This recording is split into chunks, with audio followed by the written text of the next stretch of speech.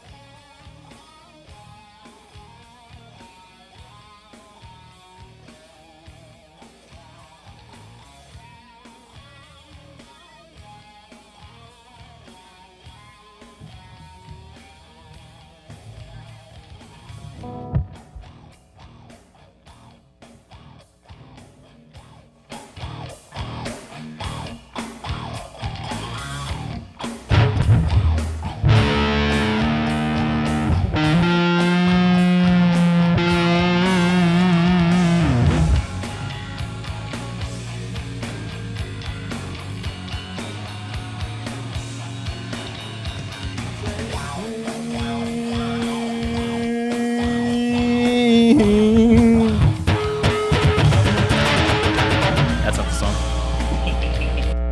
But until then, hello. That's on me. Yosh. Hello, everybody. It's an awesome Sunday afternoon. Sunday fun day. Gonna get started. Just gonna have a little fun, and hopefully, it all works out. Ja, ikujo. Whoa. I think that's how you go with that. Who's that girl there? I wonder where it went wrong, so she had to roam the streets.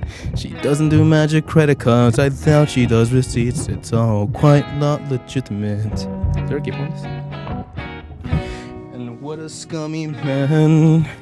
Just give him off a chance, I'll bet he'll rob you if he can. You can see his in his eyes, yeah, that he's got a driving ban among some other offenses. And I've seen him with girls of the night, and he told Roxanne to put on a red light. They're all infected, but you know he'll be alright, cause he's a scumbag, don't you know? Say he's a scumbag, don't you know?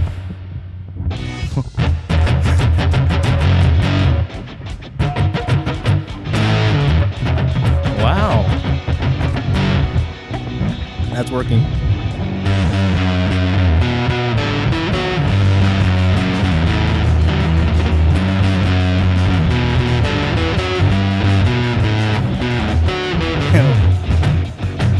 And you're trying not to listen. For no proposition. I'm sorry, I'm about to turn you down. And then you have to stomach. Oh, that's turning down. I got a feeling in my stomach. Sometimes I wonder what the story might be, Cause they say it changes when the sun goes down. They say it changes when the sun goes down. They say it changes when the sun goes down. Around.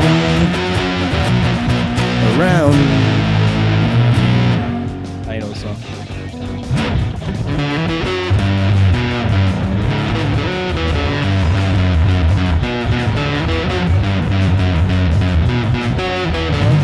Mateo, and he's inconspicuous, and he doesn't even have to say out, and she's not to get picked up, and he's delighted when she sees him, bullying in and giving in.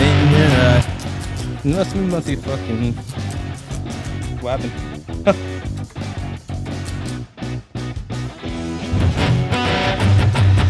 They say it changes when the sun goes down.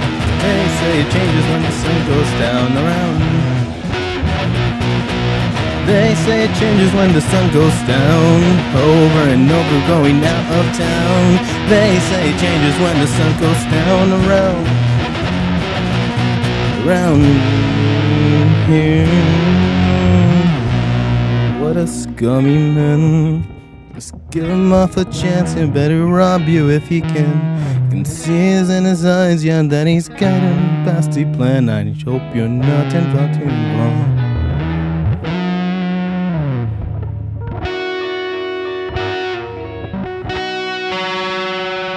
Wow, that was a lot more nastier than I thought it was gonna be. Oh my god. Wow. Let's go through that one second. What a scummy man. Just give him off a chance, I bet he'll rob you if he can. You can see it in his eyes that, yeah, he's got a nasty plan. I hope you're not involved, that's all.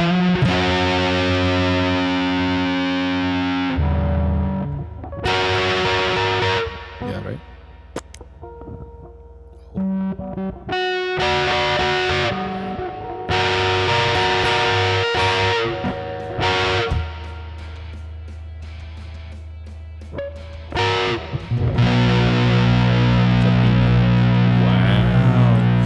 Alrighty, well, we won't say that's a success, but we learned. I do think that's a classic right there. Arctic Monkeys, if you all don't know. It's he just wanted to be one of the Strokes. Now look what you made him do. But definitely a classic.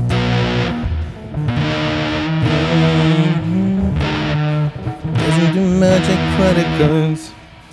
Doesn't do magic credit cards. I doubt she does receipts at all. And quite legitimate.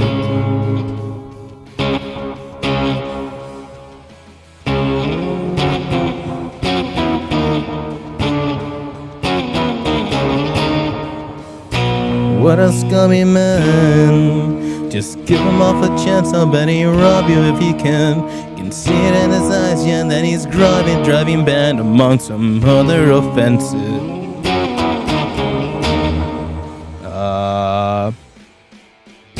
And I've seen him with girls of the night, and he told Roxanne to put on a red line. They're all infected, but he'll be alright, cause he's a scumbag, don't you know? I said he's a scumbag, don't you know?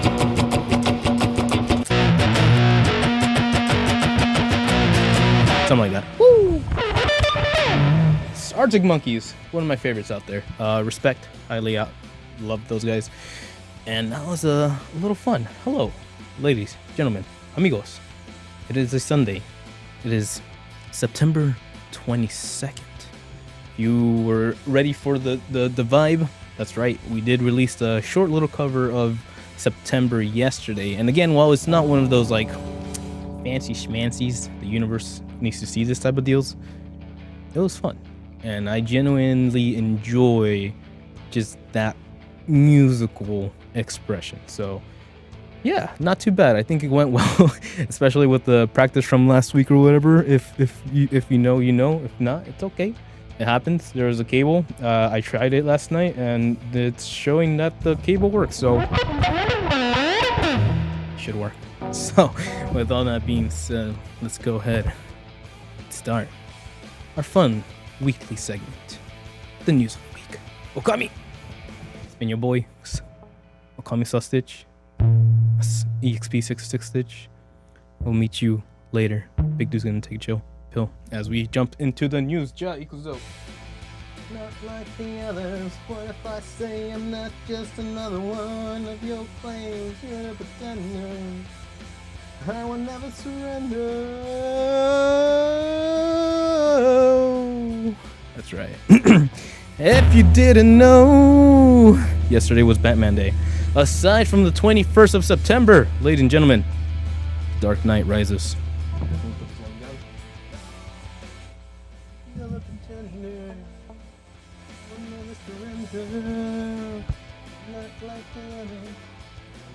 Not just doing one of your games. Hell yeah, Foo Fighters. It's true. It's true. Because Batman is the first superhero to get the Hollywood Walk of Fame. Holy Hollywood Batman. This is by Ryan Dinsdale over in IGN. Hello. Fictional character Batman is to become the first superhero to get a star on Hollywood Walk of Fame. Wow. The company behind the Walk of Fame announced that Batman will be awarded the 2790th star on September 26th. Though unclear if Batman himself will attempt to give a speech, DC President and Chief Creative Officer Jim Lee will definitely be in attendance. However, fans from around the world will be thrilled to know that Batman will have his star dedicated next to the stars of television's Batman Adam West and co-creator of Batman Bob Kane. Hollywood Walk of Fame producer Anna Martinez said, "Hell yes." Batman obviously debuted through DC Comics, but has erupted into global recognition throughout the aforementioned TV shows and later several films. Michael Keaton portrayed Dark Knight in 1989 and 1922 through Batman and Batman Returns. That was a 3-year difference, interesting. Which are often credited with establishing the new norm for superhero movies.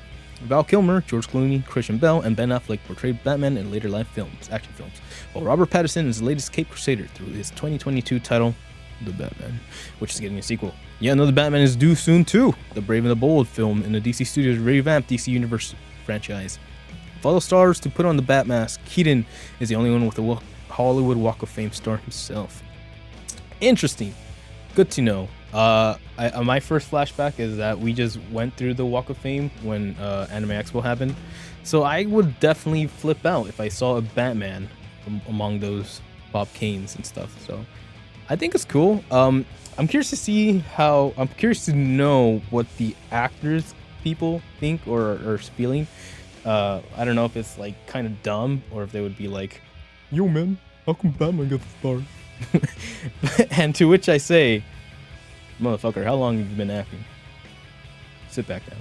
And that will lead us all to hopefully 26th of September. I will not be there, or will I? As they unveiled the star, which is actually kind of cool. I haven't really heard of any new stars recently, but if Batman's getting one, then I guess we're on the right path. Ikana. We gotta respect. We gotta respect the heroes while they can. Rest in peace, Adam. Moving on. If we're still speaking about the Batman, Matt Reeves shares his vision for the Batman's epic crime saga. This is by Blair Marnell over at GameSpot. This week, HBO and Max premiered Le Penguin, the first spin-off series from Le Batman, Le Batman. And while this show was part of director Matt Reeves' plans for what he calls the Batman epic crime saga, Penguin was never meant to be the only series to come out the first film. But while separate shows of Gotham City PD and Arkham Asylum fell by the wayside, Reeves now says that there will be more spin-offs if the Penguin is successful. While speaking with EW, Reeves declined to say which of the spin-offs he has in mind beyond the Penguin, but he did indicate that the next show or shows will be built around some of the ideas that were in his previous GCPD and Arkham Asylum pitches. The things that we're talking about now are evolved versions of those spin-offs, said Reeves. It's not like that just didn't work. It was like we needed to evolve this. I would describe it less as something that didn't work out, and more as something that is still along the path of arriving at its destination. End quote. Although Robert Pattinson's Batman will not be appearing in Penguin, Reeves admitted that he briefly considered including him. He also hinted that Pattinson's Dark Knight could show up in another series.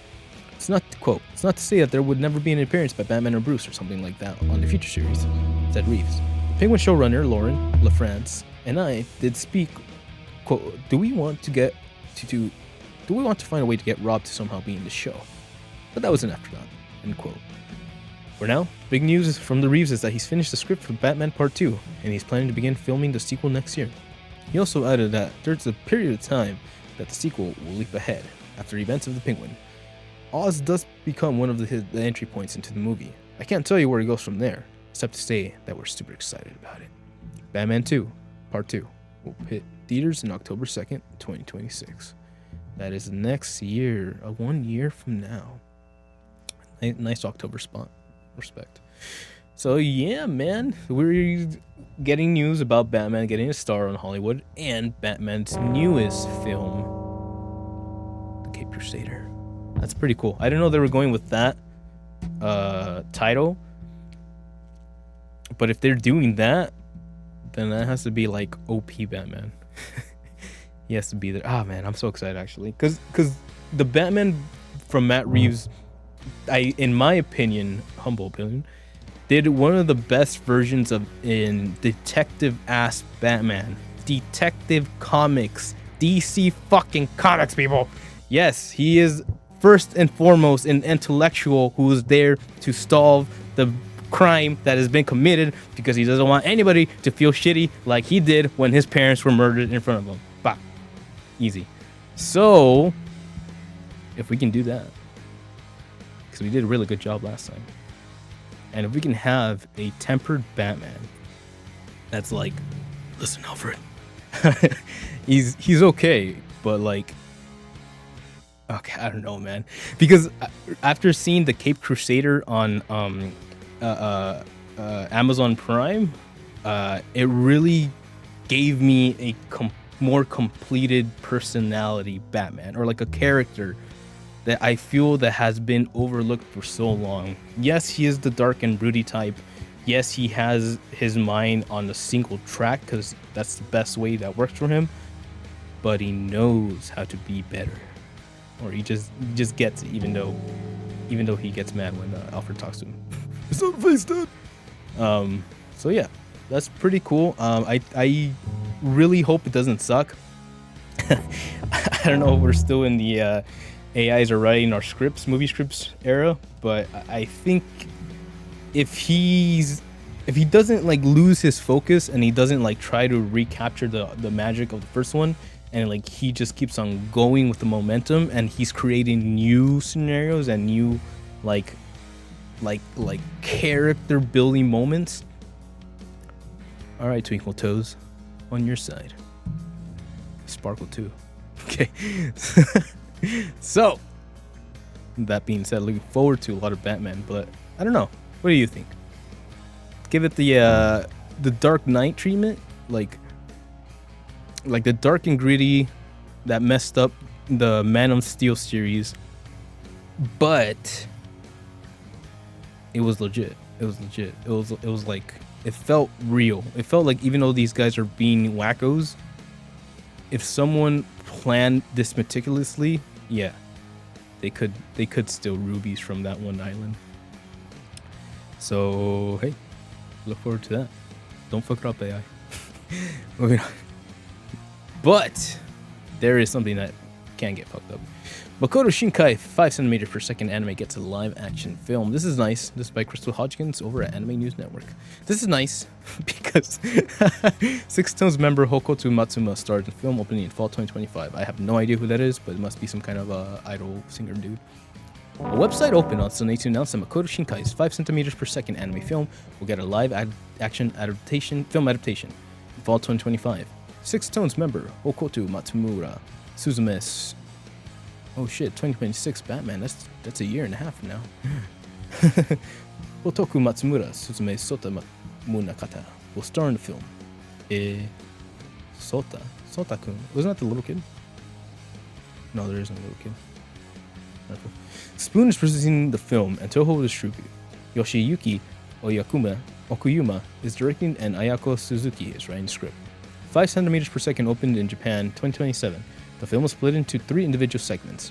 Crunchyroll previously released the anime on DVD in 2011 with the help of Bandai Entertainment. Discotech later released a reissue of that version with new cover art. J-Kids later acquired the license in 2022 and released the film on Blu-ray disc with Shout Factory. Shout! Sorry. That one escaped me.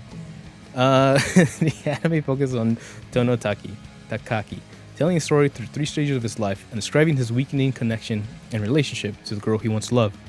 In the first part, set in his middle school years, he tries to make his way to one final meeting with Sonohara Akari, a girl who he befriended in elementary school.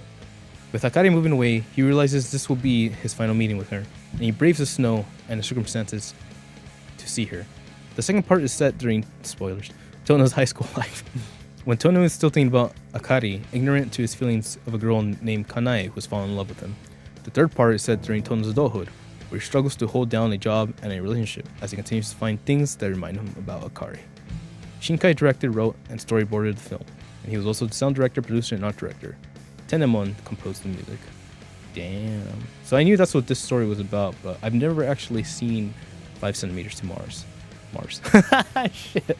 5 centimeters per second. 5 seconds to Mars. So it's cool. I think, again, we're in the era of anime being like the next hot shit. Well, it is the current hot shit, aside from like video games and comic books. So Hollywood is getting into it, but you know, Japan is really inspired by our sick Hollywood productions. So they're doing a fun little thing with the Makoto Shinkai's movie, and I think that would be cool. Might be a way to interest in the series, give Makoto a nice recognition boost, and if they do this really, really well, because I've heard so many things about 5 centimeters, and most of them aren't positive, and I get that it's supposed to be that type of film, so I would respect that, but I think some people might not have been into it like that. So if they're able to like really clean up some of the dialogue in that series, in that movie, and or maybe add like something different twist, or not a different twist, but like a more current day references, if that makes sense. I hope it works. So yeah, I'll be looking forward to that. And then, as you know, Sony has been doing really, really good with Crunchyroll to pour over Japanese titles, so I can totally expect this to show up at an AMC later in the future, and I am looking forward to that. So hey, very cool, very cool. Anime is becoming Hollywood. But before that, movie theaters are investing billions in upgrades, but we're just here for the zip line. This is by David Walensky over at GameSpot.com. The 8 largest theater chains in US, Canada announced plans to invest over $2.2 billion to upgrade more than 21,000 screens over the next 3 years. The funds will improve projection, sound, seating, and dining, with some theaters adding attractions like pickleball, zip lines. Variety was first to report. National Association of Theater Owners President and CEO Michael O'Leary noticed that the industry is optimistic about its future. The audiences are coming back to theaters, O'Leary said, adding that upgrades will meet customer expectations by enhancing common areas and seating. The pandemic, recent Hollywood strikes, and the rise of streaming services have negatively impacted theaters. With the summer box office down 13% compared to last year, moviegoers have voiced concerns about the state of theaters, pointing to cleanliness, seating, and production quality as areas for improvement. O'Leary emphasized that theaters are aware of these changes and are acting to address them. The investment will fund upgrades in laser projection, immersive sound, and amenities like arcades, bowling, and yes, zip lines. The 8 chains include AMC, Regal, Cinemark, Cineplex, B&B Theaters, Marks Theaters, Harkin Theaters, and Santikos Entertainment. Quote, "This investment is the next step to our industry's commitment to ensuring that going to the theater remains a unique experience for generations to come," said Bob Bagby, CEO of B&B Theaters. Wow. I'm confused. Did they all just decide to upgrade, or does someone just completely own the monopoly of this? Because fuck. But also, fuck. I like movies. So this is interesting because, again, we're seeing an interesting time where I think people are starting to come out of their holes again, and we have people who are looking for alternatives when it comes to paying for streaming services and or $700 consoles. So this is kind of an interesting moment, because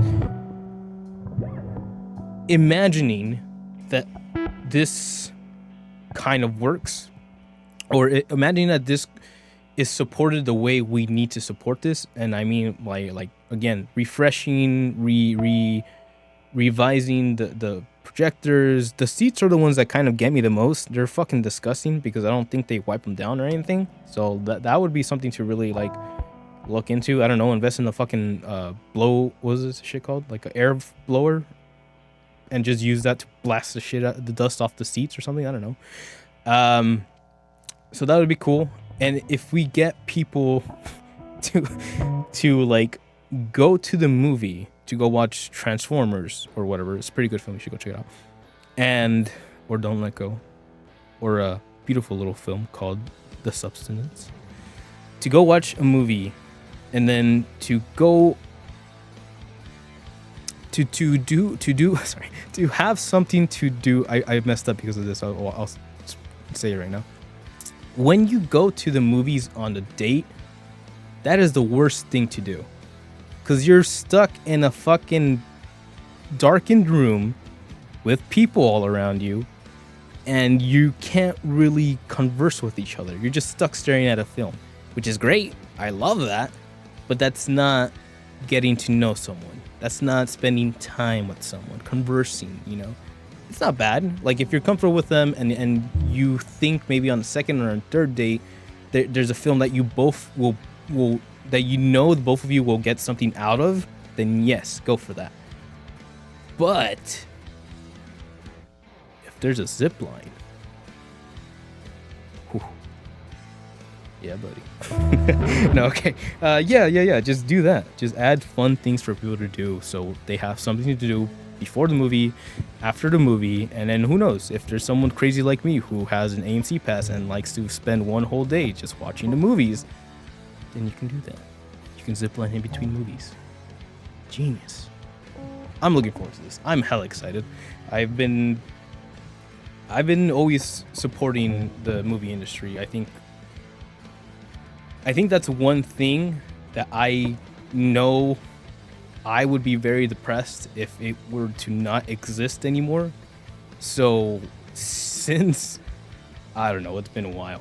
Since I started working at SoFi Stadium, because I would have days off and on a fucking Tuesday and nobody would have shit to do. So I would just go to the movies, and that's what ended up being my whole movie phase obsession or whatever, why I got the pass in the first place.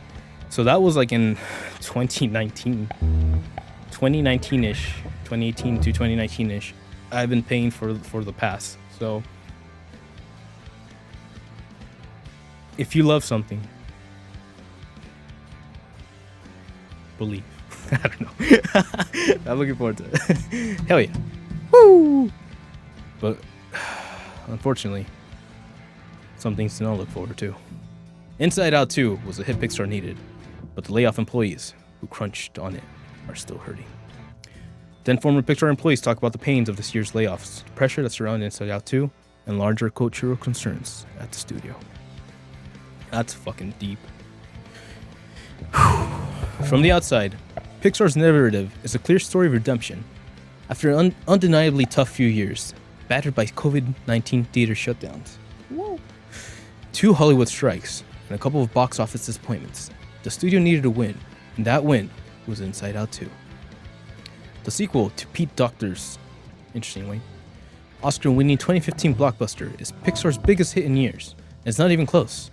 Inside Out 2 isn't just Pixar's highest-grossing film, it's the highest-grossing animated movie of all time. What? Why?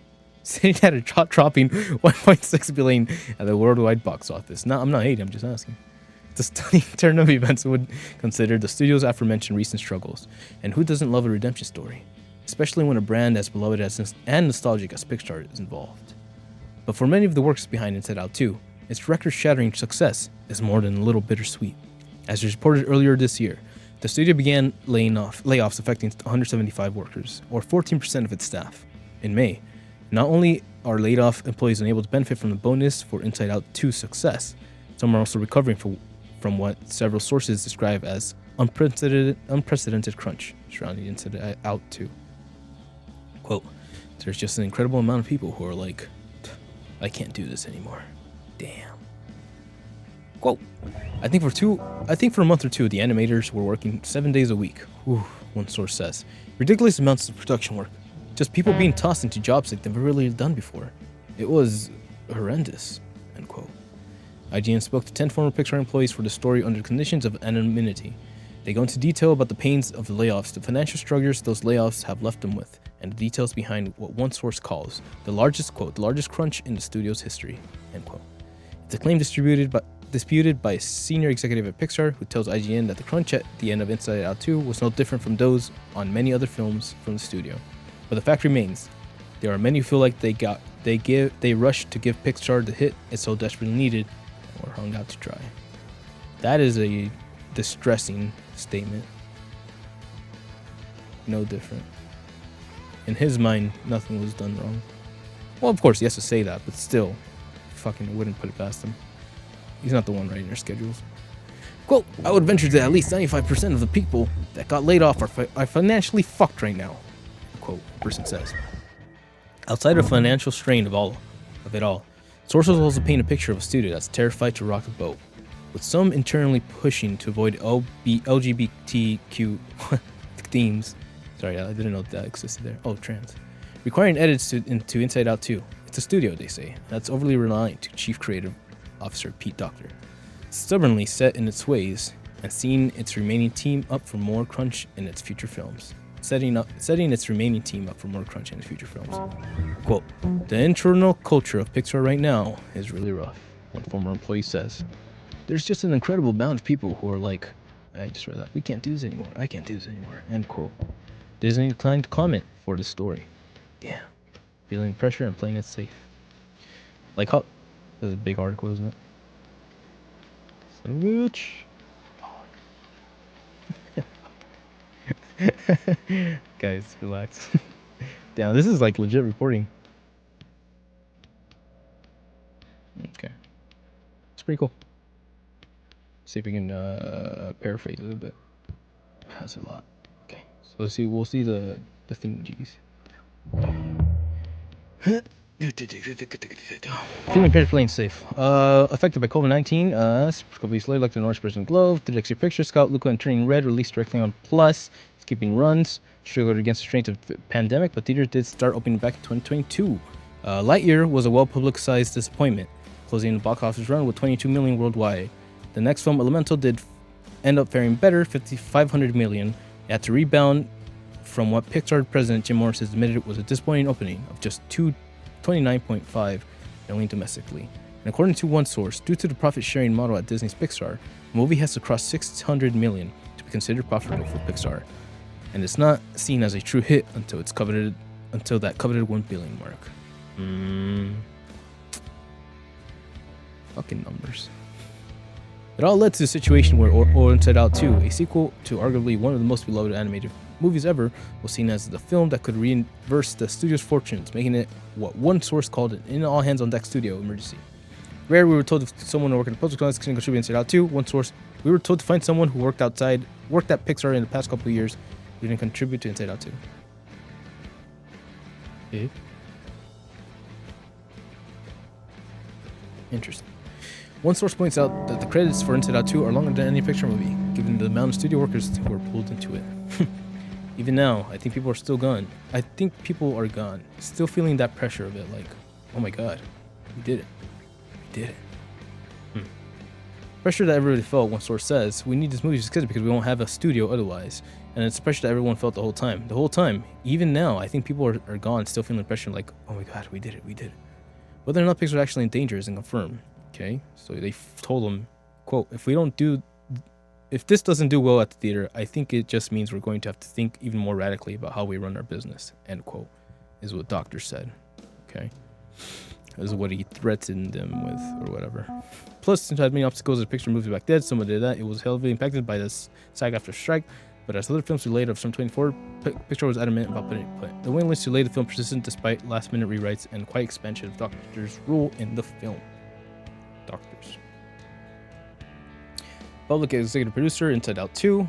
He stepped out as unsolicited co-director, heavily alongside director Casely Mann. In some ways, that move made sense to many. Co-wrote and directed first Inside Out, in addition to boasting directing and story credits on beloved Pixar movies like WALL-E and Toy Story. Quote, I mean, you saw the end result of that, Inside Out 2. Made $1 billion at the box office, one person says of Doctors taking a larger role. That was a direct result of Pete's involvement. Pete's a genius. No one can dispute this. Damn, interesting. In fact, many of the sources spoke globally negative feelings towards Doctor, okay? Who, after all these years, proving no track record, he knows what he's doing. Also indicated that some sources say it's like a godlike worship of the man in charge. A holdover from the days of Outsid's chief creative officer, John Lester. One source says the studio leans on the Doctor to an unhealthy degree. It's particularly what leads to a situation like the crunch on Inside Out 2. You cannot do anything without Pete. Literally nothing, one former employee says. And that creates a bottleneck. That's true. Internal Crocher suddenly started its ways when the advertising to bring new directing voices between 2020 and the release of Lightyear, where the studio was more open to bringing in producers and creatives from outside typical ranks, as well as greener filmmakers. Mann made his directorial debut on Inside Out 2, beginning development during that more experimental period in 2020. Didn't last.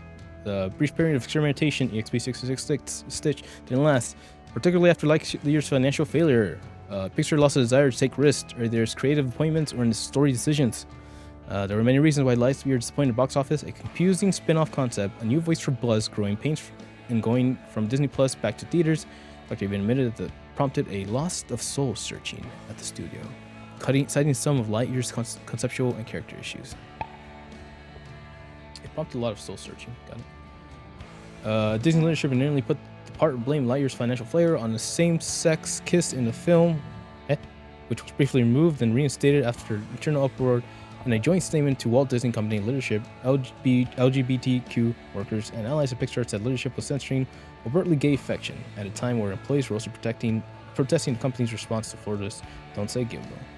It is, quote, it is, as I know, still a thing where leadership, they'll bring up Lightyear specifically and say, oh, Lightyear was a financial failure because they had a queer kiss in it, end quote. One source tells IGN, that's not the reason the movie failed.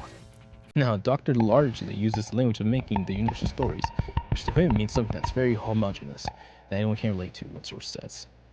Hesitation between LGBTQ themes, storylines in particular, affected Inside Out 2 development according to several sources. People recall hearing about continuous notes to make Riley, the main character of both Inside Out movies, come across as less gay, leading to numerous edits that ramped up around September 23 after the resolution of WGA strike. Described rumors that there was special care put into making the relationship between Riley and Val, a supporting character introduced in Inside 2, seem as platonic as possible, even requiring edits to the lighting and tone of certain scenes to remove any trace of romantic chemistry. One source described it as just doing a lot of extra work to make sure that nobody would potentially see them as not straight. And even then, let me tell you. Yeah, definitely. I mean, I think if just a quick second, if so we're touching on that, I think that if you are like a person who has been through relationships and emotions, you can tell. You can tell. There's like a chemistry about it, but.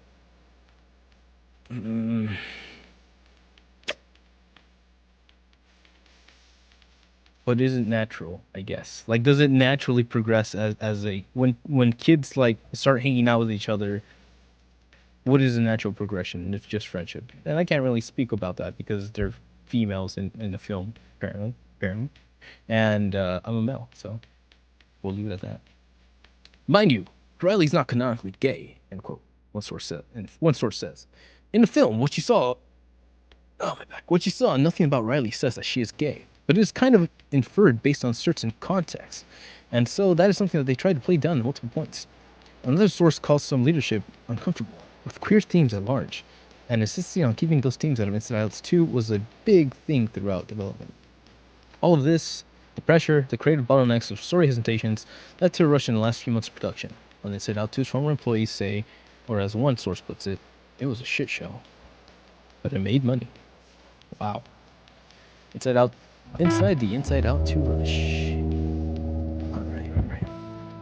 The general mythology and external relationship was long and lean workflow of theory, supposed to give Studio a long runway to finish your project, but with less staff. Okay. LE2 was hard to separate from the story surrounding Inside Out 2, coming sci-fi adventure was originally slated to release March 1st, but delayed to June 13, 2025. Last Law. Elio. Oh, yeah. In recent interview with the Rap, which also quietly revealed that Madeline Sharfanian and Domishi would be taking over directing duties for Ariana Molina. Doctor said that delay was largely due to actor strike. Sources say that it was due to major story changes, leading to grind on that film even before many of its artists were moved to work on Inside Out 2. Plus, experiences prior to projects reporting feeling a marked shift when they were on Elio. It was rushed work, paranoid work, paranoid leadership, mixed messaging, source says. You're just working 24/7, and so after a while, your body starts breaking down. End quote. As for Inside Out 2, source claims that the crunch started in earnest after WJ strike.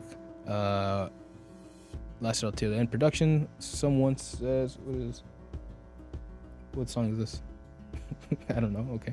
Sing let play. Including workload at the end of the animated film, and again, senior producer excludes that it was out of the ordinary, just points overall mismanagement, which in general, source says they were larger, last minute changes than usual. Okay.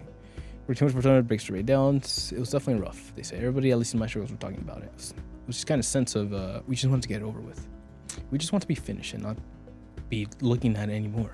Which I don't feel like is the best way to make a movie that everyone feels good about. That was definitely a kind of sense. Just push through it, and we're just going to hit the finish line and get it over with. End quote. Rush was spread illegally throughout Pixars. A couple of sources largely unaffected. It was odd to see people on fire and some people with nothing to do. One person recalls. Got to the point where some had to wait so long while others crunch, and the visual effects artists were starting their shot when the shots weren't even fully animated.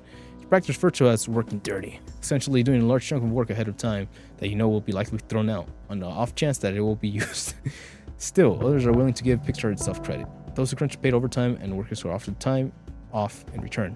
Although it can be hard to find time in production schedule to take it, but sources said even after with solid benefits and well-meaning team leaders, the production structure in its place and demands to meet the release timeline makes for an unattainable situation. Disney movies. They do take care of us when we do have aches and pains, one source says of Pixar. They throw everything at us to try to help. There's really good health benefits, mental health, so it's not like they're trying to do... It's not like they're not trying and they're not offering things. But at the end of the day, I feel like the expectations, and that's, let's just crunch and get it done. But when it goes on for months and months, it's not sustainable, end quote. Others worried that due to Inside Out 2 success, Pixar won't have any motivation to change its bottleneck systems. True. Citing Inside Out 2 victory, Dr. Lee essentially expressed that they would replicate the system on Elio. I think people were just like, really? One source says, you kind of killed everybody on Inside Out, and now you're wanting to do that with Elio? End quote. And while not everyone crunched on Inside 2, what struck many of our sources is how many people who did were affected by layoffs earlier this year. Bonus work. Employees were told layoffs would be happening at some point in January 2023. Strategic realignment May with layoffs would include 7,000 company at large. 75 Pixar employees were laid off in June that year. 75 Pixar employees, yeah. Those layoffs included Lightyear director Agnes McLean, as well as Gaines Sussman. The producer became famous for saving Toy Story 2 after it was accidentally deleted from Disney's service. Damn. Rip. Some sources expected more layoffs in September 23, but realized the layoffs were pushed back due to the amount of work that still needed to be done outside Outs 2 after the summer strikes. For a good year and a half, everyone was on edge, one source says. I think that's maybe why they had their heads down and just worked as hard as they could, end quote. Decided layoffs for 2% work it's a complete layoff, doctor, not blah, blah, blah, blah. Unfortunately, now Disney has come to a point where they realize, you know what? The amount we have to spend to do the quality we do doesn't make sense.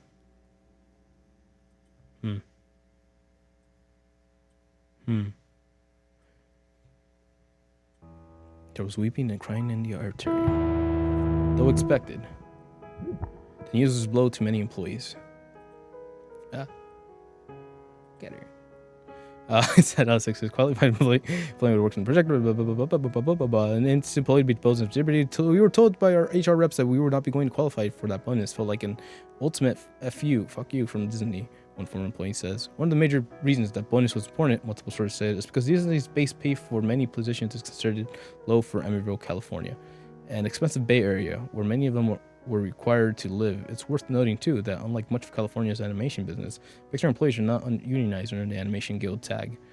The short explanation for why that is Pixar opened as an independent studio in Emerald, California in 1986. Its location put it outside of TAG's jurisdiction in Los Angeles County, making it a non-union from the start. Being acquired by Disney in 2006 did not automatically place Pixar under the TAG umbrella.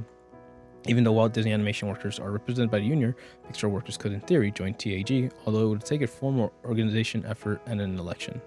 Still, currently, Pixar remains outside of the union coverage without union rates. Damn, that might be the next one. Quote, and the way they kind of excuse that is with these bonuses. They're like, yeah, we pay less, but here's this huge bonus you might get, one source says. Other sources says it's something that frequently comes up when talking to Pixar's recruiters and in offer letters. That's fucked up. We work all year for that bonus, another says. That is what particularly makes working at Pixar worth it. We depended on that. Project success, along with other factors, did not come under the budget. These bonuses can be range, pay, bonuses. If they had tackled something to servants, those who were being let go, that was like, oh, here's a prorated bonus. It feels like something that could have been done out of kindness to me. The person says, I think it would have gone a very long way if their claims of trying to be compassionate and kind to colleagues that had to leave. It really crushed a lot of us, another adds. When we were told the day we were laid off that the bonus, is only for active employees, I sobbed. Sources described it as yet another gut punch when the news of the layoffs came down. The day the layoffs happened, it was like a funeral. There was weeping and crying in our atrium. These are images from that day that are going to stay with me for a long time. Damn, end quote. How much more? We're almost there.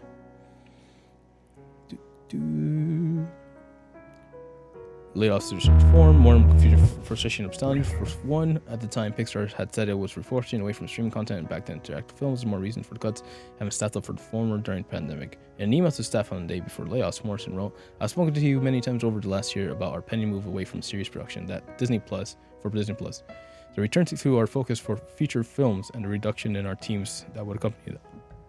Whoa. But some of those affected by the layoffs, sources say, had nothing to do with the content produced for Disney Plus, with the layoffs reaching departments that only worked on theatrical. Additionally, no one on the executive team was let go. Fuckers. It was just a great group of people that got laid off. To be honest, said one person. It was almost like they laid off so many of the really loyal, nice, lovely, talented people of Pixar. Disney invested $1.5 billion in Fortnite. One former employee laments, 1% of that $1.5 billion would have saved all our jobs. The way the layoffs unfolded too left those affected scrambling. Specifically, Pixar locked affected employees out of the network of the day of the layoffs, cutting off access to work materials for demo reels, personal files, benefit information, and more. Even keycard access was restricted outside of normal work week hours, and laid-off employees were asked not to visit the office to pick up their belongings during those times so as to not make the remaining employees feel awkward. Pixar moves worst biz. Well, this behavior might be common at other companies, and that's why we're reading this. It's infected the movie film industry. It is not standard practice at Pixar. Most of those sources say and left many of those affected feeling suddenly exiled and blindsided. Pixar did establish a system where laid-off employees could request material for their reels, but perhaps the shutout was more significant for symbolic reasons. One former employee remembers crying at the gates of the studio, feeling completely shut out physically, not just network-wise, just physically shut out without any communication. There was no one from HR or anything supporting us or guiding us, Another says. It was all mixed messaging, and that was super frustrating and emotional, and just adding to the whole stress of it all, end quote. In the meantime, the former employees were left to watch as Outside 2 became a runaway global success. One person there at the time said the studio felt, quote, out of touch, and how they celebrated its blockbuster box office while those who worked on it were on the way out. Another laid-off employee recalls getting asked by industry colleagues about their potential bonus, given Inside Out 2's now hit status, only to relay that they wouldn't be getting one at all. Yeah, it's bittersweet, one person who worked on Inside Out 2 says of watching it climb charts. I mean, it's like watching an ex be with a movie star. Basically, it's like, I'm happy for you, but why? Conflicting feelings and concerns for Pixar's future. Mixed emotions are something that uniformed across everyone IGN spoke to. Oh. And one even points out the irony of working on a movie about mental health, only they have their health insurance only to have their health insurance and thus their therapy and other mental health benefits stripped away. So, you should probably sue for that. Real talk. There should be like some like bullshit law for that. Is because if you're presenting Inside Out 2, then that's your statement as a company saying that you should support this shit. And if you're not gonna provide these fired employees who worked on that film benefits to deal with those emotions, and it's just hypocritical, you piece of shit. Fuck out of here. All right, moving on. Some people can't bring themselves into see Inside Out 2, knowing how many of Pixar's former employees are struggling to get by. There's a painful irony, sources say, in conversations that had in the wake of layoffs. While some are thrilled to have their names attached to the highest-grossing animated film in history, they're juggling those feelings with not knowing how they'll pay their bills next month. Many laid-off employees, sources say, have resorted to moving out of the Emeryville area as they navigate their next moves. It's just a situation where Inside Out 2's focus on grappling with various conflicting emotions is unfortunately fitting. Quote, just to watch that movie do so well in theaters, it's great, one former employee says. I really am happy for all of us at Pixar that want to see that. But for those of us who got laid off, it is really bad for some of us who just don't know what we're going to do now. End quote. Never see a major gay character in the Pixar movie. I was a fan before I worked there, so it's really hard to see how the sausage gets made now and be like, oh, can I ever just be a fan again? I don't know. I added the ads. And that's why I don't cook anymore. Others have concerns about culture at Pixar. The storytelling of there is a leaning more towards the Universal Stories directive, especially with the apparent aversion to LGBTQ themes. A lot of us accept the fact that we may never see a major gay character in a Pixar movie, says one source. But at the heart of it, many of the sources IGN spoke to are just worried for the future of the studio. Many of them grew up idolizing, and employees that are still left there. Multiple sources say that there's particularly low morale among remaining employees, especially as more work on LEO looms. Pixar, they argue, has taken all the wrong lessons from Inside Out 2's blockbuster success, all while being set in a sustainable work process. One person calls the studio rudderless, saying they got very lucky on Inside Out 2. They learned nothing, and that's the feedback, quote, and that's the feedback I'm still getting when I'm just reaching out to current employees, end quote. Right now, everyone's on Elio. Things are exactly the same how they were before. Everybody's working crazy hours to get Elio fixed, end quote. Quote, I think the biggest feeling that I heard around the studio before layoffs, and now even post layoffs, talking to people who are still there, is everyone feels like the executives are really just acting in a fear-based way, another adds. Everything is to preserve their own power and their own jobs. So I think morale is really low because people no longer trust that they're being led with the best interests in heart. That's some politician bullshit right there. This is what the fucking politicians have inspired in CEOs. Son of a bitch. If there are any silver linings to be had, some say there are still fans in the studio because of friends they still have in there who poured their hearts into their work. Some stress again that their resentments don't even lie with Dr. Morris in particular, whose hands are likely tied on a lot of problems. But still, as Inside Out 2 heads to even more visibility on Disney Plus later this month, something of a call for justice for those who were laid off remains. Quote, we love to tell stories. That's our career. But when your work is put out there, you kind of want to benefit from the strength of that, one source says. People need to be compensated for that. End quote. Man the Flag, Alex Steadman. Whoo, buddy. That was hard. I was hard to check. Audience 50%. Surefire was reached public commercial half the country doesn't necessarily agree with. I was in the obvious unless you're stuck in an echo chamber. The problem is half the country didn't consider something that should be normal even to be a politician controversial thing to begin with. Isn't Star Trek construction which just like oh man. You can take Disney mass budget on the Silverfield projects over the last few years. For layoffs around Disney, a hit here or there doesn't keep the losses from adding. A hit here or there doesn't keep the losses from adding up eventually.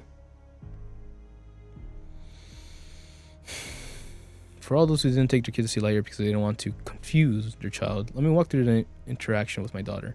We saw a couple, 2 women holding hands in public. My daughter asked, why were they holding hands? I said, I have no idea. Might be your wife. She asked me, girls can get married? I said, yeah, guys too, if they love each other. She said, oh, literally never revisited the topic 15 years later. Literally never revisited the topic. 15 years later, she's married with kids of her own and a husband. She's serving in the military right now. Normal as can be. Not sure why these conversations are side hot for some of you. I think you're pressure to get in the way. I had this conversation 15 years ago, but today we're still acting like the same type of taboo. Project is slow indeed. Normal as can be. So she... oh my god. I'm sorry, what? Let me walk you through my interaction with my daughter. Well, we saw... Okay, so this is not talking about Lightyear. He's talking about his previous... I was just trying to do the math. I was like, dude, this movie just came out a couple of years ago. What the fuck are you talking about? He saw 2 women holding hands in public. Okay, yeah. That's what that happened there. Your kid saw it randomly. Also, there's a difference. But it was a nice try. All right, let's get away from the gender equation. Man. I don't even know where to start with this. Because there's so much. There's so much, man. This isn't a one-person problem. This isn't new. Fuck, I've been doing this since 2019. Yes. It's like...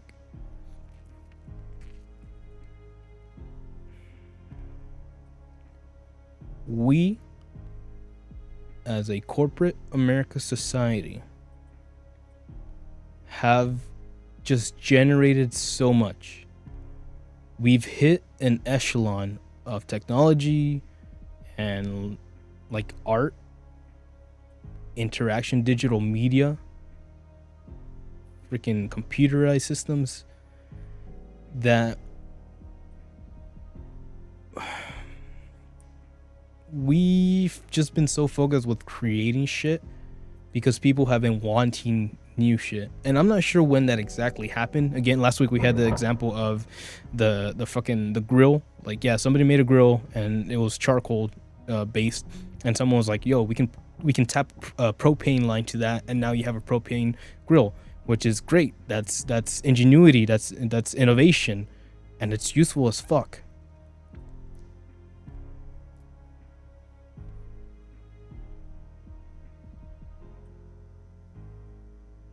But we're just so focused on the numbers. Not even we, right? In general, numbers. Fucking numbers. You fucking piece of shit don't even like math, but you're fucking obsessed with adding up the numbers. It's so dumb. It's so dumb. 1 billion to be a fucking profitable, right? That just means that each CEO can get their fucking share and maybe will give the fucking worker rats a bonus. That's fucking bullshit, man. And the part that gets me is that this isn't... I've seen it all before. I've worked in fucking industries, corporations. I've seen it go down too many fucking times. I've had to fire people. It doesn't matter. None of it matters.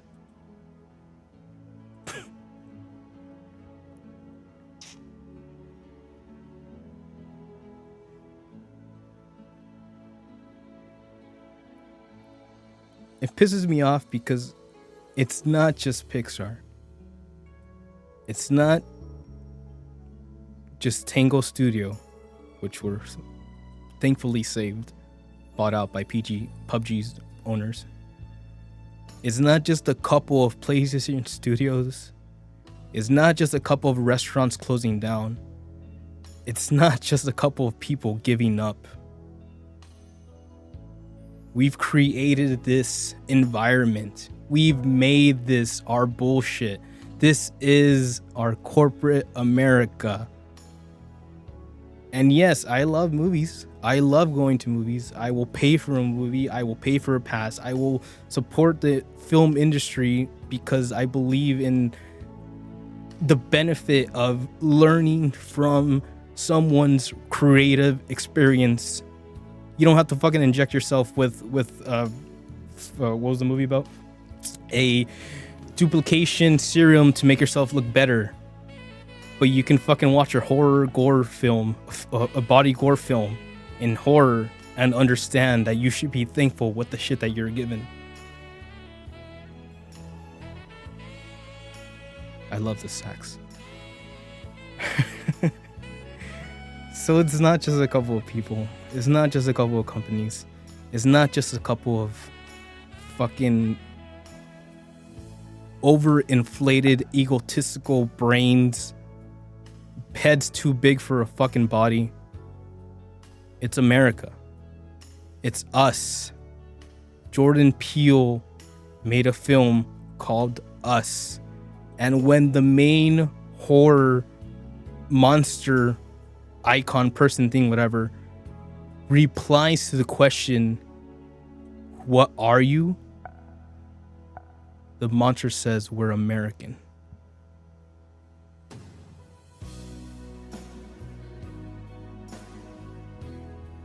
We'll always love you, and I will always love you. I will always love.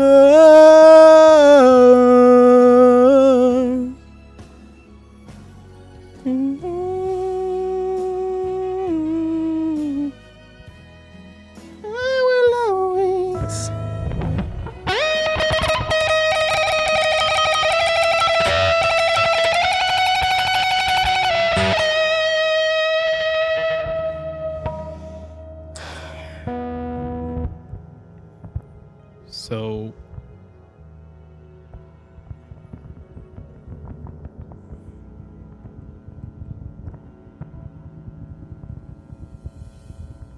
So where do we go from here?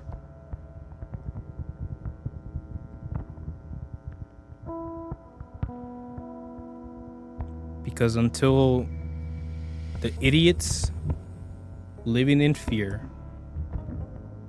who are constantly trying to generate revenue, who don't need it, but can't stop themselves from hungering, until those fucking obsessed,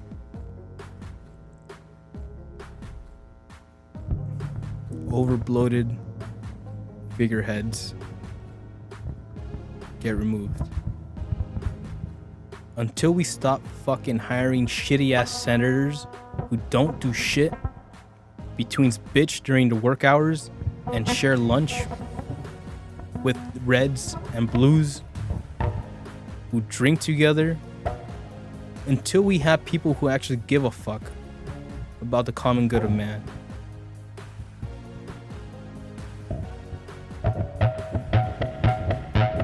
Or someone stops us.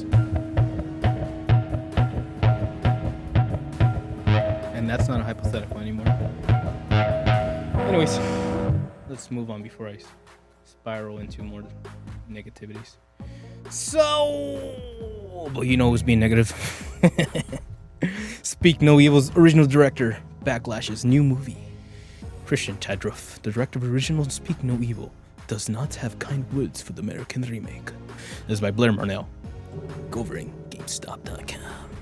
Last week, the American remake of Speak No Evil had a modest opening at the box office. I saw that, but it was close enough to come close to recouping the horror film's low budget. However, it failed to impress Christian Tadruff, the man who directed and co-wrote the original Speak No Evil, as a Danish film in 2022. Oh, okay. Yeah, I get it then. Yeah, fuck Hollywood. Yeah, okay. That movie was only made 2 years ago, dog. You don't have to fucking remaster that shit, you fucking assholes.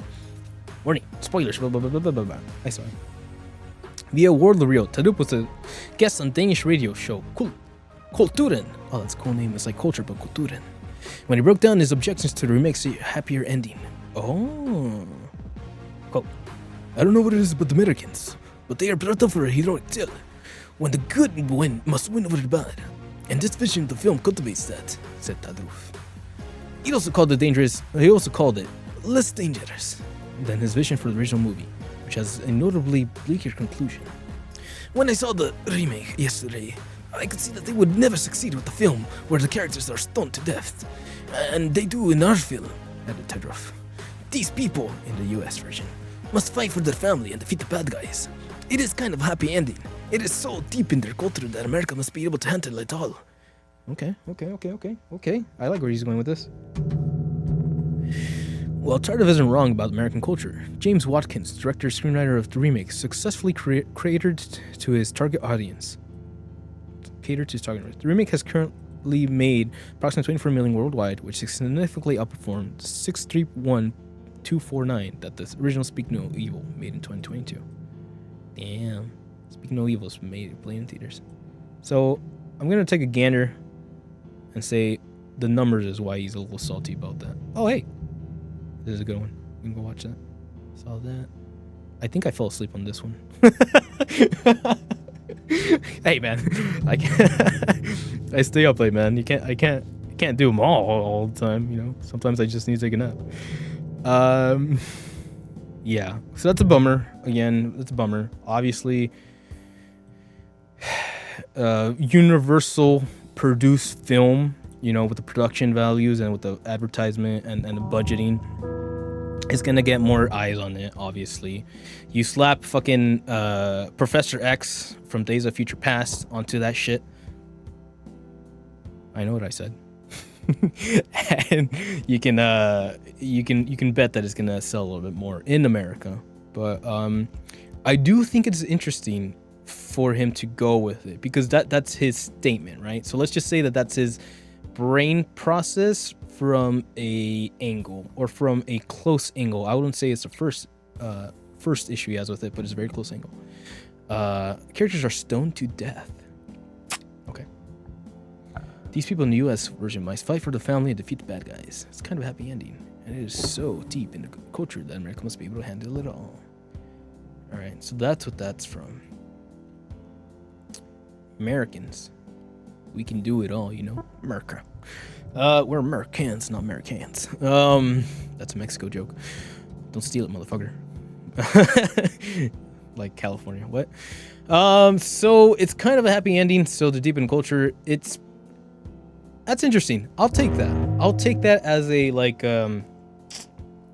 obviously culture is different for them. Maybe a mindset of like just being like, hey man, handle in America. Well, other places maybe they've had a little bit rougher. So like they're like, well, we had the bubonic plague. Like you can't outlive everything, Americans. But that's something to think about. Kind of a bummer if it underperformed. I don't know where the lines lie for like remaking a film that's not even 3 years old yet. But I mean, it does happen like that, doesn't it? Fucking America copies and then they Hollywoodize it and then they make some money off of that. And capitalism. Okay. Well, either way, it was an interesting film. I thought it was alright. The wife is taller than the husband, and low-key, the wife is more of a badass than the husband. So I don't know what that's all about, but that fool should have grown a pair of balls if he wanted to protect his family. That's why you go to the gym. Yeah, moving on. Woo! Speaking of the gym. All the video game news from Netflix's Geek Week. Yes, sir. Devil May Cry, Splinter Cell, and a Rebel Moon game. This is by Zach Swain. Over in Kotaku. Down 747%. Go buy low. Netflix annual Geek Week event has wrapped, and welcome all the big video game related news in one place. You're welcome. Thanks, Zach. Geek Week is a long week event held during which the streaming giant announces shows fresh off its upcoming video game, sci-fi, horror, and superhero projects. Themed Comic-Con, but it's all Netflix stuff. This year, the company shows its first look at new Splinter Cell series, revealed when the Devil May Cry anime show will arrive, and announced a new game based on one of its recent movies, and more. Let's see what we got. Number 1, Lara Croft is the Tomb Raider. After being announced last year, we got a release date and new trailer for Tomb Raider, Legend of Lara Croft. The upcoming animated series, based on the long-running video game franchise, the show, which is set after the events of the recent Survivor trilogy, stars Haley Atwell as Lara Croft, and is set to arrive on Netflix on October 10th. Oh, cool! So then, oh shit. So then this is based off of the trequel, the trilogy that came out recently. Interesting. All right, cool. Yeah, that's that one guy. Cool. That's next level. Hold on, let's go back. That's next level. That's like if okay.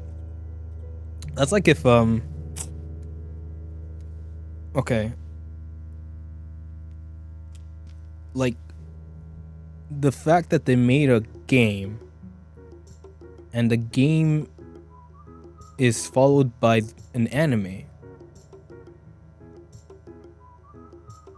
That's like when Final Fantasy made Advent Children, the movie. Interesting. Look cool. Yeah, so we got more animation. Netflix doing their animation stuff again. Anime became big in America, and Netflix in Los Angeles, Hollywood motherfuckers saw that money, and here they are. Which, you know what? Good shit, bro. Good shit. Looking forward to a couple more titles. Oh, that's crazy. First look at Splinter Cell Deathwatch. I have not seen this. This is actually kind of cool. I can put the volume up on the TV just so we can be annoying about it. Woo! I just wanna lay in my bed. I don't know this song.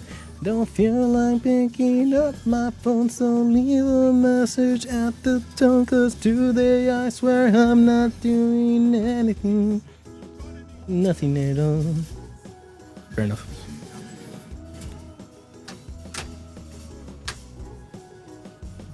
What a guy. You guys can hear that, right? Cool. First announced in 2020, Netflix and Ubisoft finally give us their first look as an actual Splinter Cell Deathwatch, the upcoming animated show based on the award-winning stealth action series starring everyone's favorite gruff super agent, Sam Fisher. Sure. This time around, Fisher won't be voiced by Michael Ironside. Oh, isn't that was Jeremy Ironside's son? Or friend, or whatever. But instead, Lev Schreier. No release date was given for the show. Beyond coming soon. And I saw this one. This is sick. The one that started it all. So, quick history lesson. Netflix, Hollywood, seeing the success of anime coming to the US off of Crunchyroll and Sony Productions, right? Was like, hey man, we're gonna raise the price on your monthly premiumship, but we're gonna make shit out of it. And then this kid, arrived to the scene. Yes, sir. Let's fucking go. Oh my god, I love Castlevania so much. I don't think I've ever completed any of them besides Lords of the Shadows, but I have played probably all of them. And like everything about the vibe, the gothic horror, the fucking whips, ayo. No, the vampire hunting is the you know, the monster hunting is just something that, fuck man, it's so fucking cool. Next season, Netflix and Konami's Castlevania Secret School series will be arriving January 2025. My birthday week. Whoop! Birthday month. Whoop. Let's go! And also, it's the anime convention in that month, so I fucking party that weekend. Fuck yeah! As revealed in a new trailer that premiered during Geek 2024, Castlevania Nocturne will be set during the French Revolution, and we'll see the return of Richard, Maria, Antoinette, and others from the show's debut season in 2023.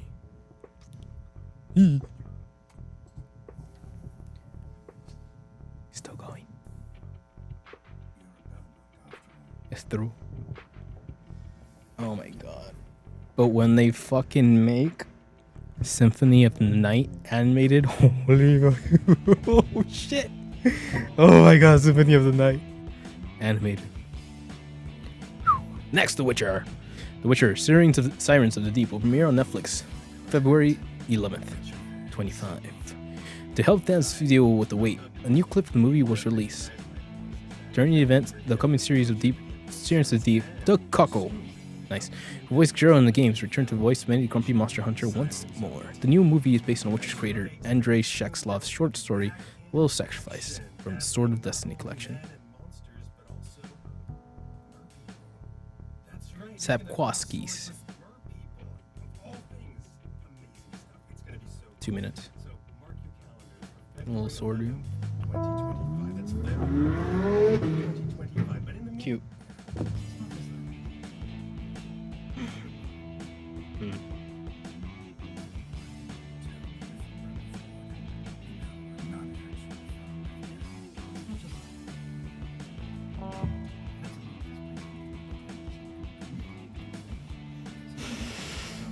The upcomings are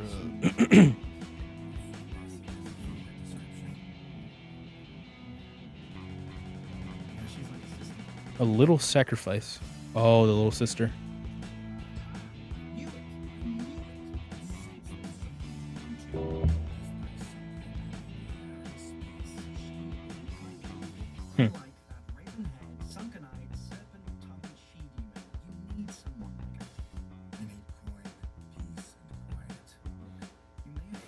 Interesting. Shut.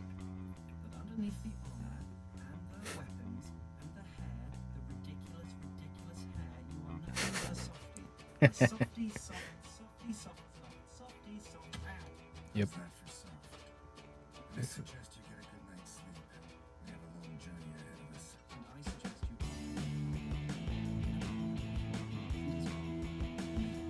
you. Interesting.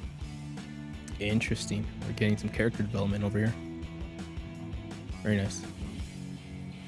Okay.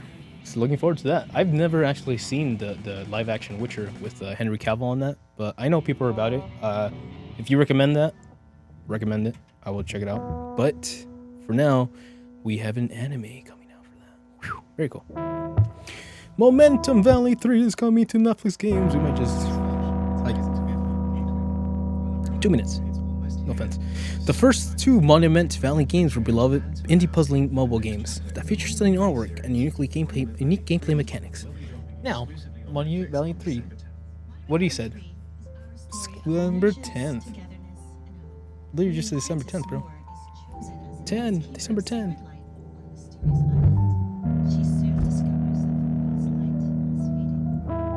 Yeah, bet. Cool. Yeah, I've seen a couple of these gameplays. Cool.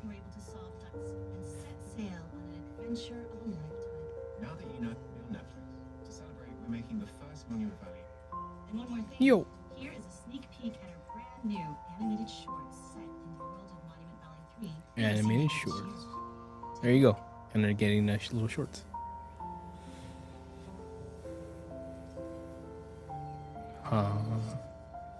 Interesting.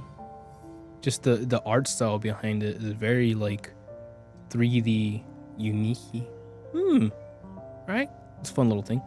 This new sequel was first announced in the Gamescom opening night live. Shoo. And ladies and gentlemen, the first Devil May Cry animated series. Let's fucking rock.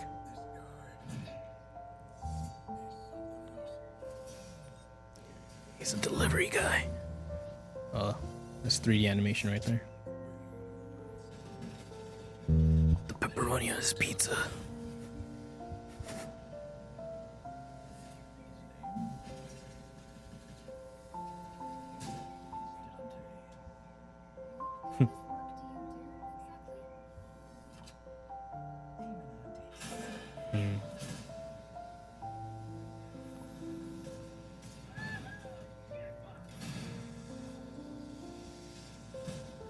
Nice.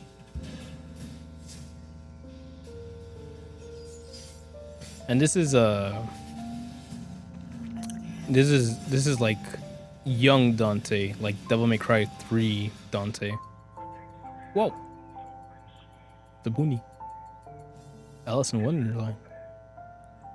Very nice. Yep.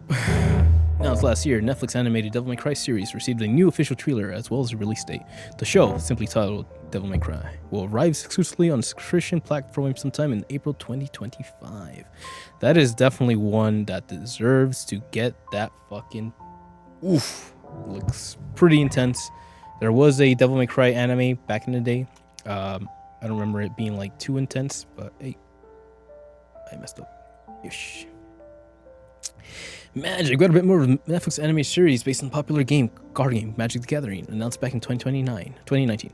We haven't heard much about the show since then, leading some to think it was dead. That's not the case, said according to Netflix. The streamer revealed that Terry Matalas is the new MTG series showrunner. We don't know much else, but it's nice to get an updated on this long-awaited show.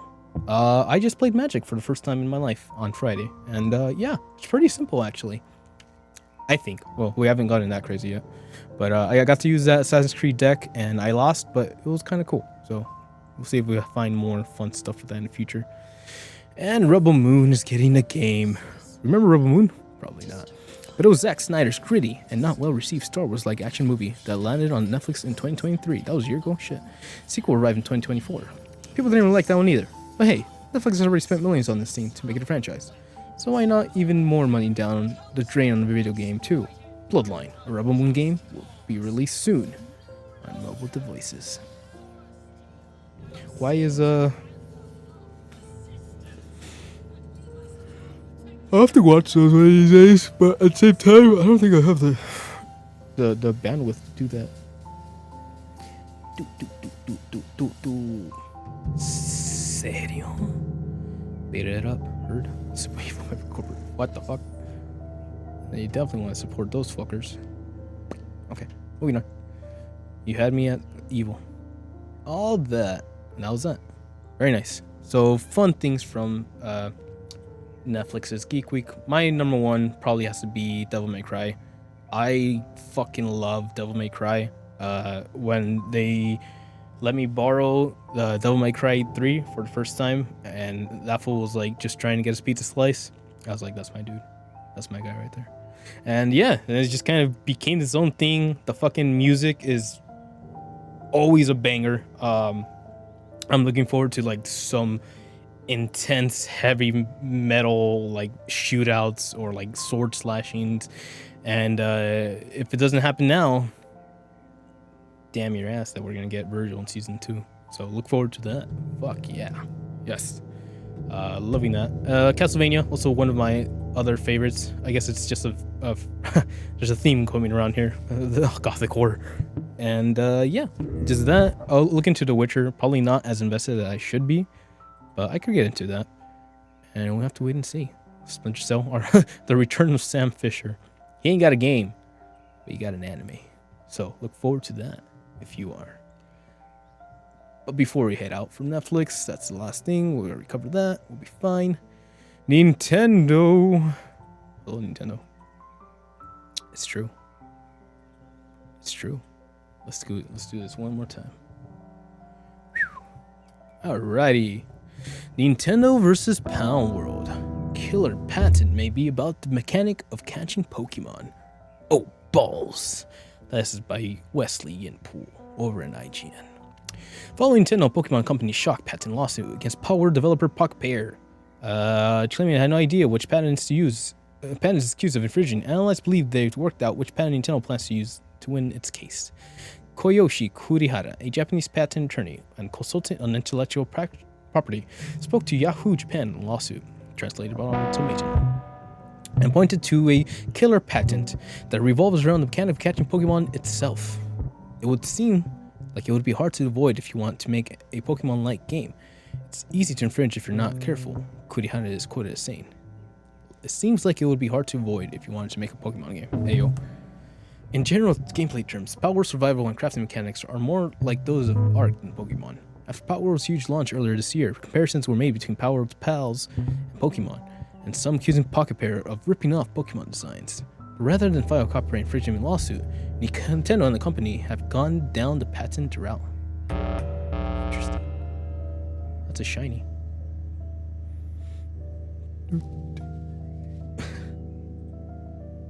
Oh, come on. Let's go through a couple of them.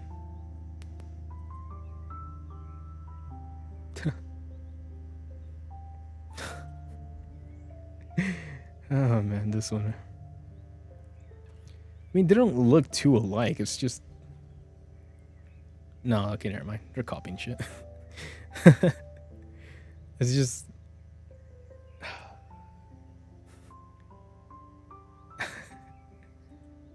Alright.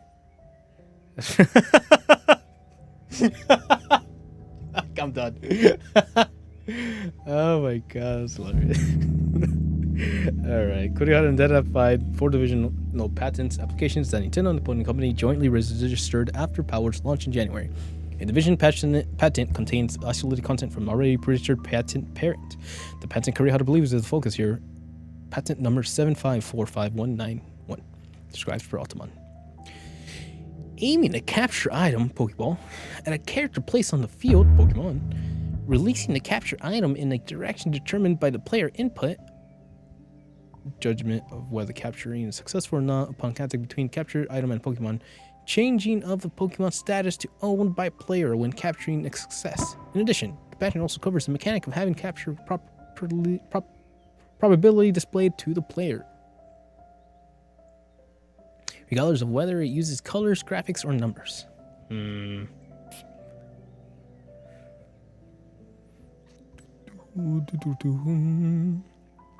Image 1.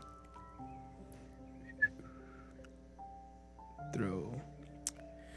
Patent number 7545191, alongside 3 other related others, were only approved in August, which might explain why it's taking so long for Nintendo to launch the lawsuit. The parent patent for divisional parents were registered in December 2021, and thus automation points out are largely effective against Power World, which will launch in January 2024. Nintendo has yet to officially reveal the patents it alleges Pocket Pair has infringed. Oh my back. It is worth nothing that Power World does include mechanics that involve throwing Pokeball-like objects called the Pal Sphere at Pokemonsters out in the field to capture them, and it is maybe proven the key to the lawsuit. Korea suggested Nintendo and the Pokemon Company filed the 4 division patents for specific use in litigation against Power developer Pocket Pair. Pocket Pair says begrudgingly investigate the patent infringement claims while continuing to update Power World despite the lawsuit, and apologies to players left concerned about the future of the game. Shut up, you're just trying to make money. Make your own damn game. That doesn't look like Pokemon. Here's Pocket Pair statement in full. I don't care. I'm kidding. Regarding the lawsuit was filed against our. I just don't fucking give a shit about fucking assholes fighting for money. But I guess Nintendo's in the monopoly here, so maybe they do need to take a seat. We have received notice of a lawsuit that will begin appropriate legal procedures investigating the claims of potential infringement. At this moment, we are unaware of the specific patents that are accused of infringing upon, and we have Fucking dumbasses. we have not been notified of such details.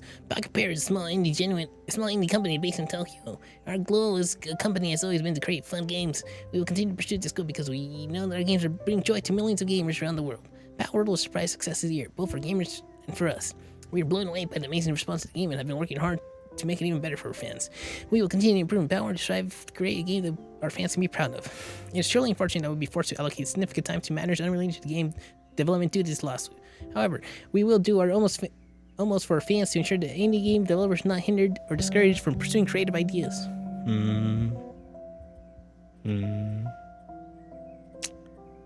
Come up with your own ideas.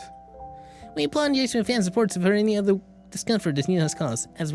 As always, we thank you for your continued support of Power and Pocket Pair. Players are left wondering whether Nintendo and the Pokemon Company lawsuit will force Pocket Pair to remove Power from sale even after shut the game down.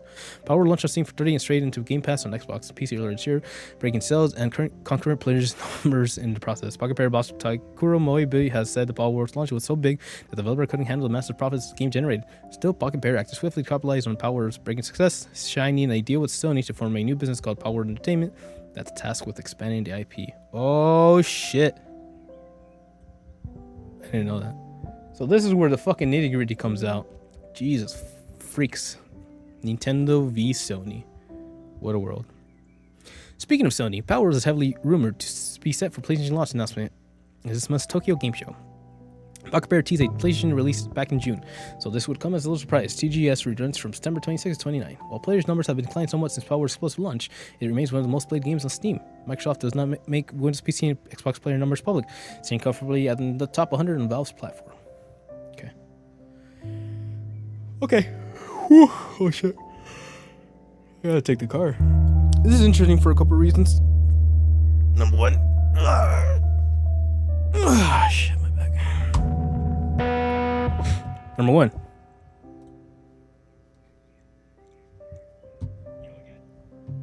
What the fuck happened? What the fuck happened here? Okay, number one. Wait, what did I click on something?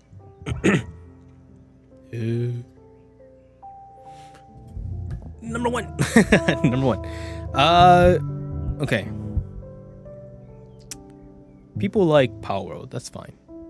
I'm thinking of something like Genshin Impact that has also kind of copied like Skyward Sword with the glider, but we'll let that one slide because they do enough differently, right? Something like Power World kind of I think the question is, what could have Power World done to not be such a blatant ripoff of Pokemon? And or if they did that, are we just listening to fucking relaxing music? Very nice. And if we did that, would Power World be in the shit ball like they are now? Or are there just like ways to... Oh shit. Are there just ways to like not get around that? Because it's also kind of annoying that Pokemon has those patents, which are fucking specific as fuck. You can't use a ball to aim at a monster to catch it, I guess is what the patent says. So fuck, you'd have to use like a square or a box, or like set up a trap or something. I don't know. But at the end of the day, I think it is possible if they had just a bit of creativity. And the fact that they just blatantly rip off like designs and like just like the development of the game, I don't know, buddy. I wouldn't go up to bat for someone who's just like copy and pasting. But that's just my humble opinion. The one that's gonna suck is when Nintendo does their thing, they get salty, and if they close down Power World, then yeah, that kind of does send like a nasty shockwave. However, again, it is undoubtedly a Pokemon copy, and like while those, not to say that those don't exist, but you can make them, you either copy them note for note so people don't get mad at you for like not being like the game, or you do something more different than copying their designs. You know what I mean? Maybe you could have all made them like rock monsters or something. Fuck, I know. But it's just the way it's gonna be. So with that, shit, we're gonna have to figure that one out. So good luck out there, kids. But let's just give it one quick view.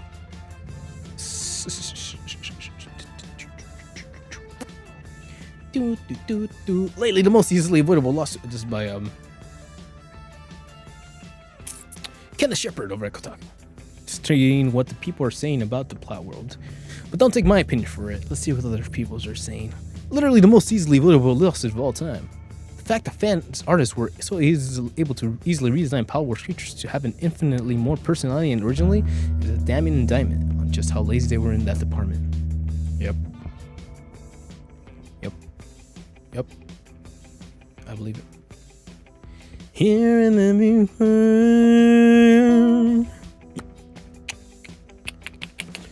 don't look down, cause you never return, and I think you win. What the fuck?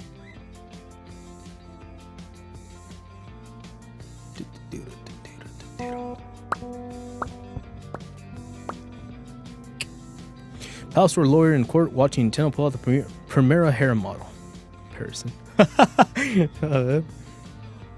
I don't done anything. I know it's not enough. I don't want anyone. And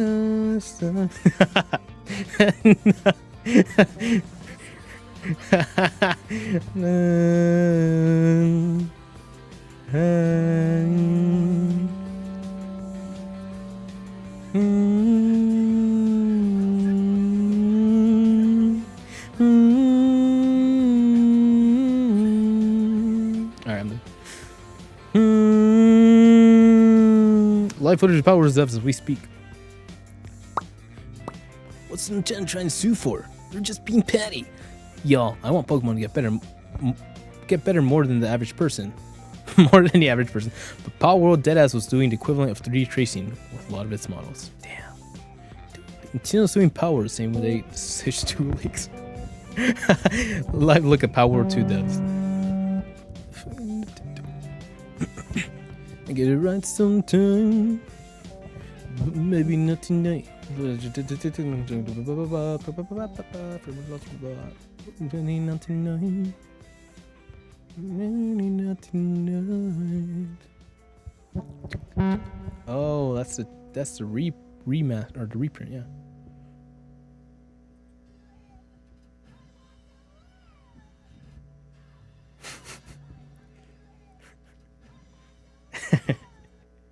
Let's go back on the other guy. This one.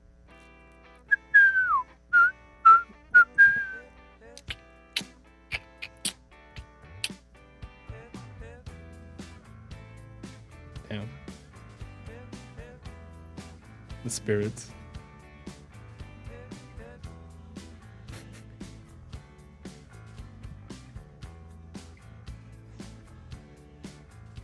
He's ready. Getting wrecked. All right.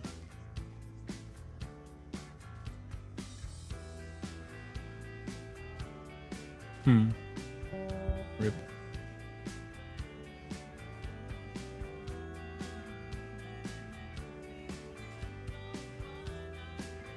Yeah, bet. I got him good. All right.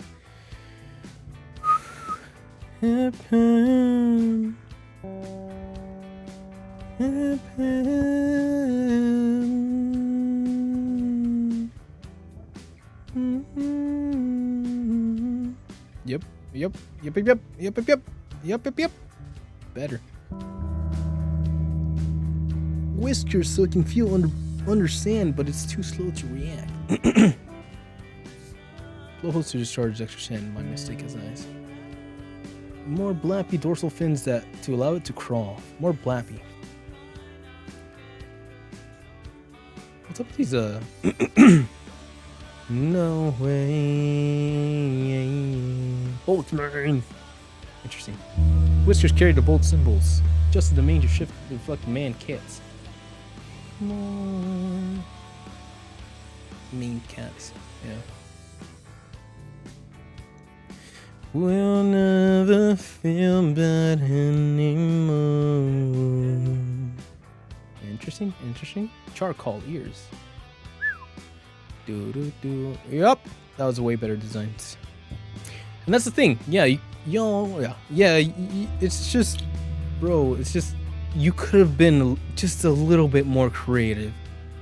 Power defenders will tell you they didn't copy Pokemon until they're blue in the face. But a lot of pals are literally just sunk off Pokemon. If you can't see that, you're being purposely blinded. Nintendo saw the Switch 2 leaks, and they got so mad they actually decided to send Power to the deepest pits in hell just to feel a little bit better. We'll run away together sometime. That was just really good.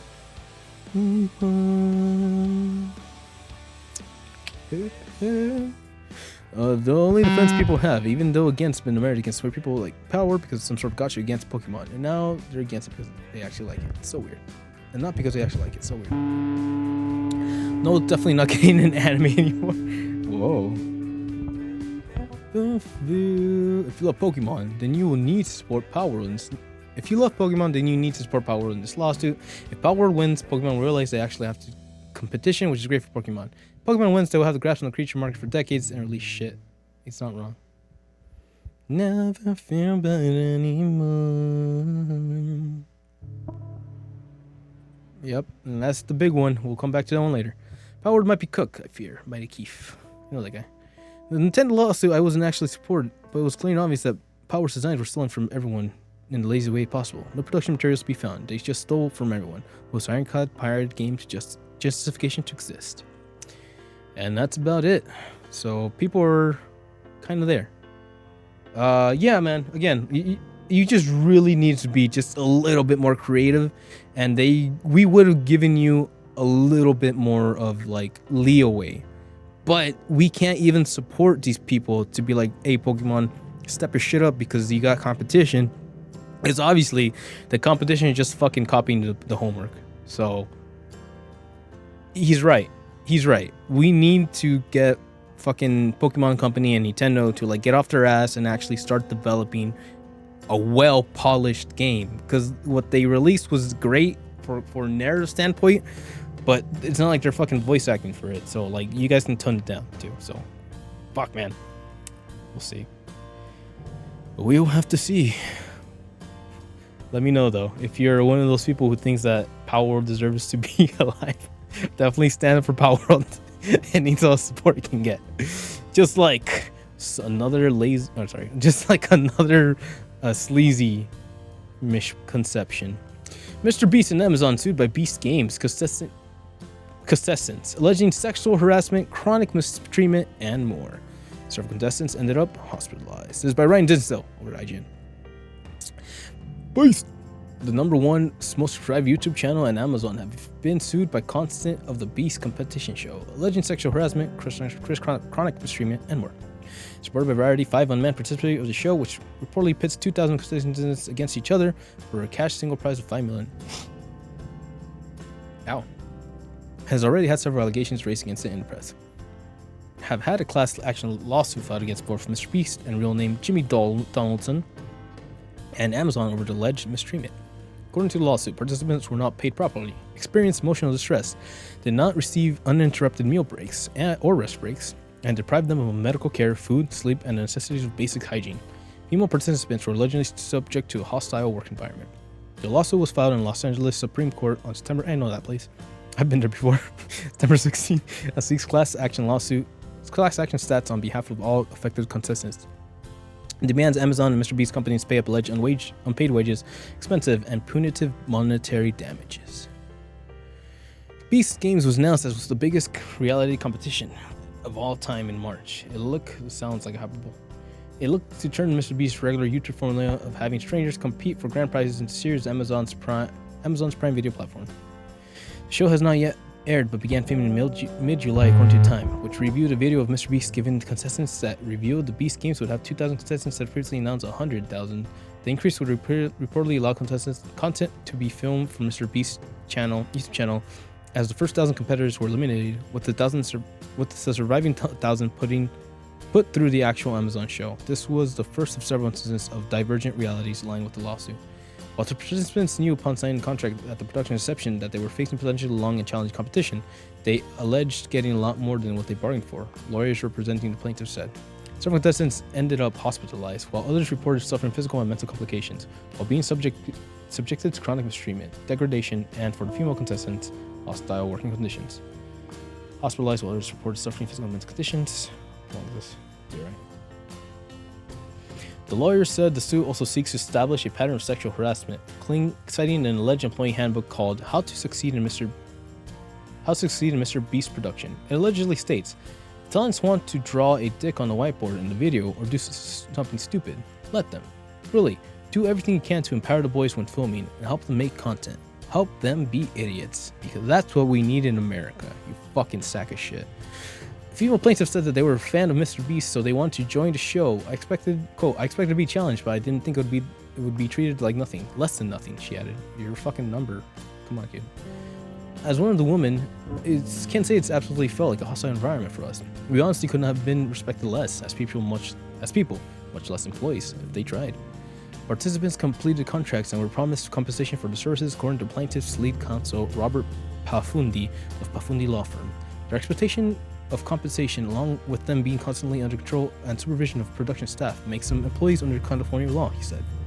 This serves as a basis for the lawsuits, as contestants were entitled to and denied certain protections, Pafundi said.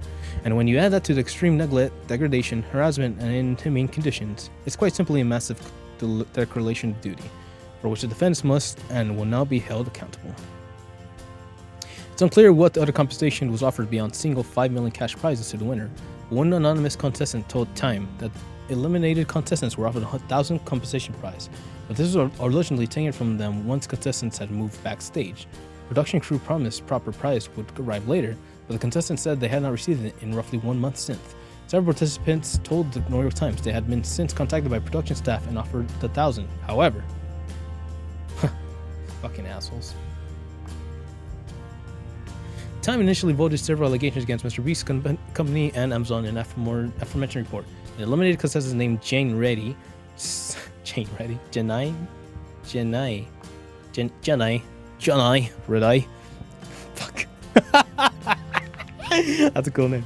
She said she received a hard-boiled egg, 2 slices of cucumber, and basically 1/3 of a stick of celery that was cut into thirds. That was also cut into thirds, 2 carrot sticks, and a 1/4 cup of plain oatmeal for one meal. I got itch on my back. I can't get it. Okay, I got it. I'm good. I'm getting it. Reddy also said the water was not readily available. Oh, nice. Scratching my back on it. Got it. The contestants were given drinks from water and iced tea brand Liquid Death to drink, and stupid assholes. and drink Mr. Beast snack brand Feastables to eat on camera for sponsored content. Fucking assholes. Contestants allegedly slept in sleeping barracks on the turf in the middle of the stadium where production took its place. Kind of like, so he got that idea from SoFi Stadium. Real talk. I saw him like doing his little shit out there. Time was also told that one game where contestants split into teams of 400 had to compete to lift a 1,000-pound boulder was disorganized behind the scenes and resulted in a mosh pit style environment as people rushed to join teams. Contestants said one girl nearby had a panic attack and others screamed as they avoided being knocked down. It's quite simply a massive dereliction of duty. Defendants must and will not be held accountable. Well, another game saw a rope get tangled around someone's neck. On someone's neck, according to both Riley and anonymous contestants. But the production was yelling at the people that were behind the ones that fell to keep pulling. Shit. The aforementioned report from the New York Times corroborated several details and told similar stories of alleged mistreatment. Participants had their medication taken from them ahead of protection, for example, but several said they did not receive it on time, including one who needed insulin. Participants instead received their medication hours or days after their scheduled dosing times. Neither Mr. Beast nor Amazon have released a response to the lawsuit at the time of this article's publication.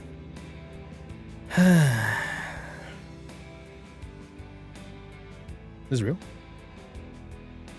Oh yeah, it's that live action game.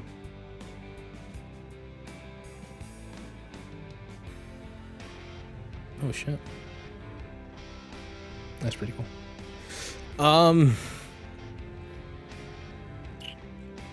Listen.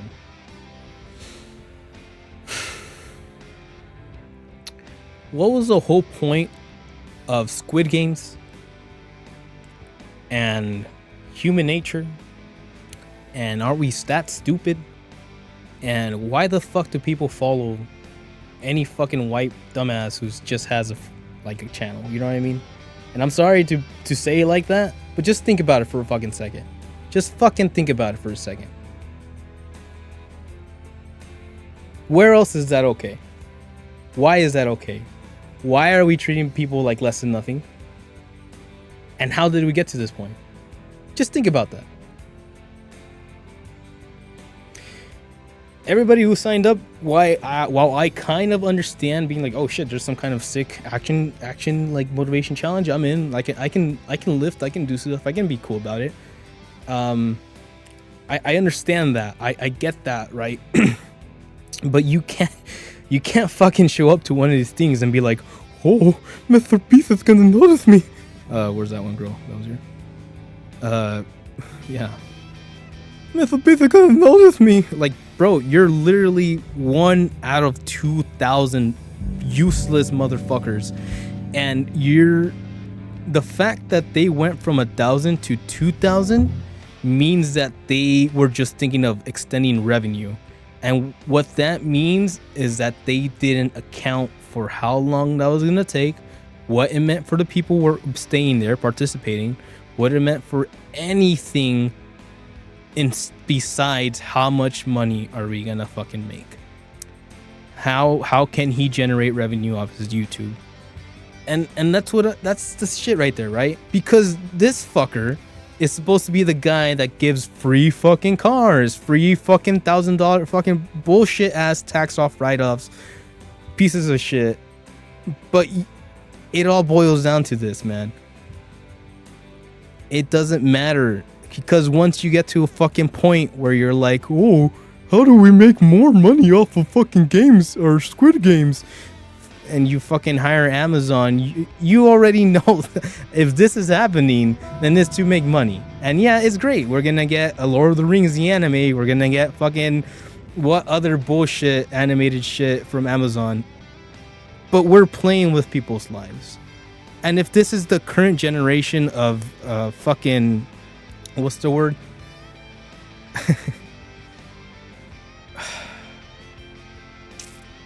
Darwinism. I would say so be it, but we're so fucking unmatched that it's not even funny. We're being fired left and right. We're losing our jobs. We're not getting paid the right compensation for our fucking hours spent. And for what? So the CEOs can keep their fucking bonus. Okay? Never forget that. Never fucking forget why you're part of the system. Fuck. And to fucking top it off by like, oh, you have all the... Where's the fucking shit? You have all the fucking... Oh, alright. You have all the feasibles you could need. And liquid death, water. You're fine, you're fine. The only reason you got that is because you're fucking trying to get paid for that, dude. Get the fuck out of here. You're such a piece of shit. That's the same thing. All right. You know who else? Okay, let's find out. You know who else is a piece of shit inside of Annapurna's interactive walkout? Whoever was the CEO of Annapurna. This is by Rebecca Valentine over at IGN. Damn, we're going slow. It's going to be a long one, mates. Last week, Bloomberg reported that 25 people from the Premium Magazine of the entire staff of Annapurna Interactive walked out the door in a group resignations. Fuck yeah! But while some of the circumstances around their departure emerged in reporting, one pressing question was left unanswered. Why? Having spoken to multiple individuals close to the situation who requested anonymity due to fear of reprisal, as well as Annapurna spokesperson, IGN has pieced together a somewhat complex answer. Disagreements over the direction of the interactive division, chaotic departures, communication breakdowns, and a perceived lack of leadership transparency at Annapurna Interactive led the staff to walk out. That has left 25 individuals jobless, Annapurna leaders scrambling, and numerous developers concerned about their contacts with the publishers. Company divided. Though the collapse... This is a long one. I'll be alright. Through the collapse of Annapurna Interactive as we once knew it started earlier this year, its roots lie in the company's historical leadership structure. Annapurna Interactive was initially conceived as a gaming division of Annapurna Pictures, which was founded by film producer and billionaire Megan Ellison in 2011. Annapurna Interactive itself was spun up in 2016, tapping a staff of industry veterans, including cute, former Sony creative director Nathan Gray, former Sony executive producer Deborah Morse, and former Sony producer Hector Sanchez as for leadership roles. Sanchez left the company in 2019 and former Capybara Games co-founder Nathan Valina was brought on that same year. The film side of Annapurna business had undergone well-publicized struggles. In 2018, it was bleeding enough money to prompt Ellison's father, multi-billionaire Larry Epson, to step in. Holy shit, Daddy had to step in. 2019, Annapurna Pictures was poorly teetering on bankruptcy, and ensuing years in its film and TV output slowed significantly. A variety of reports that Ellison disappeared from public life in 2019 almost entirely, leaving her business largely to run itself during the height of the pandemic. She reemerged in 2021 only to name Gary president over all of Annapurna, with Mars eventually stepping into co-head roles at the interactive division.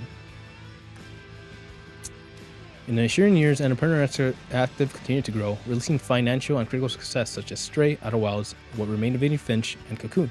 While the company claims that Annapurna Pictures' side of business hasn't struggled in recent years, and saying that the film and TV were more profitable than Annapurna Interactive in 2023. Oh shit. A spokesperson alleged to IGN that Gary was less than an ideal steward for Annapurna Pictures. Under his guidance, they claimed resources were pulled away from film and TV, key executives were pushed out, and the company was largely refocused on gaming. Annapurna tells IGN that Gary also elevated co-founder James Massey to Chief Administrative Officer, a role person suggested a necessary company at Annapurna's size. A role the spokesperson said was unnecessary at the company's Annapurna size. Notably, Annapurna did launch a animation division under Gary's tenure that released critically acclaimed film Nimona just last year. Though Annapurna's spokesperson reached out to IGN post-publication with the assertion that it was Ellison who brought in Nimona as the foundation for what would have become the animation division. IGN has reached out to Gary but has declined to comment.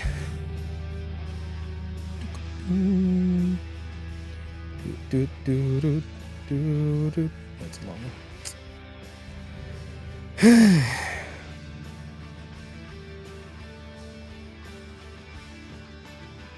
Alright.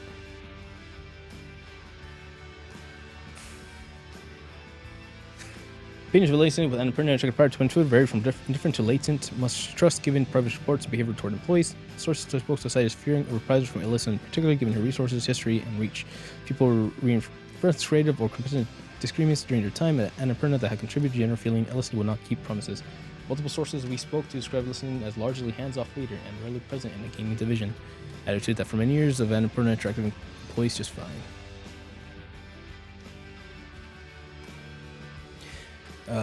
State of things 24, according to source, prior to March, Annapurna accepted work as usual. State employees suddenly informed that minimalist James Massey had been unexpectedly let go.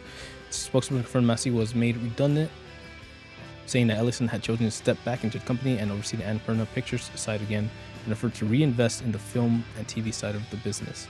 As part of this, Annapurna claims that Ellison reinstalled Gary as the head of Interactive and deemed Massey's role unnecessary. However, at this time, Gary also left the company. Annapurna claims he left on his own accord in response to Massey's filing and his change in role. But sources say employees were told in the following days by leadership within Annapurna Interactive that Gary had been fired along with Massey. The belief that the two leaders had been fired seemingly out of blue sparked confusion and fury, and a handful of individuals quit in protest, including at least one of other Interactive leader. Thirsty suitors. The sudden resignation of multiple key individuals came as a shock to the company, and IGN understands that Ellison held a video call with Annapurna employees to discuss what happened and find a way forward. In the call, Ellison expressed a desire to keep the entire group, including those who had been fired or re-exiled together in the following days. In the following days, all the departed staff returned, including Gary and Massey, and discussions began for a potential spin-off for the company that would allow Gary and Ellison to achieve their respective visions with minimal disruptions to partner developers.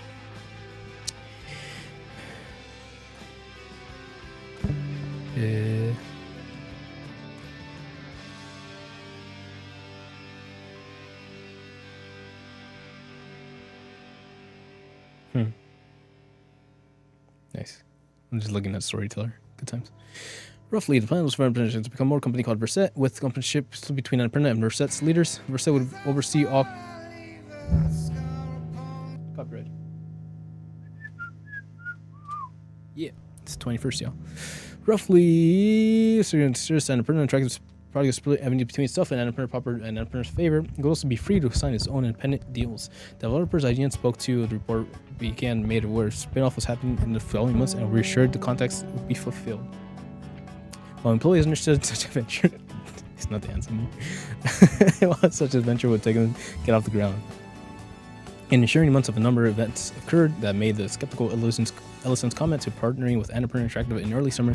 Sources select employees discovered Hector Sanchez had been quietly hired back at Annapurna by Ellison and was working on gaming projects without the knowledge of the rest of Interactive staff. The news was made official until August that Sanchez had been appointed president of Interactive at the new media at Annapurna. The title seemed to some as potentially at odds with Felina and Marshall's Interactive.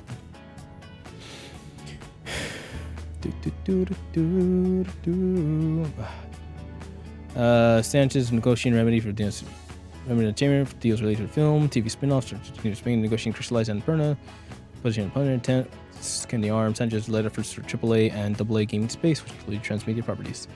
And Perner announced its partnering with MB Entertainment on the film, TV, and other projects, including funding support for Control 2. Press release when IGN received both Sanchez and Ellison doesn't reference Annapurna Interactive at all. IGN understands that Annapurna Interactive employees were only informed to deal with what was happening in the morning. Employees unaware of Ellison's plans for decided to spin off were confused, concerned, and frustrated about the direction of the company and the futures within Interactivision. All this is going on, sources say that discussions with Ellison regarding the spin-off appearance to have stalled out. In August, Annapurna officially terminated discussions, and Annapurna claims that due to Gary's lack of response to requests for feedback on legal drafts. And in the statements into IGN publication, double down after implication. Annapurna was backtracking on the deal is false. We agreed to the high level of deal terms and signed the terms sheet early in April, which makes it all the more surprising that we never got a response.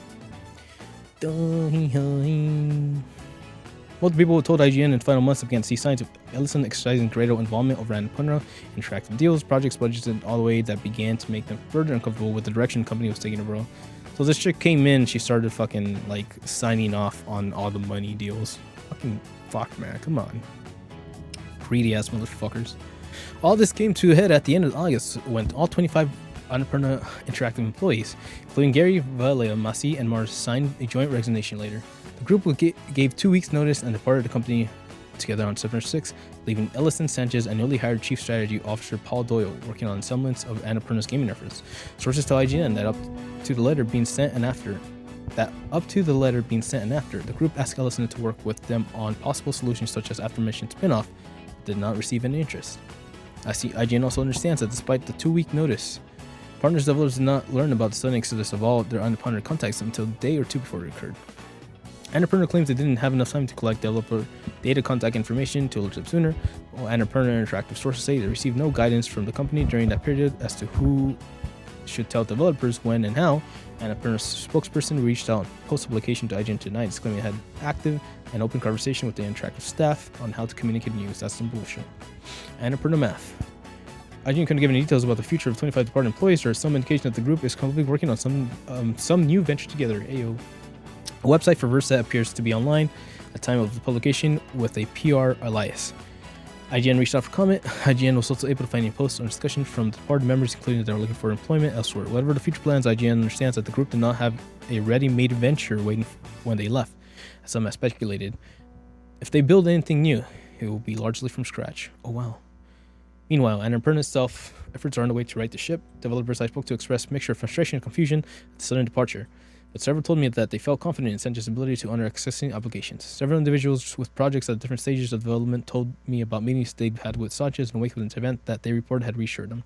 Sanchez had previously stated his intention both backfill roles as well as working outside of the agency to fulfill Annapurna's contractual obligations, and IGN has confirmed this process is ongoing. Earlier this week, Annapurna was posted an open role for QA manager overseeing multiple external QA teams. Here's the main impact few projects on the way. August 30th, IM8bit shared an announcement that an upcoming PlayStation 5 physical edition of Outer Wilds Arcalis Edition has suffered from the manufacturing error and did not include echoes of the AI expansion as expected. Annapurna Interactive at the same time said it would continue to investigate, while IM8bit offered either a digital DLC voucher to impacted customers or a replacement corrected physical copy. Annapurna Interactive sources have told IGN that the issue is unrelated to resignations, and both Annapurna Interactive sources and Annapurna reassured that it will not be impacted by the upheaval of the company. Vendor's Blade Runner. Last summer, Annapurna announced that it would be developing its first in-house game based on the Blade Runner franchise, titled Blade Runner 2023 Labyrinth. However, game director Chelsea House appears to be one of the 25 individuals who resigned per LinkedIn, and IGN understands that the other full-time members of the development team joined her. Annapurna had told IGN that development on Blade Runner 23 will continue despite the departure of the designer team. An Annapurna spokesperson also shared the following statement when asked for the comment. Quote, the whole situation is baffling, but now we're focused on moving forward. We have really great conversations with an overwhelming majority of our existing development teams and are grateful for the partnership. If our Inkbox is any indication, a ton of developers want to continue to be part of what we're building, and we look forward to seeing their pitches. We have also had an influx of quality job applicants and are excited to build a team passionate about our mission to tell us original stories that aren't being told elsewhere. P.S. We're hiring. End quote. Annapurna has splintered into two groups, both of which are now working to pick up the pieces. Remains of Annapurna Interactive, or perhaps future Verset, consists of 25 individuals who felt strong enough who feel strongly enough about perceived mismanagement, poor communication, apparent spontaneous layoffs of leaders and one another that were willing to give up paychecks and stability at a time of overwhelming industry job and funding uncertainty. When IGN approached its sources close to this group about Annapurna's version of the events, specifically the conflicting information around Masi and Kali's allegations, resignation, firing, and the collapse spin-off discussions, they reacted with skepticism, but did not feel that they could safely provide more specific details. Meanwhile, Annapurna, a tiny leadership team, is struggling to ensure that around 40 people have the support they need. The company's partners have been left with the various stages of development and uncertainty as to what comes next. Annapurna Interactive, as once knew it, a beloved publisher of critically acclaimed, unique, beloved indie games, is no more. What, if anything, will rise to take its place? Thank you, Rebecca. Yep. So let's take this back for a second. And then last breath I'm joking, with a severus I'm hoping, my world is over one more time! Let's go out! I can't, I was wrong. Let's go out! Something like that. There you go, I told you I could do that. Wow! I can't. Wow! Would she hear me? If I called her name, would she hold me? If she knew my shame, I can't. Go the path I walk in the wrong direction. There's always something fucking hurting on. Can anybody help me make things better? Your tears don't fall, they crash around me. A conscious cause, the guilty could come home. Yosha. Hey, crash around me. Moving on. Thank you. Cause I'm doing that because I don't want to get copyrighted again.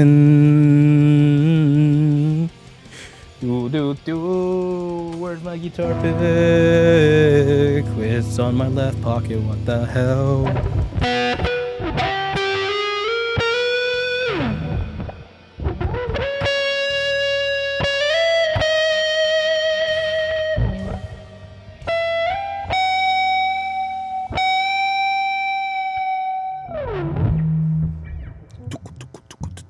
Very nice. Yosh.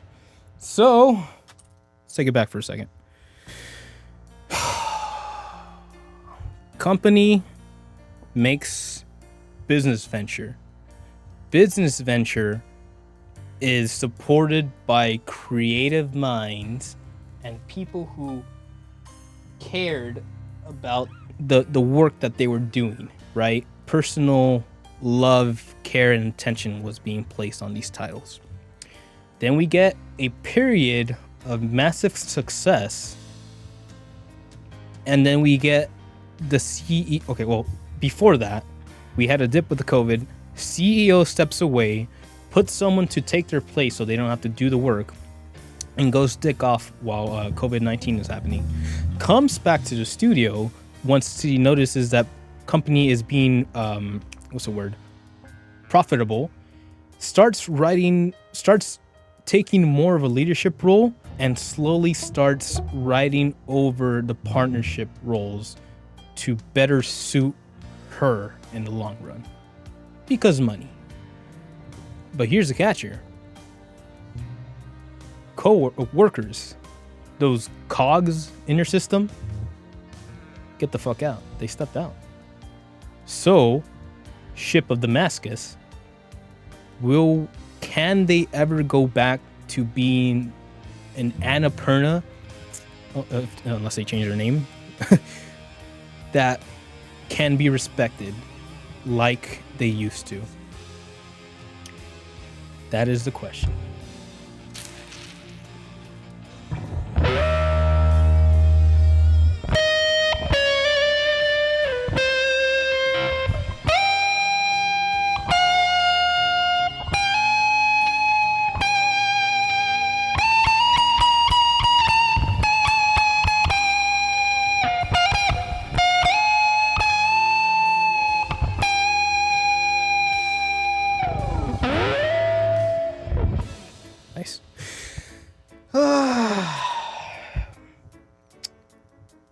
So that's where we're at. Galileo. So that's where we're at. It's incredible, right? Because we're on the outside of everything. They were that awesome company that was just putting bangers after bangers and creative ass bangers, not just like Call of Duty every fucking year. They had Storyteller, which is a creative ass image processing like a fun game. And then they had Stray, which was that cat game that everybody liked on PlayStation. And then they had Thirsty Suitors, which is a fun rhythm based Miku ish, but with like a really good storyline. So it's really shitty that a company as diverse and as creative as this gets the hammer, not from failed success, not from a lack of trying, not from a lack of caring, but from a lack of responsibility. Personal development is how I'm reading this. I'm cautiously optimistic about the fallout of what this is gonna mean for games development studios in the future. Like, I need the development teams to understand that while you think every cog is replaceable, if you think that every cog is replaceable in your team, your cog representing team worker, then you're not managing correctly. Because in that team, your job as a fucking manager, as a leader, is to see what their positive points are, where they excel, what drives them, what makes them smile, and you fucking pluck them from wherever they're at, and you help nourish them to grow into something better. That is leadership. None of this CEO bullshit when you just step in when you're making money. So that is, it's shitty to think that like even in a super well, like impressive development studio, you will still be plagued by fucking money hungry grubby assholes. And that's shitty, man. That is really shitty. Because again, worst case scenario, we don't ever get another good Annapurna game. Best case scenario, people learn the lesson. And we go from there. But guess who's not learning any lessons? Square Enix says Final Fantasy 16 and Final Fantasy 7 Rebirth did not meet sales expectations. Who the fuck? This is by Blair Marnell over at GameSpot. Within the past 2 years, Final Fantasy fans have been treated to 2 major releases in the franchise that were met with critical acclaim. But according to Square Enix, Final Fantasy 16 and Final Fantasy 7 Rebirth have both failed to live up to the company's sales expectations. Fucking bullshit. Bought that game twice, motherfucker. IGN, Square Enix discloses the disappointing results during a financial results briefing in May. But the company only released information today. No sales figures for the games were provided, nor did the report state how far away the 2 titles were from Square Enix projections. Square Enix president and representative director Takeshi Kiryu suggested there have been cannibalization between our own titles that led to this result. Final Fantasy 16 was released in June 2023, while Final Fantasy 7 Rebirth followed only 8 months later in February 2024. Both titles fell within the same fiscal year for Square Enix, which came to an end in March 2024. It's also possible that the 2 Final Fantasy games were at a disadvantage because they were solely available on PlayStation 5. Final Fantasy 16 was only released on PC earlier this week, while Final Fantasy 7 Rebirth remains a PlayStation exclusive for now. There isn't an easy solution for this problem, especially since fans and critics alike seem to be very receptive to both titles. Whee. Without seeing the actual sales numbers, it's difficult to determine how bad the issue really is. Hideo indicated that the company will be curating our pipeline over the next 3 years, presumably to prevent any future cannibalization of the sales. He also promised to continue working to improve Square Enix profitability.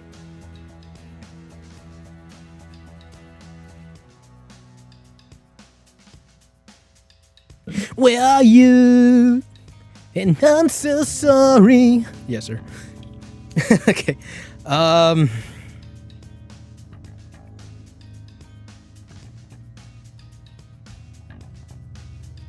Who the fuck? No, just kidding. Final Fantasy 16, badass game. Final Fantasy 7, still a great game. I love. I'm slowly getting to the point where I don't know what the word is. I was thinking about it yesterday, and it's like, at a certain point, I think the original Final Fantasy 7 might have more heart. And I say that very, very, very, like, cautiously. What I mean by that is, although 7 Rebirth is huge, it has all these mini games, it looks beautiful, and it has some pretty good story beats. It still feels bloated.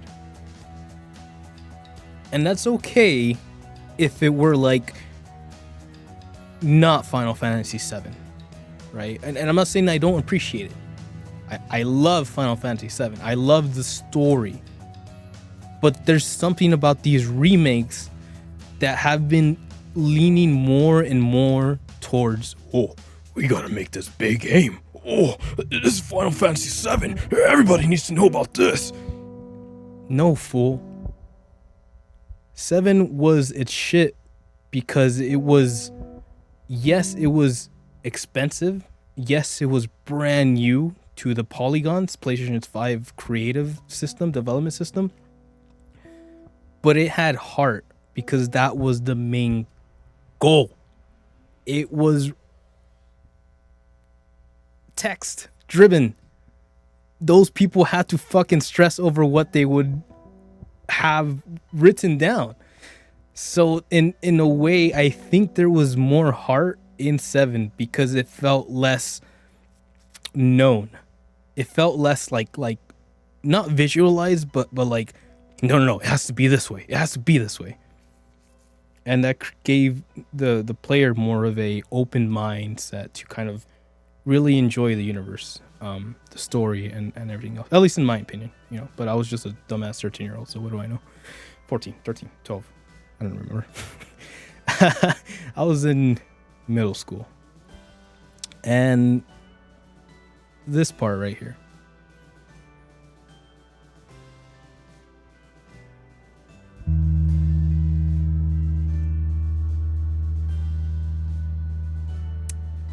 What have we learned so far?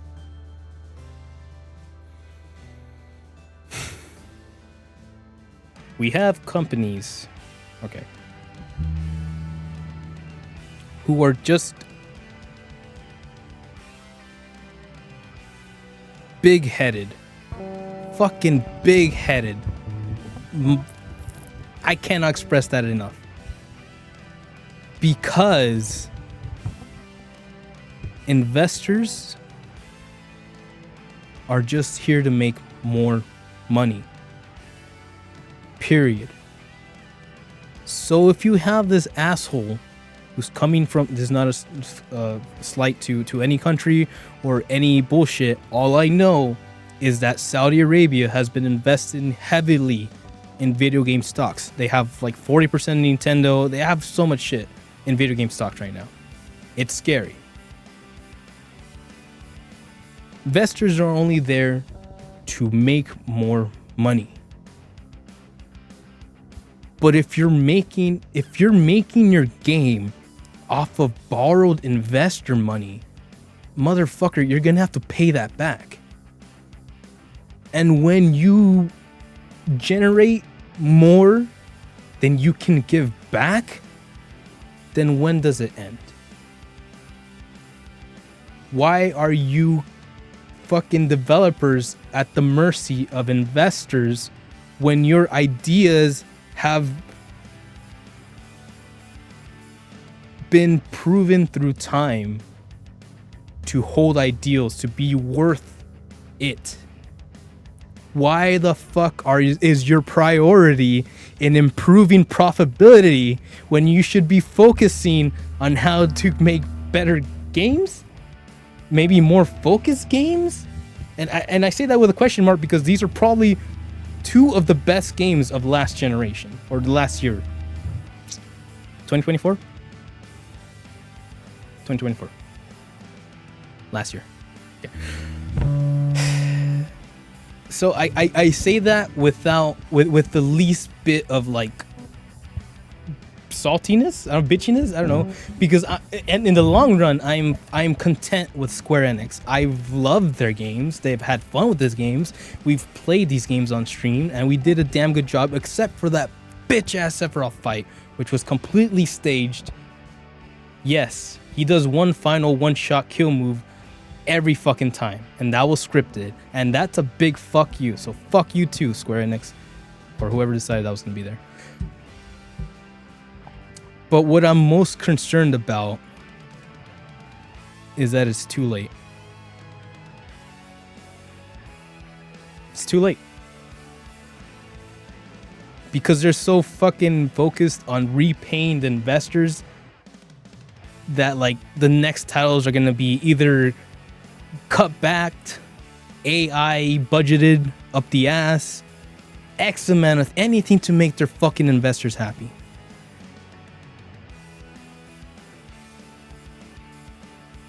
I feel like that's where we're at.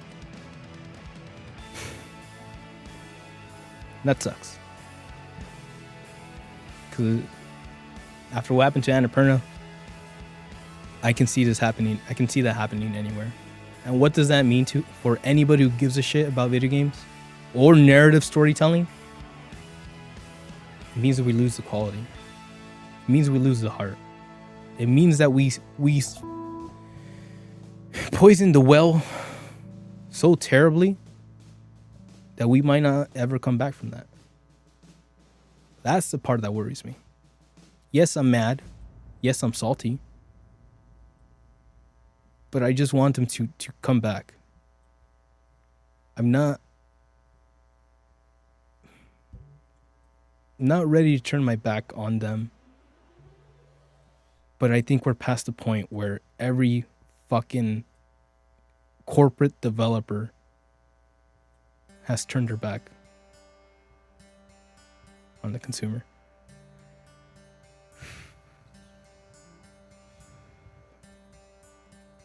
It's not about the person anymore. It's about the number. It's about the investor.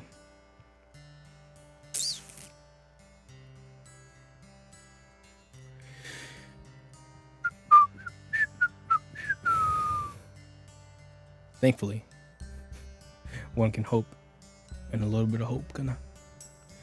Making Hi-Fi Rush 2 is about legacy, not money, says new owner. Crafton CEO opens up about buying Tango Gameworks from Microsoft. This is by Ethan Gantch over in Kotaku. Best girl. Comes the wait, spoilers. It was a bit surprising. It was a bit. It was a bit surprising. Bit feel. What? Dyslexia, sick ass fool. It was a surprising bit of feel good. What the fuck, guys? Come on. A bit of feel good news when Crafton, which publishes the hit battle royale PUBG, swooped in to buy Hi-Fi Rush, maker Tango Gameworks, after it was suddenly shut down by Microsoft amid budget cuts earlier this year. While that deal still isn't fully finalized, Crafton CEO says helping the studio make Hi-Fi Rush 2 is about legacy rather than making money. And then my brain flashes over to fucking Deadpool Wolverine when that one character, no spoilers, when the female character goes an ending, and the male character, that one male character, no spoilers, towards the ends of Deadpool and Wolverine, goes legacy. Good shit. That's good shit. All right. The first game in the colorful rhythm-based hack and slash series was a 2003 Game of the Year favorite. What? The fuck? Making money. What the fuck? Why are we started talking about? Oh, wait. Okay. Wait, no. Wait, what? Tango Gameworks. Oh yeah, we're still talking about Hi-Fi Rush. I thought we were talking about Overcorn Unicorn. Colorful Rhythm Hack and Slash series was in 2023's favorite. It seemed to be exactly the type of first-party exclusive Microsoft was trying to build with its recent investments in Xbox Studios and Game Pass. Representatives for the company even suggested it had performed well, and it seemed like a sequel might do better. So it was shocking when Microsoft revealed instead that Tingle would be one of the 4 teams shuttered last spring. Why exactly did Krafton decide to try to save the studio months later? Quote, "We wanted to maintain their legacy," CEO Canahan, CH, Kim told game developer in a new interview. Although they did not have a big success in their games, we saw many creatives worth pursuing. And that's why we wanted to work with that organization. End quote. He continued, "We can't acquire Tango Gameworks based on their financials or their numbers, right? We don't think Hi-Fi Rush 2 is going to make us money, to be frank. Hey, but it's part of our attempt. We have to keep trying to develop games in the spirit of challenge taking. Tango Gameworks are creative. They want to try something new, and we want to do more of that. Making video games is really hard, is really a hit or miss industry, and that is risk taking. But having more project lineups is actually a way to mitigate risk, because one of them might work out."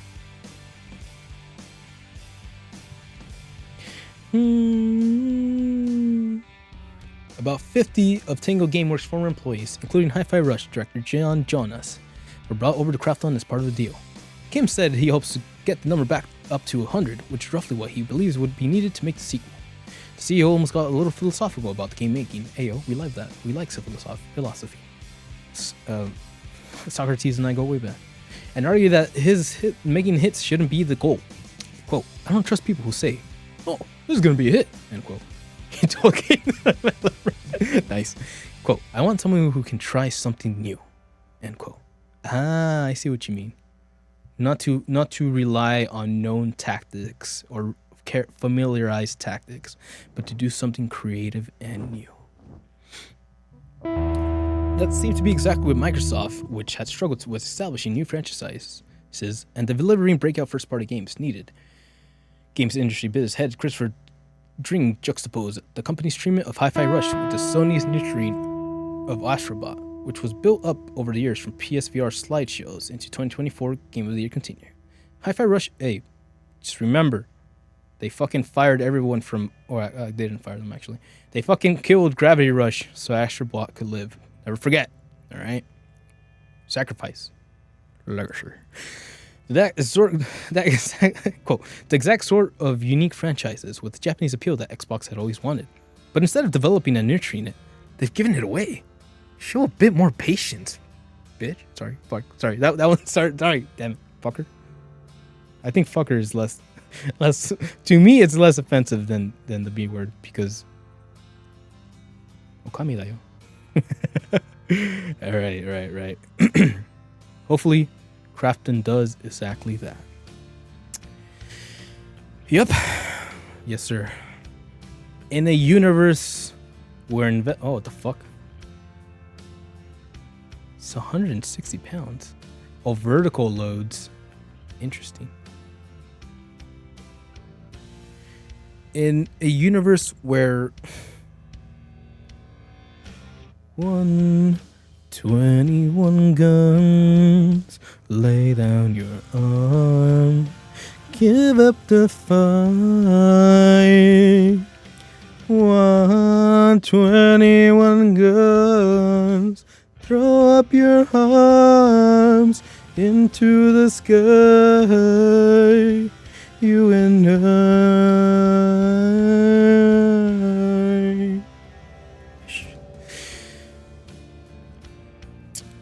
In a generation where CEOs, investors, dumbasses are in charge, it's very nice to see someone who gives a shit, right? And the cynic in me can go ahead and say, well, maybe this is just them trying to save face and trying to look nice and, trying to be cool as they save Tango Gameworks. God dang it, it's fucking working. Because they're fucking badasses, and I respect the shit out of them. Yes, they have PUBG, which is a battle action royale, which generates enough to keep them stabilized, I think. So for the next foreseeable future, it seems like things are going to be okay. However, I'm curious to see how this sequel comes out, because again, it is the idea, the story, I'm gonna save this for Guys, what up my heart, to the sky. Because sorry, I'm distracting myself with Green Day. Because yeah, it's gonna be interesting to see if it still has all that heart, and I think it will. I really think that if everybody that left, everybody that was fired or whatever, holds on to each other and like is now hired by the new company and like supports each other to be like, yo, you know how we did this last time? Oh fuck, let's do this even better, or like have those heart to heart, what's the word, teamwork, to actually fucking make a sequel that can be better. Not because it needs to be better, but because they feel it can be better. How badass is that? Compared to a fucking, oh, we gotta do this for the investors. We gotta raise our portfolio. Come on, guys. Come on. We're better than this. The human emotion, the human spirit is too powerful to be fucking contained by dollar symbols. Fucking get it. Godspeed. Fuck yes.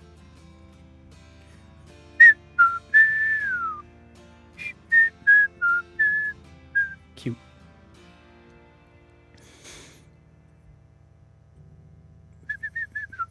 Speaking a little bit more information from Ryan Dinsdale over IGN. Yo. Kim said this was because Hi-Fi Rush was priority for fans and it didn't want to add too much to the deal and overcomplicate things. This would cause it to move slowly and add to the stress of already anxious employees. Because Hi-Fi Rush fans really want to see sequels, we negotiated with Tango Gameworks, parent company, to acquire that IP as well, he said. We wanted to make sure the deal happens fast to minimize the gap in employees' careers. Smart. Intention to buy Tango Gameworks 13, 3 months after Microsoft announced its closure alongside the other studios and layoffs. Only the Hi-Fi Rush intellectual property was brought over with Tango Gameworks, however. Got it. Okay. That's really good news to have, too. Hey, how's it going? That's really interesting to point out, because that is them, PUBG developer Crafton, literally saying, hey man, fuck it. Gravity Rush, I watched Gravity Rush. Hi-Fi Rush 2, or Hi-Fi Rush is more than good enough. We want the company, yes. We want the workers, yes. We want that spirit. No, we want the IP, yes. Because it's what we've been working on. But more than that, we want the creative spirit of the team. That is badass. Kim added, if we were to acquire all of Peace, I think it's going to be complicate the deal too much. Crafton is a big company, but Microsoft is very complicated. We wanted to help the team continue developing their games, but especially Hi-Fi Rush. Oh. When I think about our fans, I think what they really care about is a Hi-Fi Rush sequels. Hi-Fi Rush certainly appeared to be a breakout hit for Tango Gameworks, breaking the mold of its horror game roots as a colorful rhythm action game. We'll get back to that. Hi-Fi Rush marches to the beat with its own drum with stunning animation, lovable characters, and stylish rhythmic action that are anything but one note, IGN said in a review. Microsoft instead said the game was a success too, despite its shadow dropping the game with no marketing. Microsoft executive Aaron Greenberg declared the game was a breakout hit for Xbox, and its players are all key measures and expectations. He said Microsoft, quote, couldn't be happier with what the team at Tango Gameworks delivered. And when it hit 2 million players after a month, I received high praise from critics. I will never understand what their fucking dumbasses were doing with that. But just over a year later, studio was shut down. Quote, so this is how it ends, wrote Tango Gameworks creative director and Hi-Fi Rush director John Jonas on X Twitter.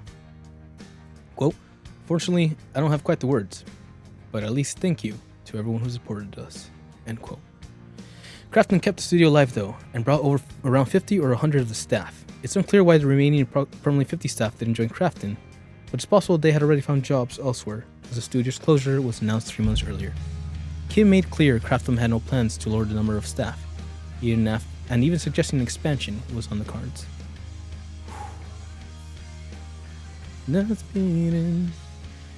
So yeah, man, that's where we're at. That's the state of play for Tango Gameworks, and yeah, that's really interesting because my brain actually first jumps to what was it, Tokyo? What was it called? Tokyo Wire, something Wire Tokyo, Ghostwire Tokyo or something like that, which was a game that we actually played on stream like early. It was like one of the first games, and while it was not like it was a little slow in my opinion, but I think it could have gotten better. There was a lot of good ideas in that. But that's a little bit of a bummer because after reading this, it makes sense that they don't have the rights for that. Right now, they only have the right to make a Hi-Fi Rush game with the 50 less of the team that they had. My shadow. And then that answers my other question of how inspired and how much like the second game, not like the second game, but how much more improvement from the second game can they provide with half of the original team?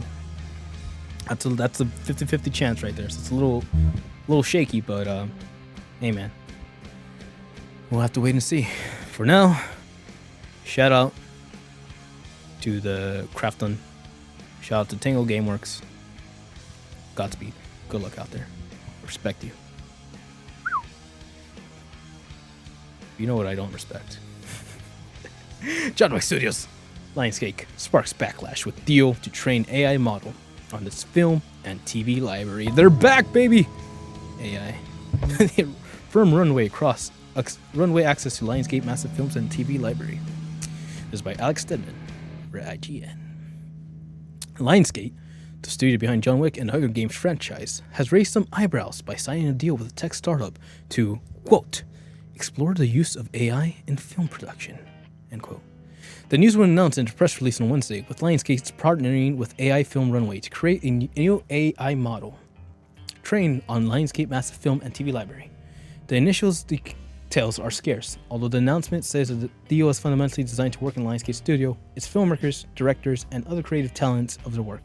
Several of our films makers are already excited about its potential applications to their pre-production and post-production process.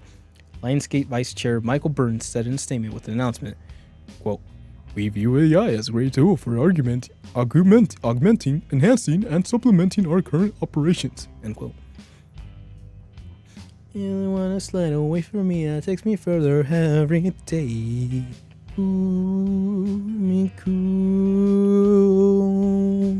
Despite Burns' assurances, the deal has already garnered backlash online, which isn't too surprising, given how much of the hot-button topic artificial intelligence has been in the creative community. It was one of the key issues during last year's writers and actors strikes, and just last week, California Governor Gavin Newsom signed into law 2 bills restricting the use of AI digital replicas of performers. Let's fucking go. That is some good shit right there. Replicas, huh? We're there already? You gonna do some Blade Runner bullshit? You gonna fucking Gosling out of this? Let's fucking go. Okay. Say it, bro. Quote, I wonder how the directors and actors of their films feel about having their work fed into AI to make a proprietary model. A film concept artist, Rage Southern, wrote on X Twitter, quote, as an artist on the Hunger Games, I'm pissed. This is the first step in trying to replace artists and filmmakers, end quote.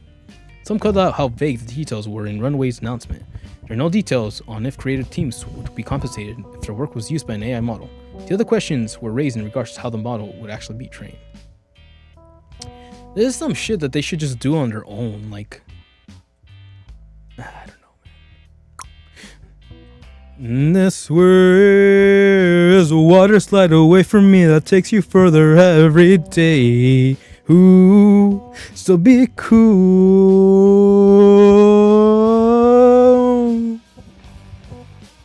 Say it ain't so.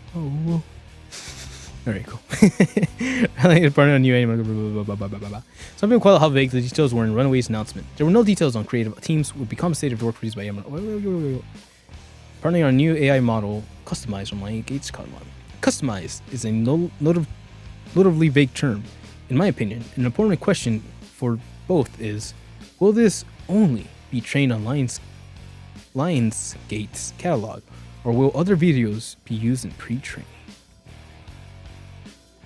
This bottle of Stephens awakens ancient feelings like father, stepfather. The sun is drowning in the flood. Yeah. I used to know that so well. No. No, I didn't. I don't know that solo.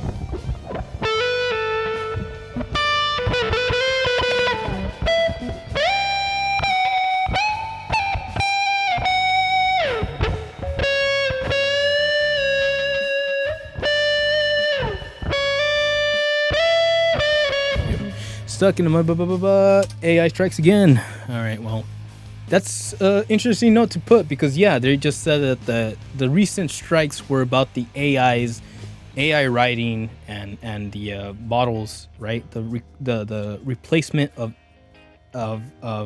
actors with CGI.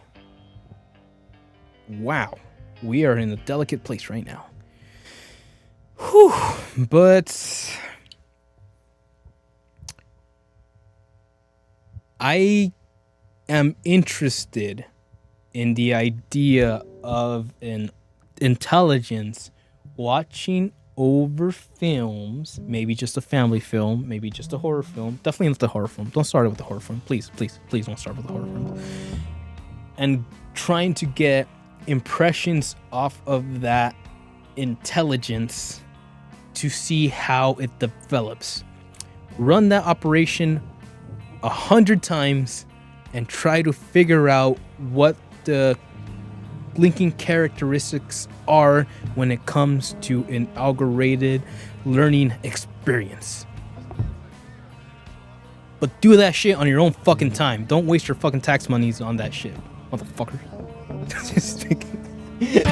Yes, because he's right. That's like the first step in like just teaching that thing to write someone's film instead of hiring film writers and if we go back to the idea of how, to me, FF7 feels more, I don't know, like trying to please everybody rather than being the beautiful mess that it was in the OG. Imagine an artificially formed, oh, everyone's gonna love this, and I just make the Lion King all over again. Why are we like this? Money, that's why. They're trying to save money on this shit, which is unnecessary. Fucking CEOs. Alright, moving on. But we thought we were done. Fuck no. Because EA says AI is the very core of its business. What the fuck does that mean? Let's find out. By Rebecca Valentine over at IGN. On Tuesday, Electronic Arts held its Investor Day, a 3-hour presentation intended for its investors to learn more about the company's direction and promises to make them money in the coming year. But you'd be forgiven if you thought this was some sort of AI tech conference, given how effusively, the technology was brought up and touted as a key component of EA's future.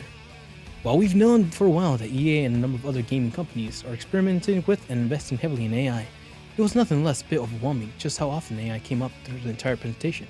It was mentioned it was just about every single segment in some capacity, and had its dedicated segment near the end, and was describing during was described during CEO Andrew Wilson's introductory speech as, quote, the very core of our business, end quote. A rather shocking new mission statement for a company that ostensibly makes and publishes video games. We watched the entirety of 3-hour Investor Day presentation, and did our best to round up all the AI and highlights in an effort to paint a picture of what exactly EA is doing with AI and what we can expect to see in coming years of its investments and interest in the tech pan out.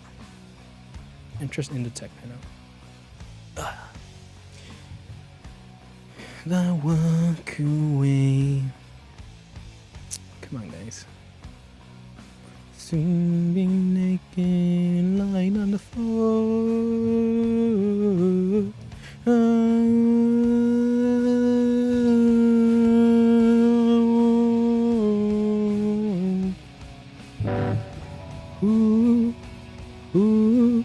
right. Well, we know for a while that EA and a number of other game companies are experimenting and investing in AI. It's nonetheless a bit overwhelming how often came up throughout the entire presentation. It was mentioned about every single segment in capacity and had its own dedicated segments near the end, and was described as an external space, the very core business rather shocking news. Oh, we read this already. Core of the business.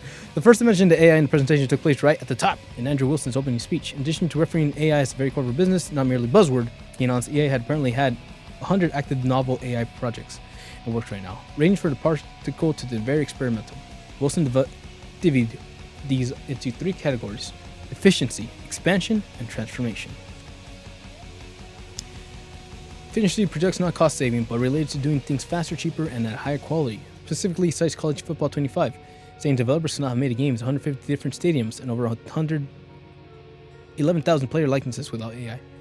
Wilson elaborated, saying they believe it can give developers richer colors to paint more brilliant worlds and make characters with more depth and intelligence, while offering more authenticity to deeper immersion to the company's sports and games. And for transformation, Wilson describes that this is looking to the future for finding entirely new kinds of experiences that don't currently exist in games, especially around user-generated content.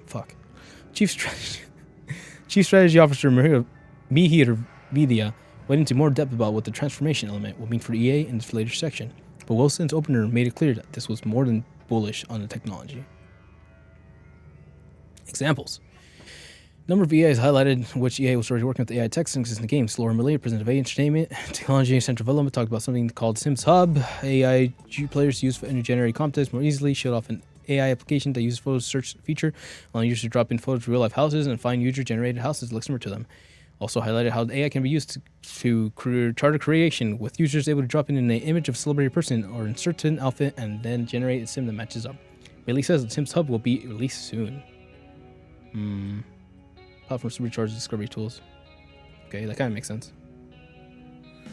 On the internal tech side, Amelia talked about EA's asset library, which she described as like the Smithsonian game assets. Essentially, EA has a massive database of assets from all its games that work behind the scenes over the years, and it's using this to train machine learning tools capabilities or large language modules. Those capabilities are being used by the company's Seed Innovations Lab, aka Search for Extraordinary Experience Divisions. Hey, that's from Persona 3. Change that shit real quick, son. Change it right now. For things like EA Script to Scene 2. Script to Scene lets developers create characters, direct performances, and define worlds all from text. Billy shows an example on screen, prompting AI chat assistants to build me a Parisian style residential building, then asks to make it taller. Change it to a modern high-rise, and expands it to a larger neighborhood. With Script to Scene, merely claims EA developers could eventually make an entire scene in a game using simple text prompts. Interesting. After Millie, president of EA Sports, Cam Weber, took the stage to talk about, EA Sports. He showed off their already announced FCIQ, which uses tactical AI and real-world data to more accurately simulate how players and teams play together in EA Sports FC25. And he highlighted Wilson's prior statement about using AI in College Football 25, noting that Studio Creator AI tools particularly reduced creation time about 70% and allowed developers to focus on building the pageantry and unique traditions of each school instead. The investments in these tools and tech will benefit the rest of our portfolio in the months and years ahead, he said. And finally, Chief Experience Officer David Tennyson briefly talked about an early prototype of the predictive simulation tool EA is working on. claims the tool will combine EA game data, AI, and IQ ratings that allow users to run more accurate simulations and answer questions of which team would win in a match, who would have won in a hypothetical match, and which team is the best. Knock, knock, knocking. Now you know I don't read everything. And if that awesome, I was in AI chat for you. Chief Strategy Officer Medina took stage to talk about AI and say nothing. And nothing but. He opened up by comparing the technology to the advent of makeup tutorial videos and cat videos, which he says people initially dismissed as trivial or niche, but are now ubiquitous and widely popular. He says EA's experimental AI efforts should be viewed as the same way as early YouTube videos, and that while he shows might feel rudimentary, it will naturally get better as AI improves. Medina was specifically brought on stage to talk about the transformation portion of AI that Wilson mentioned earlier.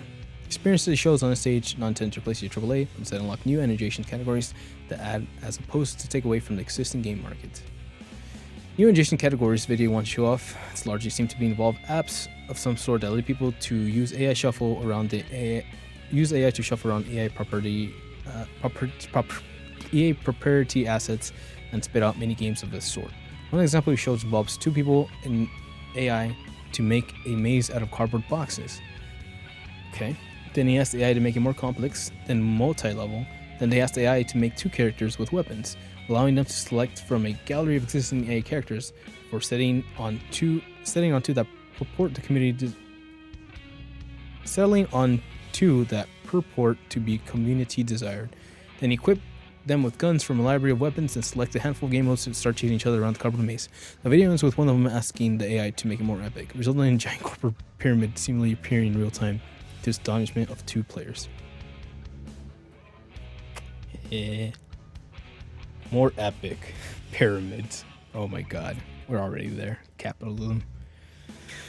Illuminatis. Fuck, man. There's a lot of news. Been here for a cool minute. I was supposed to take the car to the shop real quick. Second demonstration into blah blah blah blah. I don't care. Finally, he demonstrated how he wants to use social ecosystems. Gunning Project Air seems to be its prompt texture characters, legend investor characters using high stakes VC who swims in water simulations. This size game will be pitch and business. Besides, the game will be to pitch business ideas to him in an interface that looks especially like TikTok. The user pitches self-tying shoes only to be slapped down. He then invites a friend to help him pitch, but lost for any ideas on how to make self-tying shoes more interesting. He used an AI co-pilot to write the pitch for him, which ultimately succeeds.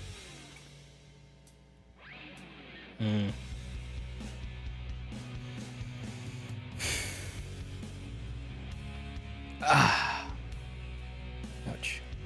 What does it all mean? That's a lot of noise about AI, almost an astonishing amount given from the company we knew was pushing tech hard. That's a lot of noise specifically about generative AI, artificial intelligence. Probably has been used in games for decades, but generative AI, which is involved in the most things that AI share today, is different. Spits out new images, sound, or content data is fed, has numerous questions. AI managed to effectively, for instance, train its own property materials. Seems to be no concern about stealing copyrighted work as we reach out for AI for committing. Concerns remain environmental impact. We asked EA about their issues, personal likenesses. Everyone says Judge Bellingham agreed to let AA train on AI on his likenesses and voice for the model we saw yesterday. Jude Bellingham. But EA will ensure that it's permissions for every single individual to use in the future. What about voice actors for beloved characters who are still at this moment on strike from companies including AI over these exact protections? We asked EA to comment on all this too.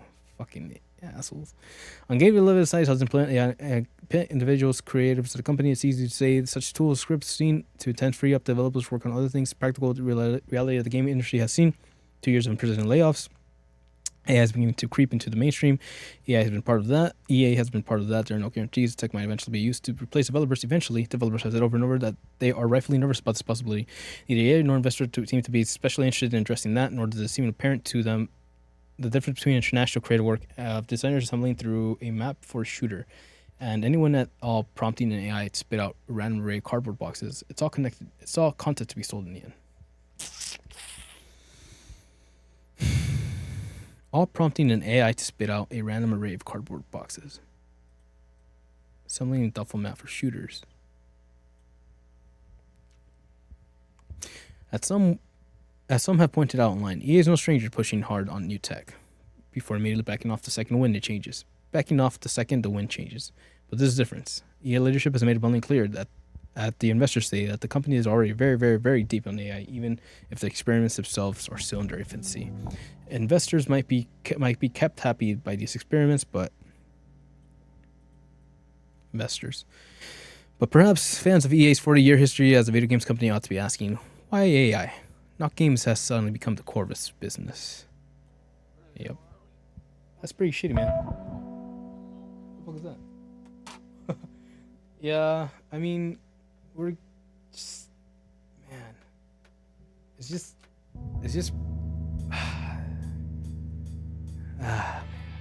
investors. Let's just say investors. I feel like a fucking broken record, but investors. Investors might be kept happy by these experiments, EXP606, but perhaps fans, consumers, dumbasses who spend $100 just to play basketball online. So yeah, that's it. I don't have much to say about it. I feel like I've already said everything that I could be saying about the vicious cycle that we're in, the shitty investments that are hindering our creativity. It's not much to say. I just need us all to know that that's happening, because I didn't know, so now I know, and now I know. No, it's just man, it's just so fucking big-headed, man. Even just the part that is like, how are you gonna train AI to material so you don't fucking steal and copyright when people are literally striking to not have that be a thing? How fucking insensitive and like big-headed can you be? This is how fucking dumbass you can be. Once you make that money, it doesn't matter. Fucking shitballs. I don't care. Woo! Yakuza. Let's talk about anime. Man, fuck. Yakuza Finance Anime gets special Kansai prologue episode on Amazon Prime in Japan for 2 days only. Wait, what? In Japan? Fuck, man. 1 hour video focus on story and soccer before shows general October 7th debut. The official website is by Christian Hodkins over at Anime News Network. Official website for television anime adaptation of Asuka Konishi's Yakuza fiance, Reiz wa Taninga leak. What? Manga revealed on Friday that the anime would get a special Kansai prologue episode that will stream on Prime Design Video in Japan for a limited time on September 28th and 29th. Special 1 hour video will feature the manga's Osaka story. The anime will premiere October 7th on Tokyo Mix Channel 11 JST, then on BS 11 effective in October, and we're 9, blah blah blah. The anime will stream on Prime Video on October 7th at 11:30 p.m. JST. Crunchyroll will stream the anime in North America, Central America, South America, Europe, and Middle East, and Commonwealth and Independent States. Okay. It's directed anime studio Dean Rika Takasugi is overseeing writing and series scripts. Black Covers designing the characters. Dr. Stone, Suzuki, VTuber legend are composing the music. Okay. I picked this one because I was curious of what this whole Amazon Prime shenanigan was all about. But I'm immediately disappointed on 2 accounts that it's only for Japan, which means that we won't see that unless you use a VPN. And it's only for 2 days, which I'm curious, because what does that mean? That those episodes pop up in Crunchyroll next, or like we're still able to see those episodes, right? They're not exclusive to Japan fucking Prime. Is what I was thinking.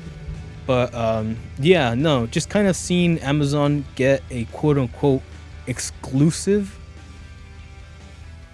worries me. Because yeah, obviously they already have their own exclusive animes and shit, but like, come on, dude. Come on. What the fuck do you want? Money.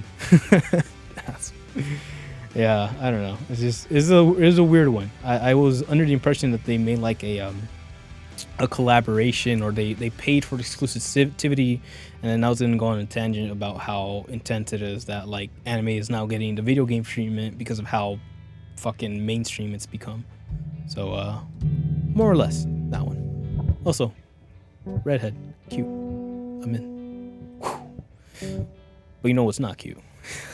Star Wars Knights of the Old Republic remake is still coming, says developer. Yeah, sure, bud.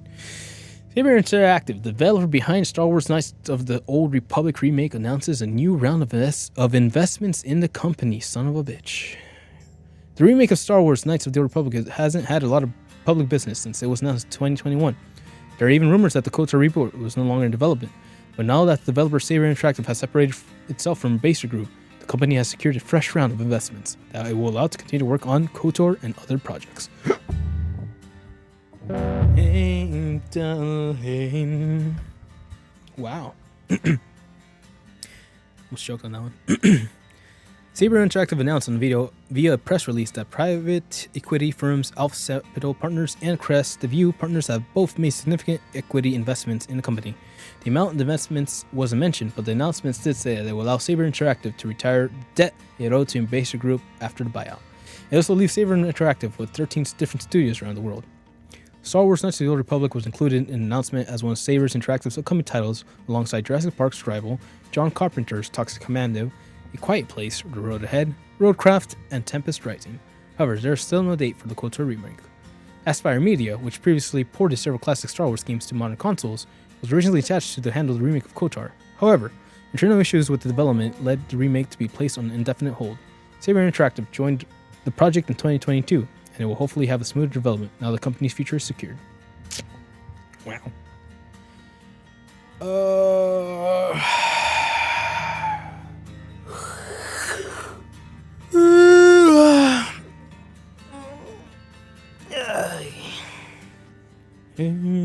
I like how it's in. Okay, it doesn't matter. This is by Blair Marnell over at Kotaku. I don't know, Chief. Knights of the Old Republic is essentially Baldur's Gate 3. Yeah, that's about it. Essentially that. But let me put it this way.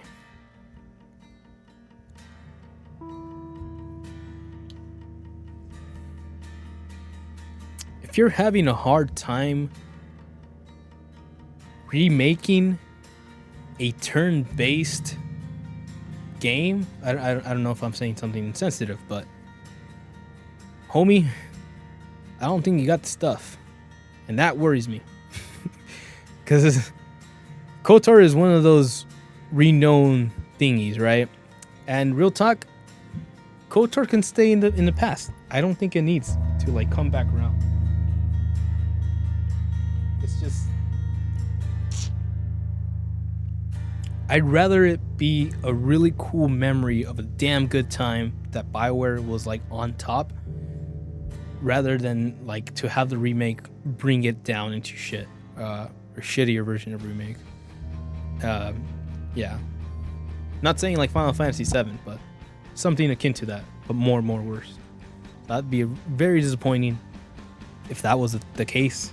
But hey man, if you believe that this game is like the thing that you need to make, and you've already taken money from investors, so you're kind of fucked, and I wish you the best of luck. Take care. Everybody singing,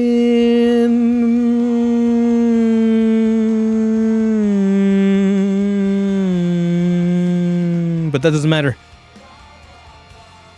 It's time to sell 7 Seas. Like a Dragon Pirate, Yakuza.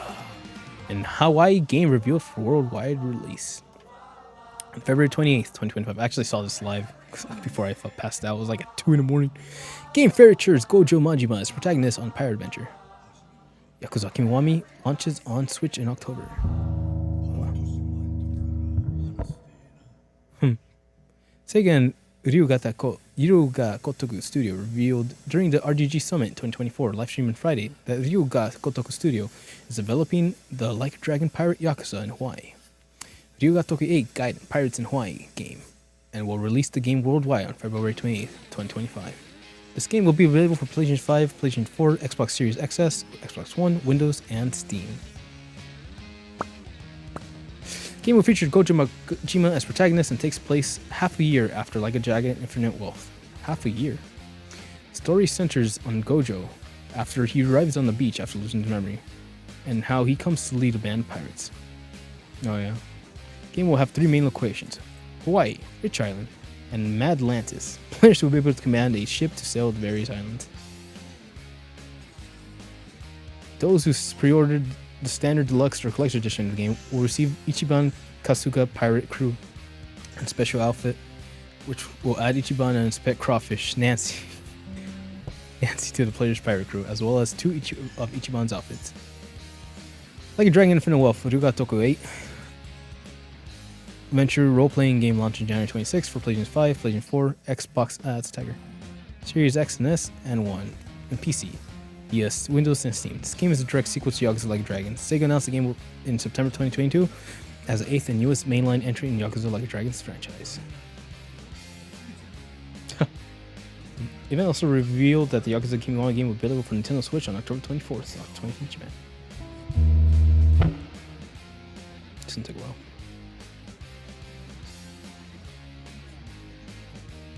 Didn't know.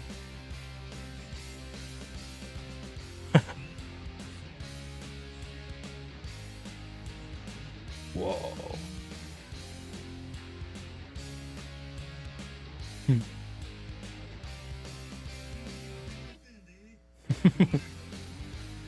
Being reborn, yeah.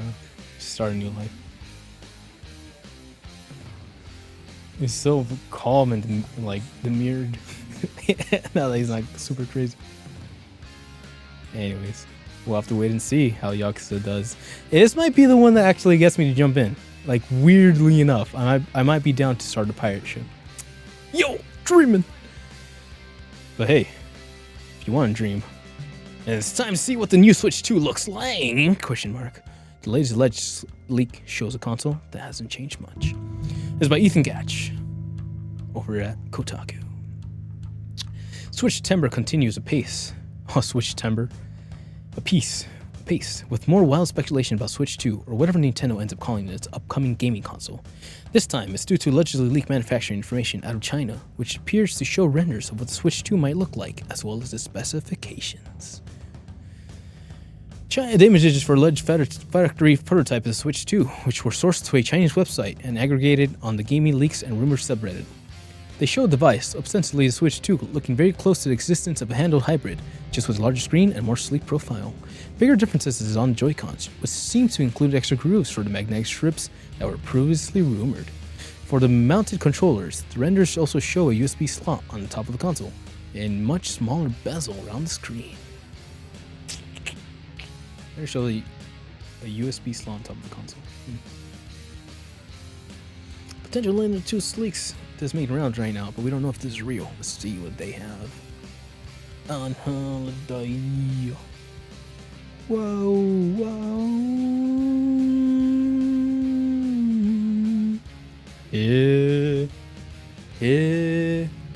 So this guy. Alright, that's a small bezel, that's good. Same buttons, rounded out. Thumbsticks, a little bit less. I'm trying to look for my Switch. The thumbsticks look a little bit more imprinted, but that's probably just a rendering defect. On holiday. Yeah. Well, there's a lot more. On holiday. Hey. What the heck is this? Oh, wait, no. Whoa. Oh, the magnetic bit on the bottom. RBs. What is that insert on top? Is that a... What the hell? Might be cooking up some weird ass shit for the controllers.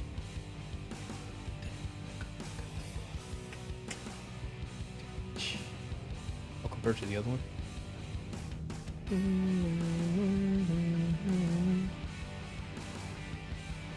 Not the same. Alright, shoulder buttons. The shoulder buttons look a little interesting. Oh, and there's like a added button here. Interesting. I've been dying to tell you anything wanna hear. I am this way.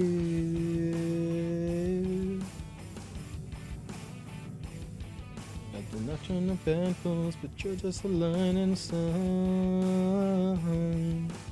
Right. hop on, make a name, singing here when you're sleeping on the routine.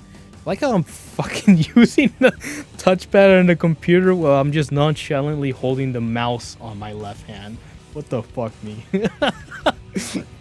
Okay. Very renders. The only unverified reports of one source has been not seen to switch, but Beef on believes the renders line up and eventually the Pellerin were told to step, and Nintendo did not immediately respond for comment. To alleged leaks also include possible specs for incoming hardware, including 12 GB RAM, 25 GB of internal storage, and those line up with previous rumor specs that appeared earlier in the year. Also pointed out they need a screen for Switch 2. Some analysts have predicted that Nintendo's new console costs $400 and sell games for $70. The current standard price for high-end games on PS5 and Xbox Series X. If all true of these leaks point to much straightforward upgrade from the Switch successor, bucking Nintendo's user trends to structure new hardware around unique design quirks and gameplay functionality. Instead, the Switch 2 will end up keeping Nintendo firmly in the growing arms race for handheld PC gaming, which, since the original launch of the Switch, has seen the Steam Deck, Asus ROG Ally, and other devices to the mix. We still don't know for sure until the company actually reveals the Switch 2, which is expected to be a company Nintendo Direct happening this month or next. The company will be in a race with potential leaks until it does. Update! I felt that. Some additional information and analysis of the alleged leaks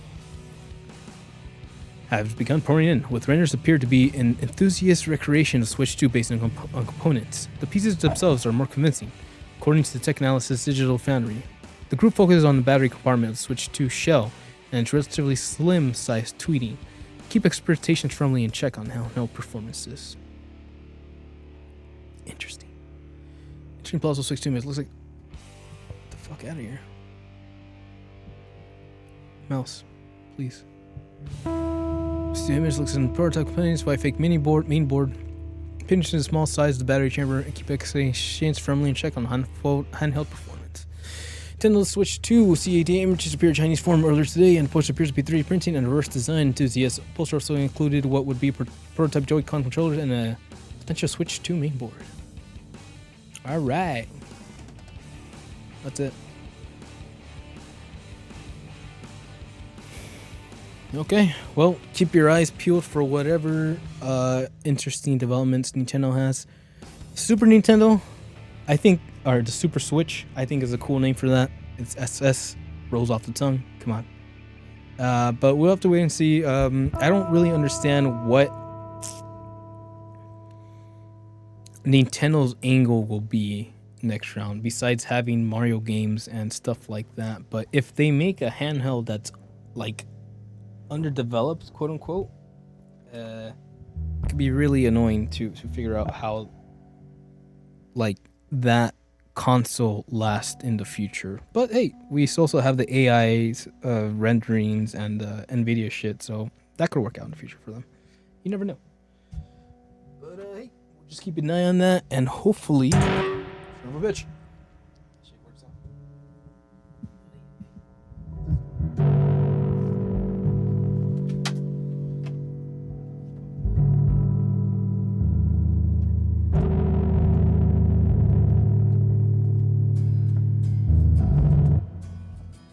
Shit, you already know.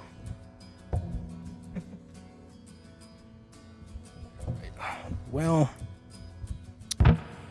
aside from all that, that is something that we'll just have to keep an eye on. Hopefully it works out. Nintendo doing their own Nintendo thing. I don't think I would. Okay, well, I know I'm probably not going to buy one at launch. I do like Nintendo stuff, but it's not necessarily like, oh, I need this.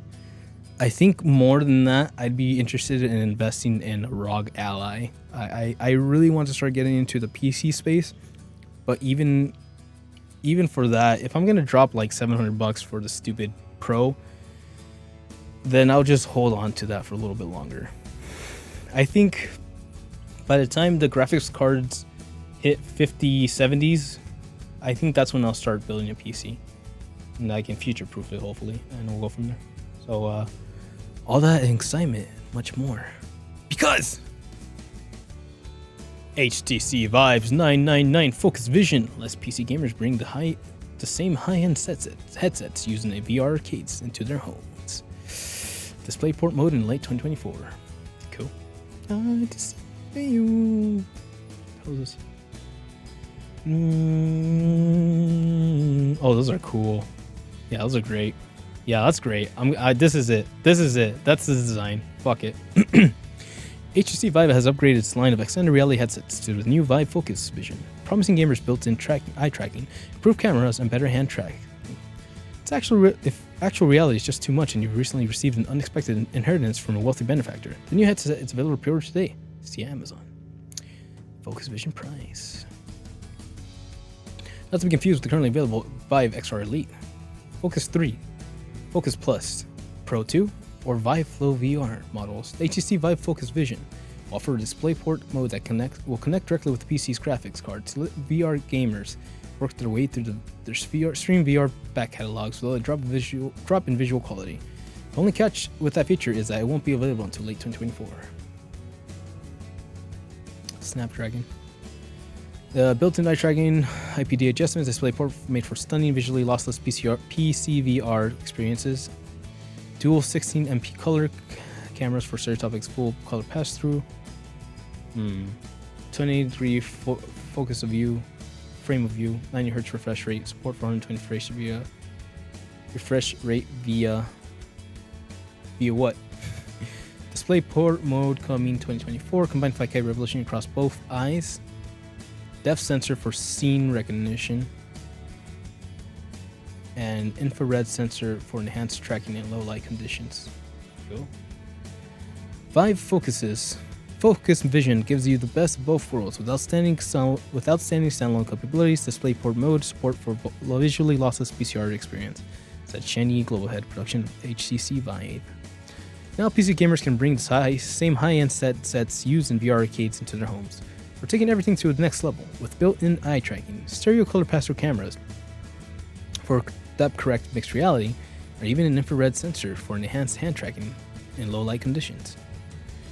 Extended reality, or XR, is the umbrella term for virtual, augmented, and mixed reality technologies. HTC Vive is one of the biggest players in the space, and this new toy will compete with the Meta Quest 3 and, of course, Apple Vision Pro. We'll let you know how it stacks up against them when it releases later this year. This is actually really cool. This is one of those things where, like, yeah, it's expensive as fuck, but I think it comes with what it needs. And, yeah, just kind of flipping through this real quickly. This Quad Dragon. Comfy. Cool. It looks comfortable. Interesting. Yeah, it's just one of those things, man. I know that VR is not a thing. Like, people are not into it like that. But I'm into it. I'm really into, like, just immersing yourself in the universe and swinging your sword or punching your TV by accident. But yeah, that is the big caveat. You need to have yourself a nice room with space to do something like that, and you need to have that $1,000 plus taxes in a Cali, which is 10-12%, something like that. So that's like $110, $120 after taxes. 1,200 after taxes. Fuck. But I think it's cool. I will look forward to this, and like I said, if I ever do get a PC, that's gonna be me trying to connect the PSVR to the PC, and then others, and apparently this now too, because I'm actually really into it. So let's keep our fingers crossed and hope that it still works, or they make an even better version by the time I'm ready with the PC. But yeah, definitely let me know if anyone is still out there with the PSVR 2 or even the Meta Quest 3, which is something I was debating getting.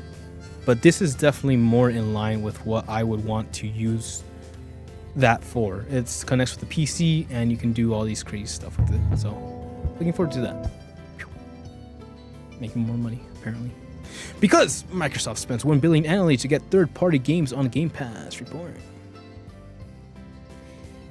No, this is by Edim Kuch over at GameSpot. New report has revealed a drop in the sum of money that Microsoft reportedly spends each year to encourage third-party developers and publishers to bring their games to Xbox Game Pass. Bloomberg reported that Microsoft now spends $1 billion a year getting third-party games on the subscription service. The site said that Microsoft offers flat fees of $1 million up front to add titles from smaller publishers to Game Pass. Wow.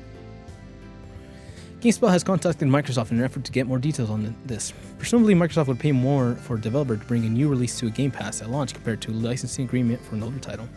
In 2021, Microsoft Gaming CEO Phil Spencer spoke openly about how there's no one defined path for the deals it makes on Game Pass release. He told Verge that Microsoft's Game Pass deals are, quote, all over the place, and he understands this might sound unmanaged. In some cases, Microsoft will completely fund the development cost of a game.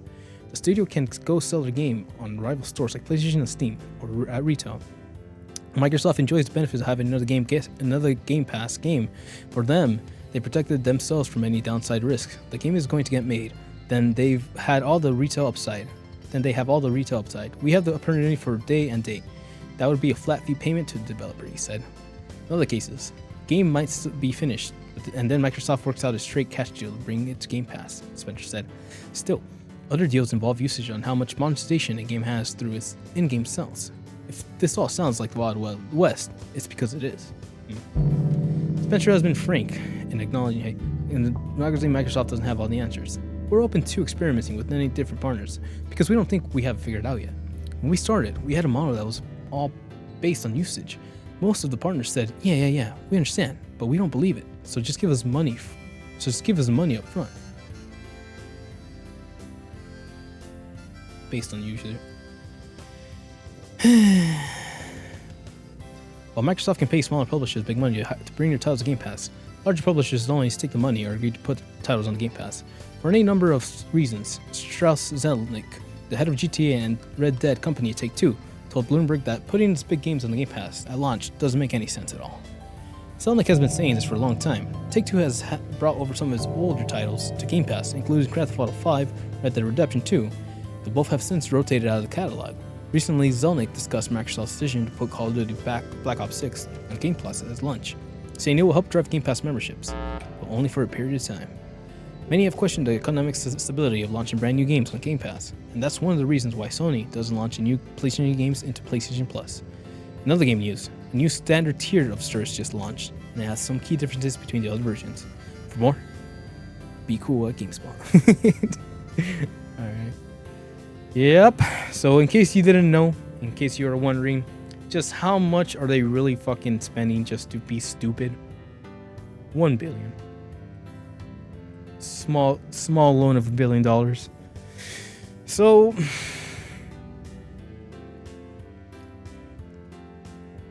when does it end, man? Fuck, man. Seriously. You're the piano man. Singing and it smells like a fire. Oh, can't see lyrics.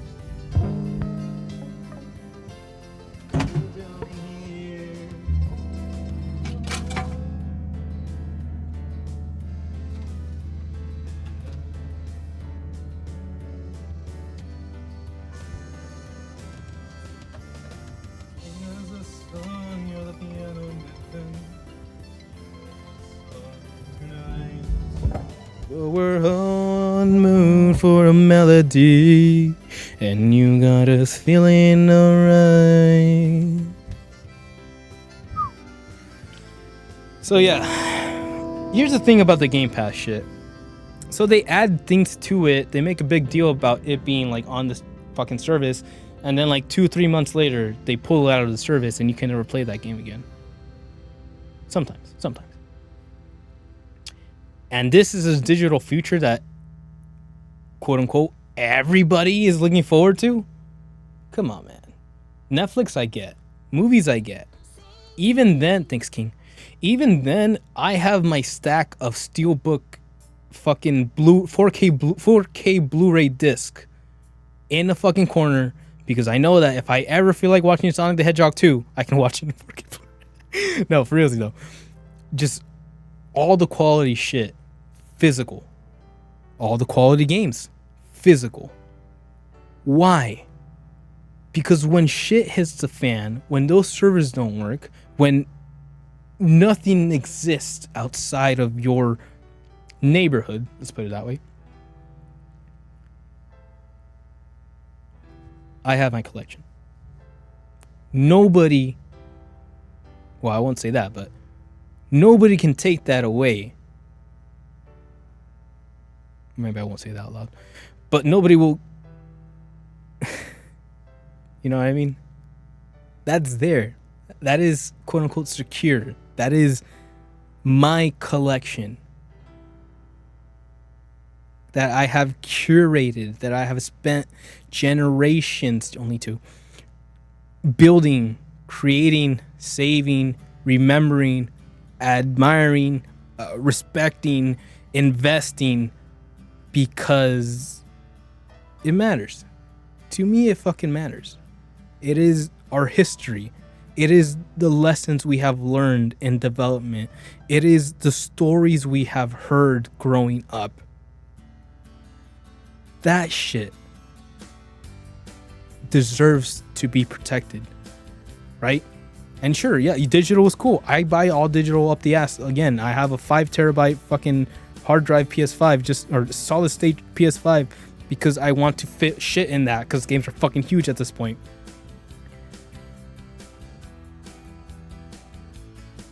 But only the physical is yours. That shit's mine. When they pull, they're not gonna do it, but when they pull Black Ops from Game Pass, that shit's not yours, dog. You don't own shit. So like, why support something that can just be taken away from you like that? That's the part that I don't understand, that people are like not giving a shit about. Yes, digital is great. Yes, I pay up the ass to get good internet. Yes, I can download all these gigabytes in hours, like in 1 hour. But it doesn't have to be like that, dog. You know, I'm ready for whatever bullshit this generation wants to throw at me. But that doesn't mean I have to give up the things that I respect, the things that I care about, just to fucking satisfy some bitch ass company that doesn't even know how to protect Hi-Fi Rush. To leverage them for something better. And we all know, I know. You know why Hi-Fi Rush got fired or got canceled? Because Tango Gameworks was fucking ballsy enough to put in subliminal messages of fuck the CEOs, fuck the company, under their fucking noses. And while Xbox wants to be like, oh yeah, it's a good game, we did great, it tickled their fucking pickle so much that they canned them. That is the reality of things. Whether it was a fucking like a race thing, or whether it was like you guys are not even close to like our echelon of quality, so you got to go. It doesn't matter, because they did what they did. They proved what they fucking said they wouldn't do. They showed their hand, and they proved who they really are underneath all the bullshit. A greedy fucking company that has nothing to do but keep on taking away investments. Get the fuck out of here. It's fine. Like what you like, play what you lay. Freaking Game Pass is an interesting little project, but you want to be fucking wild west out here, and you're just using up all of our best resources for no fucking reason, dog. You don't have a plan. You don't have a dream. You don't have a desire. You don't have anything to contribute to this fucking dying universe. But you're here to take it all. So go fuck yourself. Anyways. Oh, this is an interesting episode. We're just going hard. But we're not done with those fuckers yet, because Microsoft's next big acquisition is enough nuclear power to fuel its AI ambitions for decades. Oh, you thought we were done with AI? No. This is by Darren Bontheus. Still in Kotaku. The 3 Mile Island nuclear power plant, the site where an infamous partial nuclear meltdown occurred in 1979, might have a new owner soon. Microsoft has signed a power purchase agreement with the current owner of the plant, Constellation, and the deal now needs to go through regulations to be approved. If successful, Microsoft will have exclusive rights to 100% of the output from the plant for 20 years. which will be used to fuel its AI data center requirements. Interestingly, the plant is located next to a unit that was shut down in 1979 after the 3 Mile Island incident, but was retired in 2019. Microsoft will reopen it if the sale goes through, and is expected to generate 873 megawatts of energy, enough power for more than 800,000 homes. Of course, this power will be used for its AI ambitions and data centers, and initiatives that require vast amounts of resources to keep the lights on. This new focus on AI has seen an increase in greenhouse gas emissions from Microsoft, a company that has previously pledged to reduce its carbon footprint. The company says its nuclear power plant will help its transition into clean energy. This quote, "This agreement is a major milestone. Microsoft's offers to help decarbonize the grid in support of our commitment to become carbon negative," Bobby Hills, Vice President of Energy at Microsoft, said via The Verge. "Microsoft continues to collaborate with energy providers to develop carbon-free energy sources, helping meet the grid's capacity and reliability needs," end quote. Constellation plans to invest $1.6 billion to revive the plant, pending approval from the nuclear regulatory commissions and other local agencies. Okay, Microsoft has previously spoken about its plans to heavily invest in AI. Tim Stewart, CFO of Xbox, recently spoke about how he expects AI to impact the future of gaming on Xbox. The company is developing an AI-powered chatbot for Xbox. Yep. Are those shoes on the car? What the fuck? Yep. That's one to take note of. My initial reaction to seeing this was carbon emissions, ? And or from their last post, also just like the point I was trying to make is that our emissions are fucking through the roof, and they have been for generations. There was a time when people were concerned about those emissions and greenhouse gases and how it would affect the environment, how it would affect us, our climate changes and all that bullshit. And we didn't give a shit because we had huge ass companies doing whatever the fuck they want. And so we as people do whatever the fuck we want. And now we have fucking tornadoes in California. I've seen it. It's not a fucking joke. So anyways, the whole point being that these fools, the companies, will always do whatever the fuck they want without care, without worry, without repercussions. Because that's what money does. But who's it for?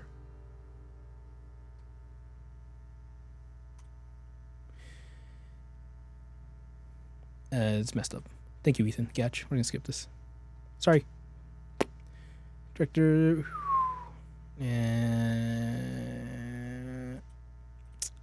Fuck it. Bad news. Game director steps down. I'm sorry. They fired him because of Concord. Shit, I guess. Disaster's history. Constant development. PP for shooter launched in 23. Price of $40. PC sales were estimated only around 25,000. Peak stream concurrence. Currently checking loads. Makes the numbers public. Sony didn't remove Concord for sale just 11 days after launch. Issuing refunds in the process. According to Taco, staff of 150 pieces of Firewalk, which Sony acquired in 23 is for an undisclosed fee, are anxiously awaiting their fate. Wireless has indicated that Firewalk would explore options and suggest Concord may return in some form. Some staff are said to be skeptical. Kotaku reports that some have been asked to pitch ideas for new games. Some are speculating they may be drafted in to help develop another Sony game, while others fear massive layoffs or even studio shutdown. Sony's gaming business has already suffered significant cuts in 2024. In February, it announced a round of layoffs affecting 900 staff, or about 8% of its global PlayStation workforce. Layoffs impacted a number of PlayStation studios, including Insomniac, Naughty Dog, Gorilla, Firesprite, but PlayStation Studios London's was hit the hardest with a notice of closure. Damn, London Studio was the VR company, the VR production. Since then, Sony-owned Bungie has also suffered devastating cuts as Destiny 2 struggles to find commercial success. While Concord the video game is no more, it will live on in later this year as part of Amazon's Secret Level and Auto Animation anthology series. But Sony faces tough questions about its live service plans, which includes Bungie's Marathon and Haven's Fair games. Last year, Sony President Hiroki Toki continued to launch just 6 of 12 live service games in development, committed to launching just 6 of 12 live service games in development, and one based on Live Last of Us has already been canceled. Who is this for? Man. Ryan Ellis, who has served as Concord's game director since January, has told staff he has stepped down from the role and into support function. Damn.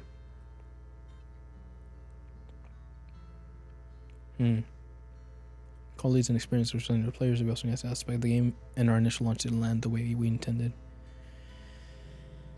We know, we saw. It's a bit of a bummer, but man, how many people actually wanted to make this game? It's a question that goes through my mind. And I swear, if this is another fucking tax write-off, I'm gonna fucking blow my lid.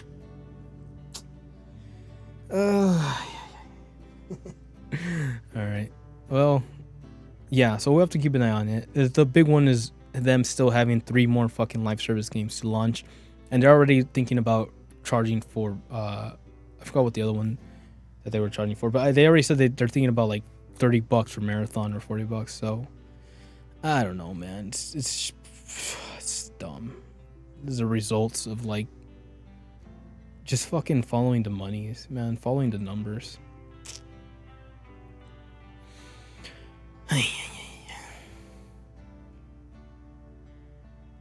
So let's see what else Sony has been up to. God of War Ragnarok is the latest streamed review victim of Sony's PC login requirement. Steam gets frosty.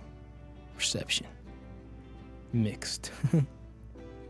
This story. God of War Ragnarok was one of 22's hit games in 24. By all accounts, it looks great and plays well on PC. When revived via Valve's storefront earlier this week, the Steam user score is less than stellar, however, as players use the metric to once again boycott Sony's PSN login requirements. God of War requires one, despite being an offline single-player game. That means anyone who wants to play the meaty, brooding sequel to the 2018 game, God of War game needs to make a PlayStation account and sign in before playing, even if they don't own a PS5 and or plan to. That hurdle is part of Sony's largest attempt to move its PlayStation user experience onto PC without using its own game launcher. And a bunch of Steam users still really hate it. God of War Ragnarok is currently sitting at 65% on Steam, with over 2,000 reviews in so far, giving it a rating of mixed, and a dreaded yellowish orange font, usually reserved for games with serious bugs or gameplay shortcomings. I really wanted to give this game a thumbs up because it is actually a good game. But PSN requirements are stupid as hell, and Sony needs to know that gamers will not stand for this, reads one of the reviewers.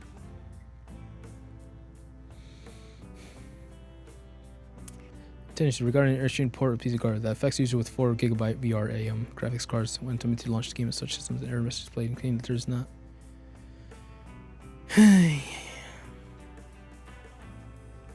Okay. Sony's PSN requires Steam's has been controversial since its first foisted onto Helldivers 2 players earlier this year. Intended for its launch, its petition was laid among other games, online, other issues, and server crashes. Once it finally became back online, it ignited a days-long review bombing campaign that eventually resulted in PlayStation Maker backing off the requirement, but only for Helldivers 2. When Ghost of Tsushima arrived on Steam in May, it also had a login requirement, but only to use its online mode. Legends and its PlayStation feature overlay feature God of War Ragnarok, on the other hand, requires to play the game at all. As a result, its Steam rating is currently sitting nearly 30 points below Ghost of Tsushima's, which was the best-selling game the month it came out.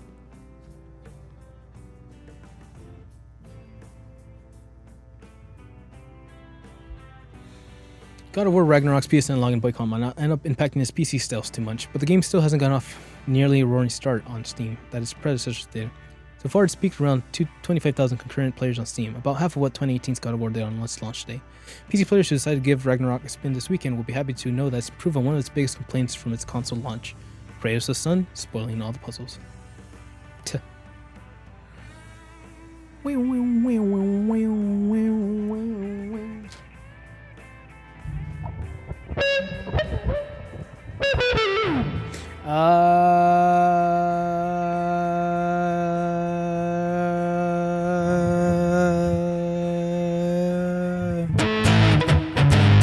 Yes, sir. So that's the thing. Why? Who is this for? Why is Sony doing this? Off the top of my head, I will probably say they just want to know who's playing the game from their servers, and then they can use those numbers to see how many people are actually playing on PC and all these stupid things. That's That's the only thing I can really think about. Why is it so important for them to get that sign in on PC players? I think that gives Sony an idea as to how many people they can charge on PC. And that's a shitty fucking reason to force PSN signage into your game. Because Helldivers didn't need it. And that shit fucking ran. Ghost of Tsushima single player didn't need it. But God of War needed it. Because they expect God of War to sell the most out of them. So if they are not bending on this stance. That is interesting, crazy, and stupid. But we have to see what happens because they're obviously gearing up to fucking charge more up the ass in the future. So, but speaking out of asses, speaking out of your ass, Sony forcing Bungie to get their head out of their asses and run Destiny 2 like a business is very much a good thing, Studio X lawyer says. Whoa, what? X lawyer? I like them to keep the jobs. This is by Yesley Gin Pool, hanging out with friends still. Bungie lawyer has committed upcoming improvements on battled. I need to drink water. Sorry, I need water. My throat is killing me. Been here for a while, homie. Shit. I didn't think we'd be here so long.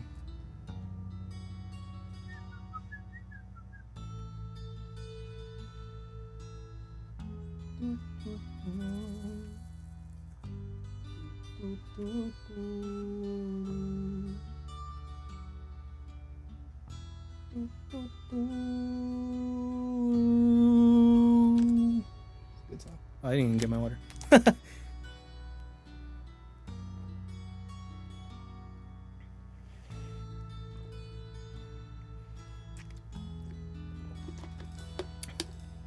I threw the thing, right? Yeah, okay. Okay. Gosh. Let's jump on it.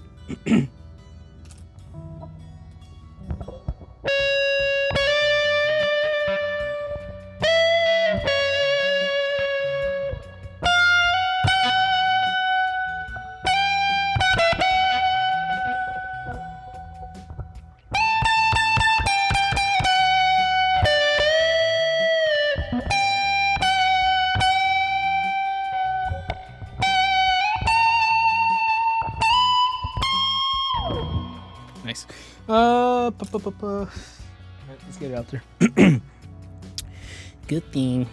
Still, the Blasters Lisbon has reportedly struggled to meet key financial targets. Significantly performing last year, found in shape of suspension. Reportedly sold less at launch than its last year's critically panned Lightfall. That's a bummer. Destiny 2 will now adopt a new model that includes the release of 2 medium-sized expansions and 4 major free content updates annually.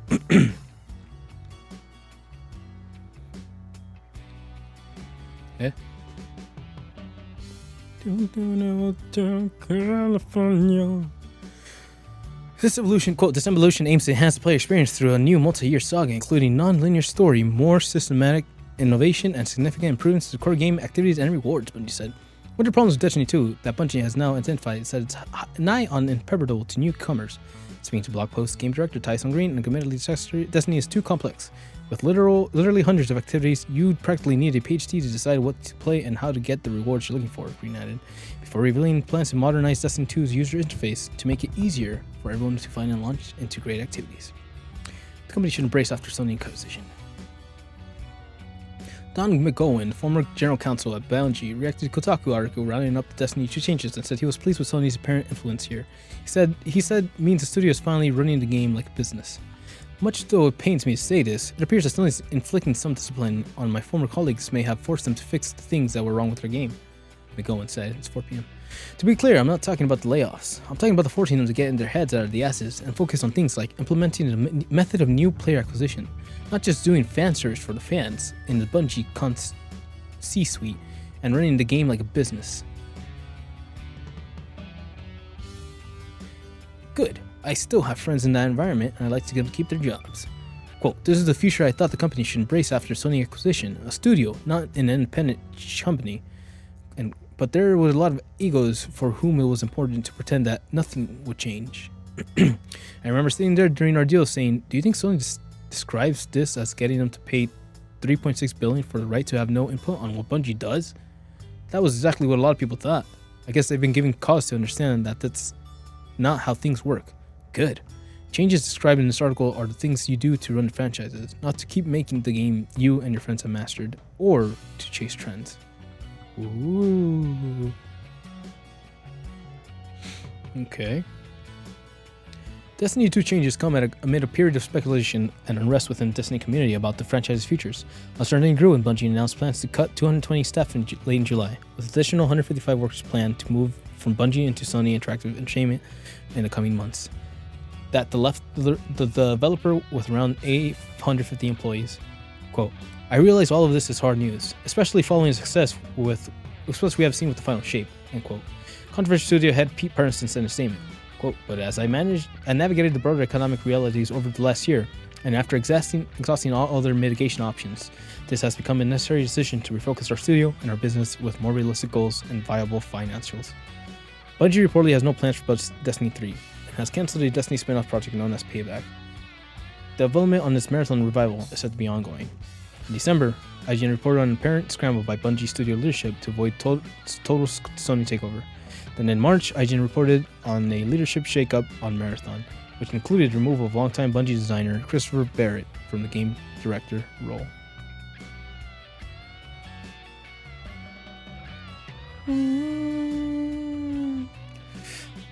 Yeah.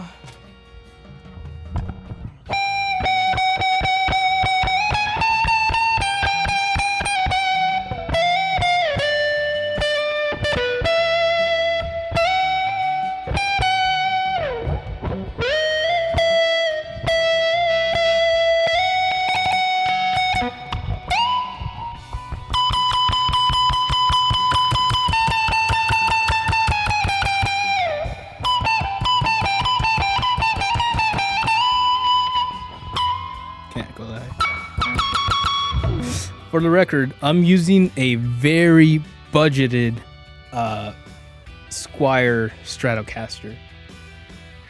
More on that later. But the Stratocaster comes tomorrow. Alright. Okay, well, whatever that means, I guess in a weird term or way, Bungie was not like ready to let go of Bungie, right? And like heads and directors who are like, no, I don't want to lose my job, and they let them do their own thing. And now that they're like maybe not as focused on how to make the game better, now that they're done producing for the game, it looks like Sony is here to make them revamp the game. So that might be interesting. We'll see how that works, but I don't know, man. I feel like Destiny 2 is like gone, like it's done, like especially with the final shape. I feel like people would just be like, well, why am I going to play that if I don't really play Destiny? But if they make it happen, then hey, you never know, might be cool. Pero let's stop speculating on their future and speculate on PlayStation's future. What? Same thing. What?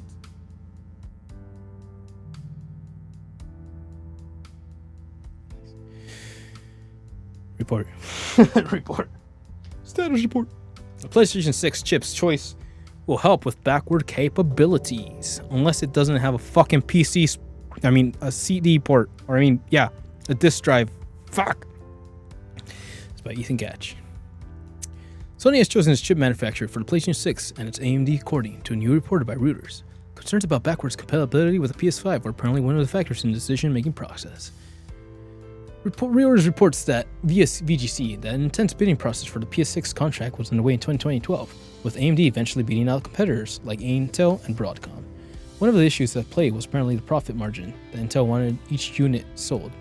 Another thing that seemingly helped put AMD over the top was the fact that sticking with the chipmaker would help limit potential issues around backward capabilities for a next-gen console.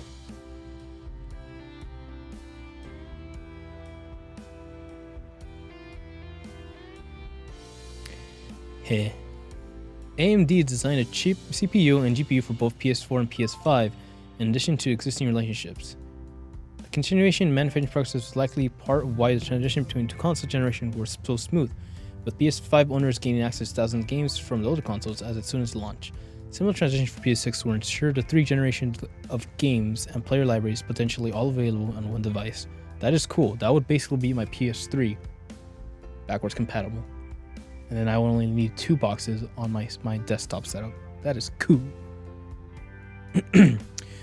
That's in stark contrast to the PS3, whose unique cell processor was made with IMB create all sorts of problems for developers porting games to the compatible, and for Sony trying to get PS3 games playable on PS4 without compatible hardware solutions.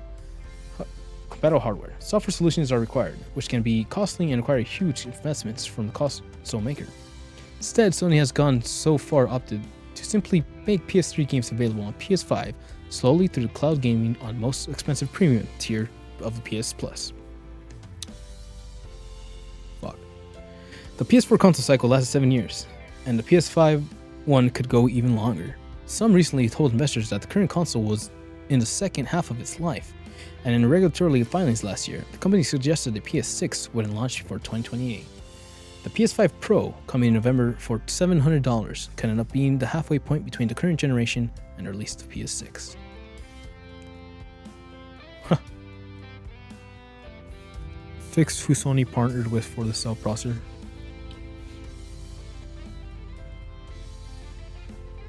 IMB. Yeah, one. Yep.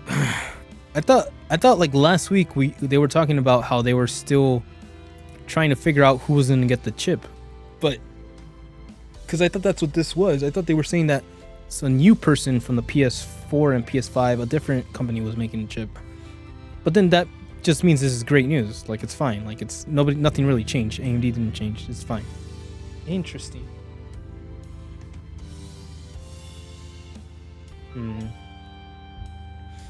Well, that's good news in a weird way, but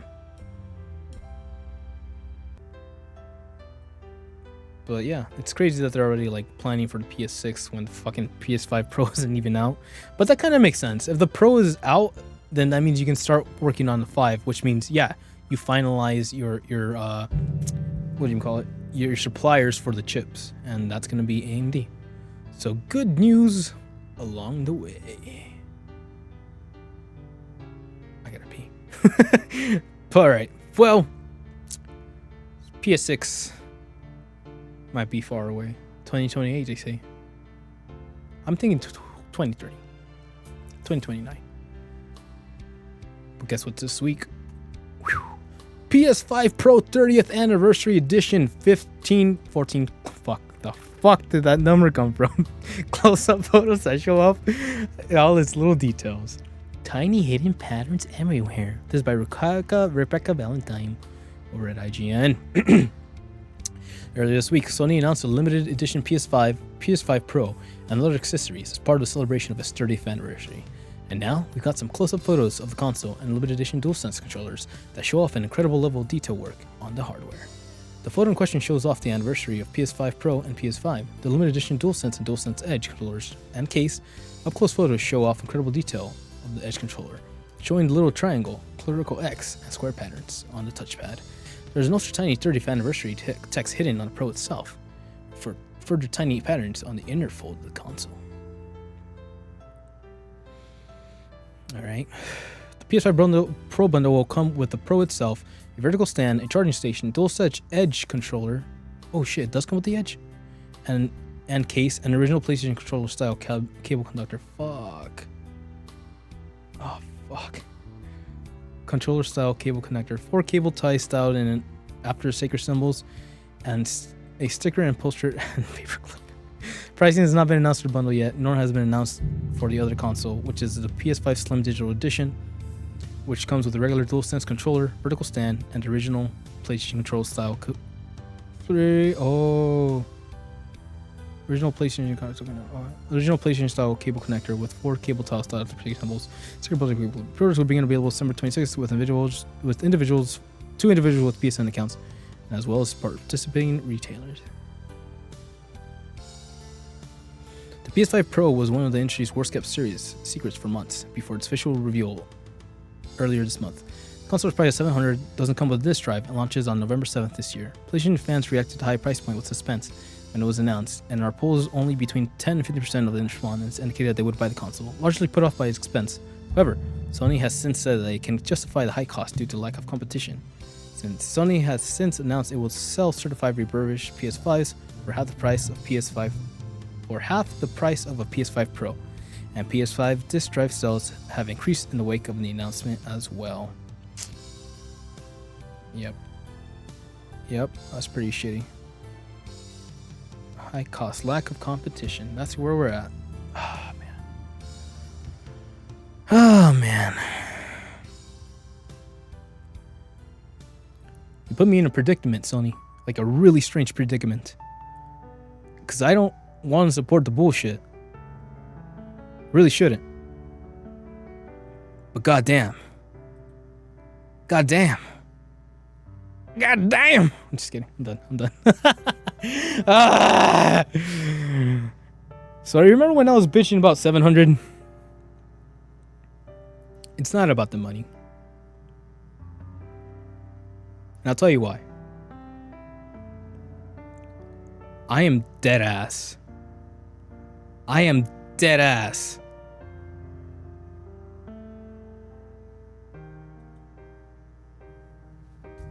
Finding to get your shit. Finding. I'm gonna do it. Let me just broke.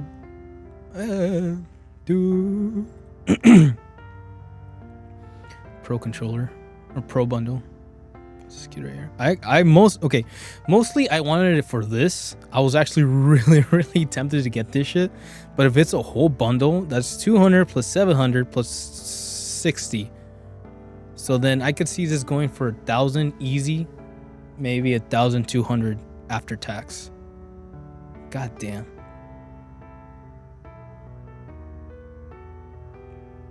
Yosh, Sugiwa. Jesus fuck. Oh man, look at that. Yeah, but the regular Edge already has all this nice little engraving. But the freaking case is awesome though. I love this. It looks so good.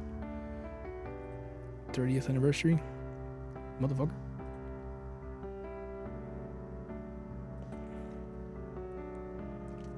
Slim.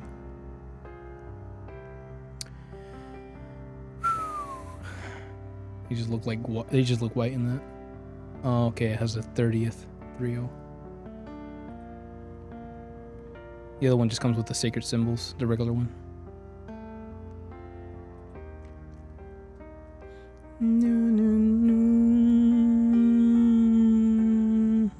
I just really like the way. Oof. 0, my boy. Out of 1, 2, 3 zeros. Oh my god, they're fucking assholes. They're just doing this because they're assholes. Oh my god, 1, 2, 3 0 0. How many should we make? 1, 2, 3 0 0. Okay. All right. That looks great. I'm funny. I'm hunting. I'm finning to get this shit. What do you say that? I'm finding. Fitnessing. I'm finning to get that shit, dog. All right. This is all I'm gonna say.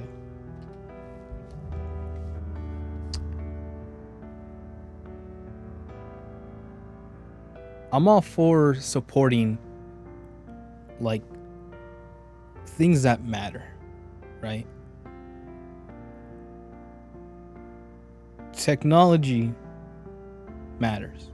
It's the thing that allows us to expand the boundaries of our imagination, our creativity.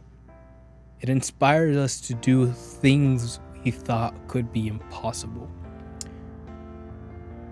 You know, it opens up our minds to something, a new way of doing things. Right? I have a PlayStation tattoo on my arm. It is the home PlayStation symbol on my left. I'm like, why the fuck am I just talking about it? If you're watching the YouTube version, or if you're watching the post YouTube version. Oh, the non-Twitch version video. If you're watching the vertical version, vertical version, please switch over to the horizontal video to see the tattoo. Right. That means something to me. That in 2017 meant innovation. The first console to go disc, to release Final Fantasy, pre-rendered backgrounds, fully in-time cutscenes. Just always striving to do something different, creative, pushing the technology. VR, jumping into virtual reality space, giving me the opportunity to fucking experience that, to shoot the fuck out of zombies as Leon Kennedy was badass, and I will never forget that. Respect. Japanese tradition. A company that has learned from its past, who has grown to be better.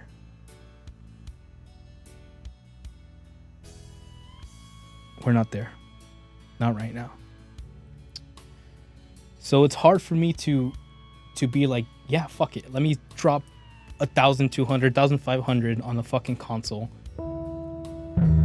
Not because of the price, but because of the intention behind this. I'm someone who loves to celebrate things. I love supporting things that I can get behind and like fully support with passion and love and creativity and drive. But I can't do that for this because it's less of a celebration and more of an investor's wet dream.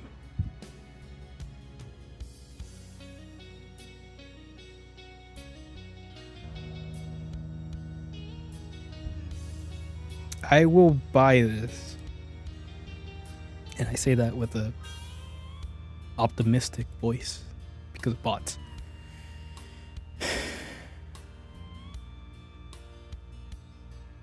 But it really depends on Sony if this might be the last time I give them the benefit of the doubt.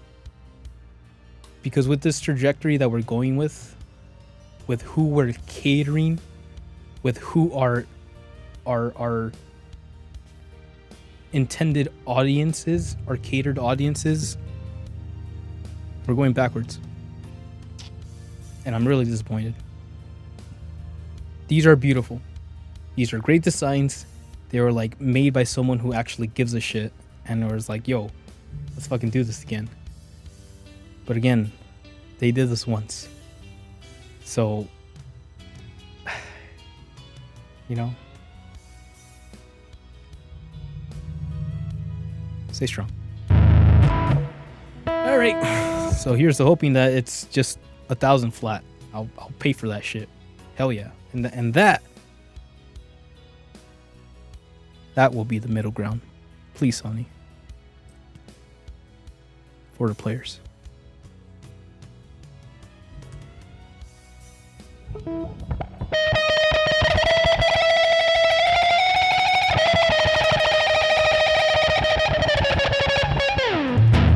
Yosh. See you again. Catch you in a few. Yosh. Alright, I'm back. What happened? Yes. So, I mean, it's a cute design. I like it. It's gray, so it's not necessarily the most creative, but goddamn, that's one sexy bundle. Hey, moving on. If you need a reason, real quickly, if you needed a reason to actually convince yourself that this is a good idea to pre-order Pro, oh baby, Final Fantasy Rebirth. Shut up. Final Fantasy Rebirth all looks sharper and more detailed on PS5 Pro report. This is by Evan Campbell over at Kotaku. Maybe hold off picking up Final Fantasy VII Rebirth at this point if you haven't played it yet on PS5. That's because a new report points to RPG looking notably better on the PS5 Pro, scheduled to launch this fall for $700.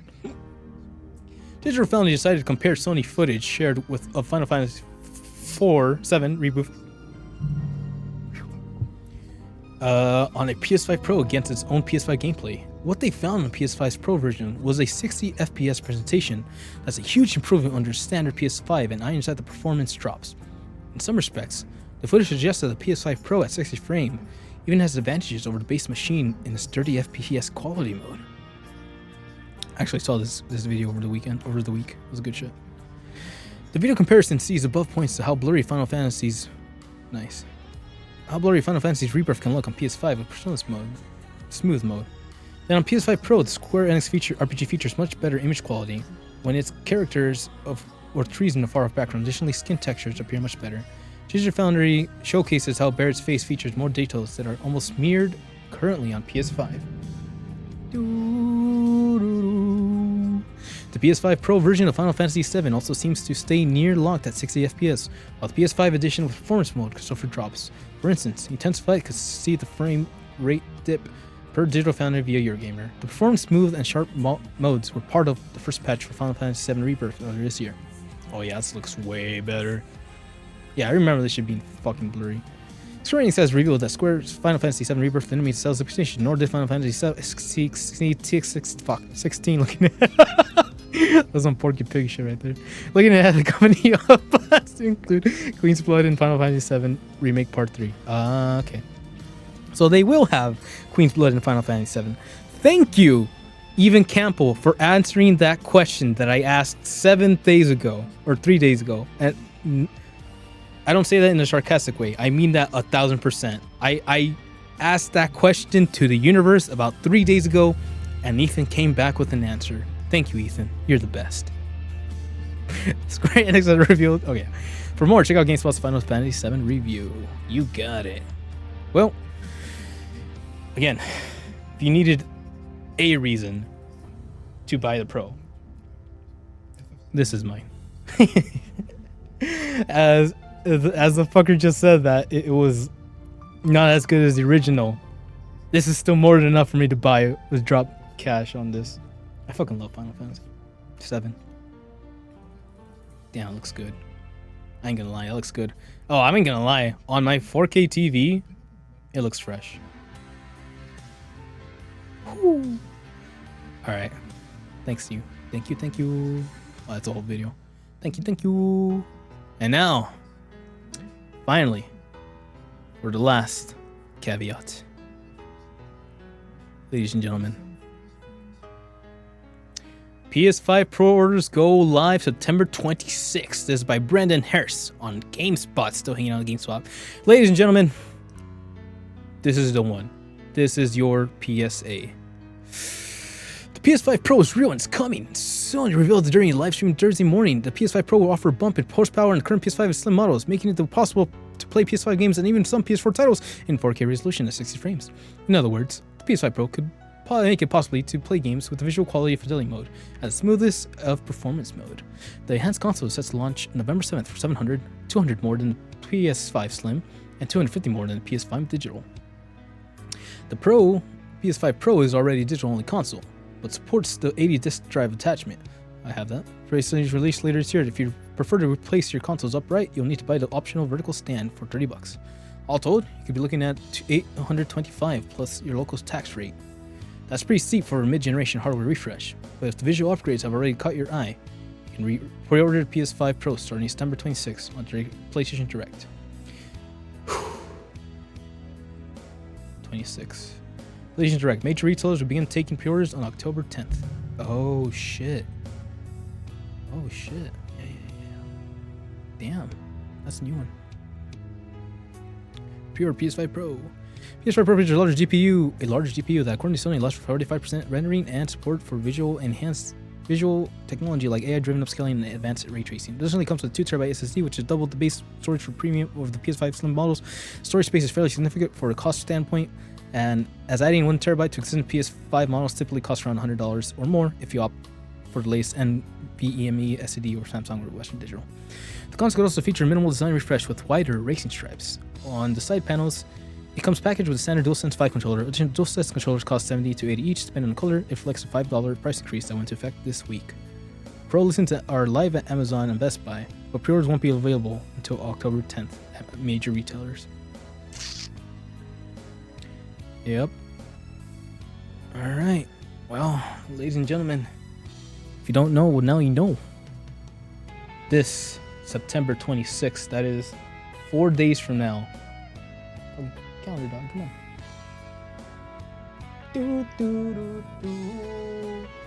That is a Thursday afternoon. So get up, get early, be ready. Son of a cooch. Thursday afternoon. So normally you get an email through PSN, but I'll be at the store's website trying to refresh and all that shit. I'm a little worried. I'm a little worried. I really am, because I'm concerned to find out what this means for the gaming industry. As in, like, are we seriously okay with paying $700 if this thing sells out? It's gonna give them the wrong impression that we actually are okay with this. But I don't see any universe where it doesn't sell out because of the fucking bots who are there to buy up all the stock. So it's kind of a losing battle either way. I said last week that the only way I really justify this is by telling myself that if I buy this console, then one less person can scalp it and make profit off of that. And that's more than enough for me. Because if you're just buying these shits to make profit off of them, you a little bitch. Sorry, that one came out. But no, you're a fucking asshole, dog. Because, like, what need is there for you to fucking drop $700 just to sell it for $1,200, other for the fact that, like, you're just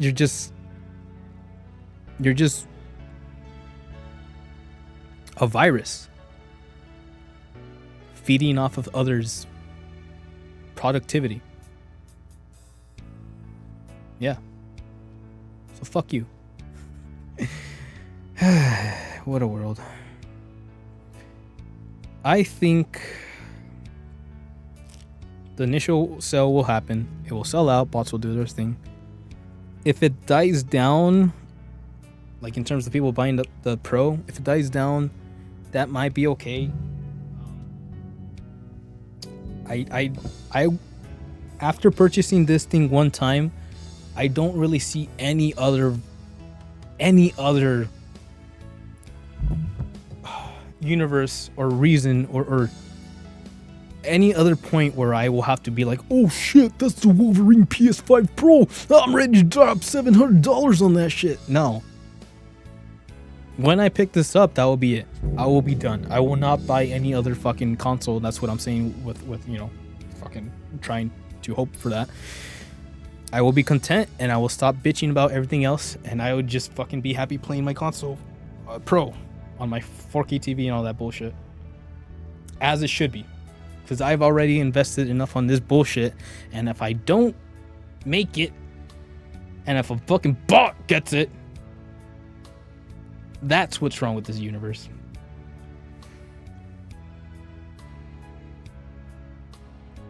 So let's hope. Let's believe. I got very lucky with the PS5 because I got the email off of Sony, and then I was with someone at the time and they were able to get a PS5 off of Amazon. So, like, weirdly enough, the pre-order came through her before Sony gave me the email to be like, yo, you're in, boy. So that's some bullshit right there. But fuck, man. Fuck, man. 3,000 consoles. 12,300 consoles available. The 30th anniversary edition. That's what I want. Shit. Wish me luck. Godspeed. Anybody out there just there to fucking be a gamer ass gamer that believes it, in the love of gaming. I love you too. Godspeed. So, with all that being said, whoo, ladies and gentlemen, we actually got that done. Let me check to see if this freaking service station closes at 6, because then that means I can still make the oil change. Nope, they close at 5. Fuck me, I'm not gonna make it. All right, that just means we stay home. All right, that's a good news too. Astrobot, what? So yeah, that's out there. That's the universe that we live in. This is the state of play, ladies and gentlemen. I hope we are better. I don't know how else to say that without being obnoxious, but better. Because AMC is getting zip lines, homie. There's your fucking immersion right there. And if Sony keeps on going with this bullshit attitude, like they're the hot shit, that only lasts for so long, dude. Trust. Just trust. You can only be the hottest shit for so long before you start smelling. Yeah? Okay. So, Sony, I love you. I really do. You have no idea. Maybe you do. No, you know you don't, because I'm just another fucking number in your stupid databases of continuous PSN users. But I love you. I really do. You have been in my life. You were the first console I ever purchased at a Toys R Us. I will never forget having that box, that production box. I had never seen a console in its original packaging until that point. And it was a fucking PlayStation Slim PSX with Spyro the Dragon and no memory card, because we didn't know any better. We're fucking Mexicans who were playing Nintendo for the past 10 decades or whatever. I was like 4. The technology, the innovation, the vision. I fell in love with that side of Sony. I fell in love with that ambition. Don't lose your way. Don't turn your back on the gamers. Yeah, your investors are cute as fuck, but we love you, dog. Don't be like that.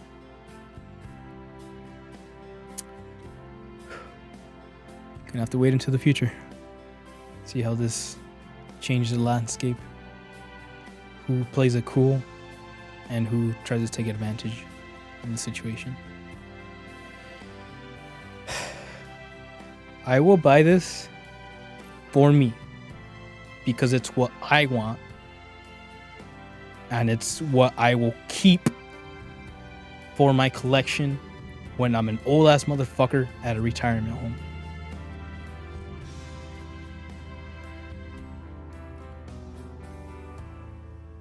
But I've already am making plans. I'm already making arrangements. I'm already planning ahead for the extra shifts, for the extra work hours, for all the money I'm gonna have to, like, what do you call it? Generate to not worry about it, if that makes sense. Like, I'd rather do that, spend everything that I know that I quote unquote need. It's not a want, it's a need. Because I need to fucking try this new technology, because I know I'm not gonna fucking sell it like a dumbass 5 years from now. I need it because it's gonna be for my future. And sure, that's a really first world bullshit that we're stuck in. Yes, it is my fault that we're fucking capitalistic society as well. I am that dumbass bitch who has spent money up the ass just to fucking keep on buying consoles. But I still have those. And the consoles that I don't have, my nephews have those. Do you see how that works? Those fuckers don't have to worry about shit because I got their back. And when they do have to worry, that's what I'm fighting for. Better future for them. For us. For all of us. Don't make it complicated. Love is simple. Love you. Woo! Okay. Thank you for hanging out, my dudes. It's been a long one, I know. These are getting more... These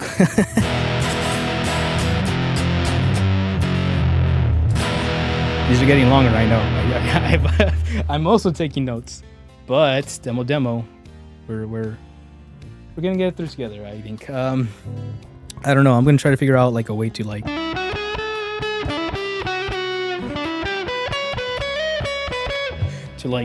streamline it more. But so far, all the news articles that I've been pulling out have been things that I feel that we should be discussing because they keep on popping up everywhere. It is not a one studio, not a one company, not a one person problem. It is an industrial issue that we can fix if we get our head out of our asses. And I'm hoping for that as I scream into an emptiness void where nothing will change. But I believe in that. Damn it. That's why I'm here. That's why I'm pre-ordering it. That's why I give a shit. But hey, just let me know if you give a shit. Because we deserve to have more shits in this universe. But until then, it's been your boy, Kamisaw Stitch. Ooh. It's been your boy. It's been your boy, EXP666 Stitch. And as we sign off, gonna hopefully have a chiller week. Look forward to just being cool about everything that's going on.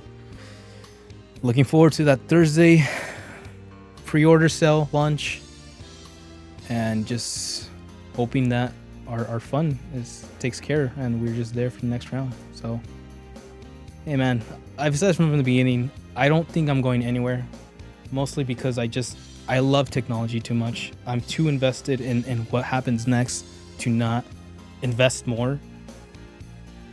But you know, I will do everything I can to make that balance work for us. It's just the way things are. And I believe that we can make them better. I really do. Even after all the bullshit, I still think there's a way to turn things around. There's a way to get everybody on the same page. I shudder and I worry about how big that issue has to be for us to finally get our head out of our asses. So I'll be there. Hope you'll be there with me too. Well, yes and no, because in my brain it's a very terrible outcome. But if you are there with me in the future, I'd like to thank you. And yeah, I'd hope that I can just keep on providing and doing fun little weekends like this for me, for us, for anyone who gives a shit. Real talk. It's there. You don't have to do it, but we care. So don't stop caring. Don't stop believing. And hey, I love you too. But until then, it's been your boys. Wishing you a very awesome weekend. And better Monday. Go get some lasagna. Hasta la próxima. Matane. Oh, do I do the ending song? Yeah, let's go. I'm gonna mess up so hard.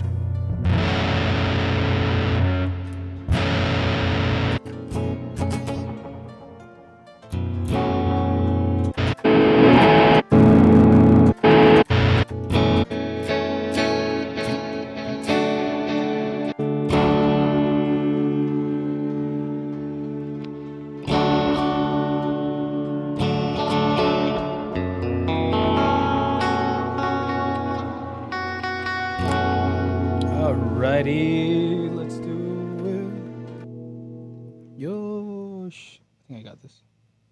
I miss you, I miss you. Where are you? Who?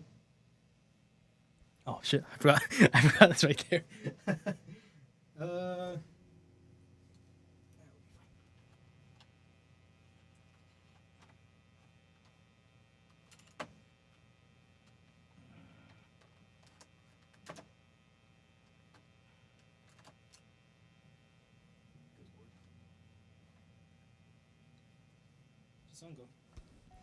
Who? If you didn't know, I just use a Nintendo Switch. Alright, let's see if this works. Wait! That was fast.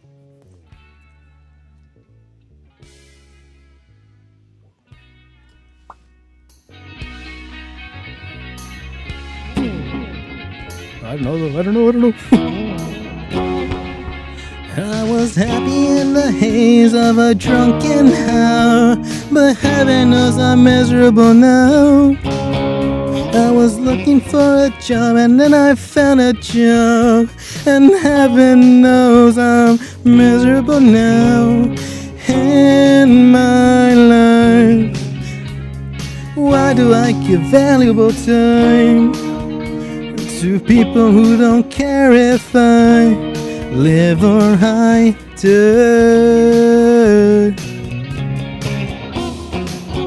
It's a capo. It's a capo.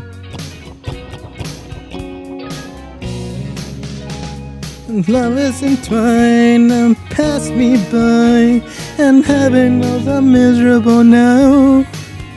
I was looking for a job and then I found a job, and heaven knows I'm miserable now. In my life, why do I give valuable time to people who don't care if I live or I die?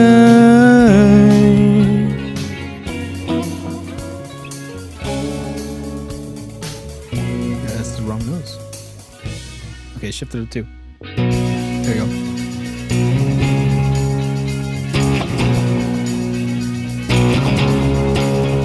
What she asked of me at the end of the day, Caligula would have blushed. You've been out too long, she said, and I naturally fled. In my life, fuck, I messed up. Why do I keep passion behind the people who much rather kick in the eye?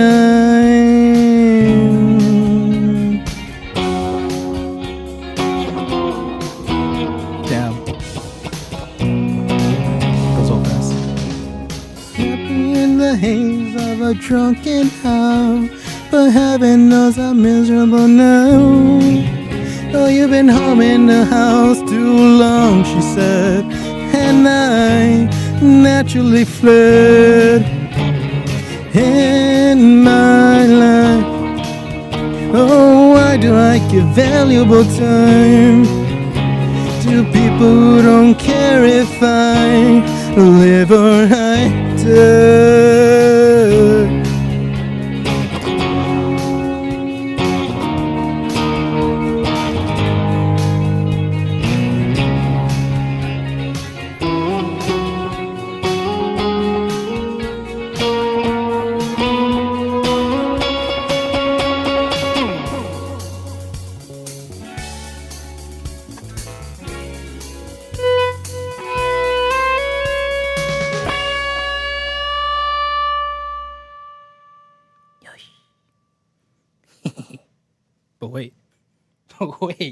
But wait.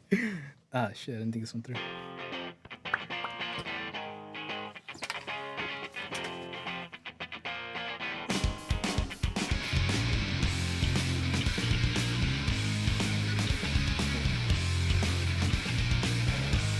Side note, this was crap when I got it. It still doesn't work. I don't know how the fuck to fix those. because I opened it up and it's just this threading on the thingies. But essentially, I've refurbished this little kitty, and I'm giving it to my pops. It's his 60-something, 65th birthday. He's half my age. I'm half his age, sorry. So if I'm times 2, 6, 56, yeah. And yeah, the kid isn't much of a musician, but I figured I'd be cool. So today was just a fun way to like play through it, make sure it all runs, and if you think that sounds good, then it's more than enough for the homeboy. You'll be alright with that. So, happy birthday to anybody who has a September birthday. It means a lot.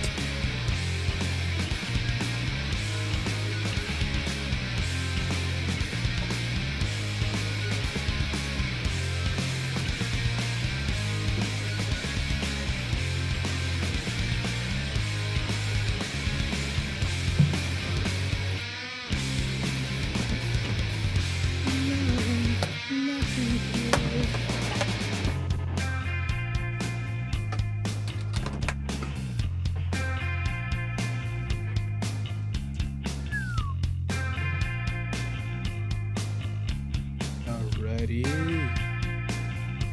Oh. You thought we were done?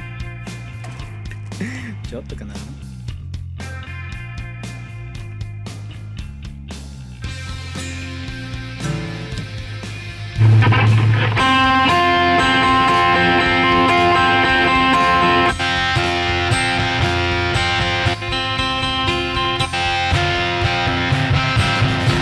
With the lights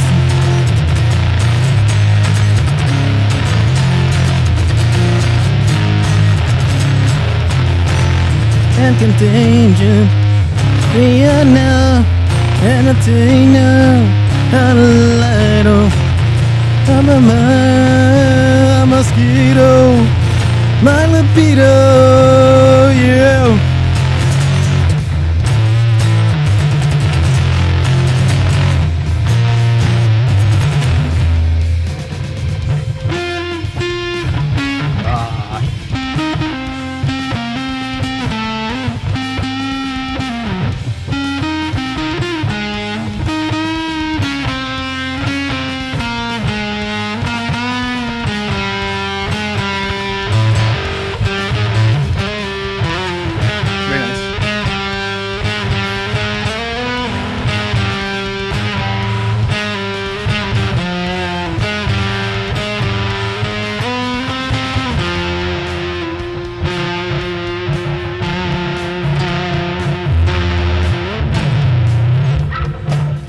And I forget that's not the song I was going to play. Here we go.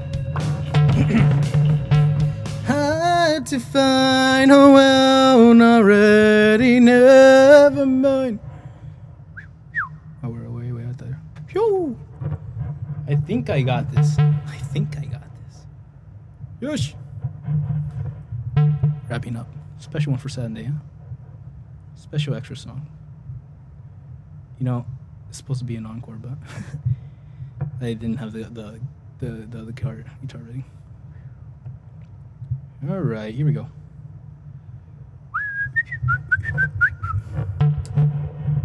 Believe in the dream.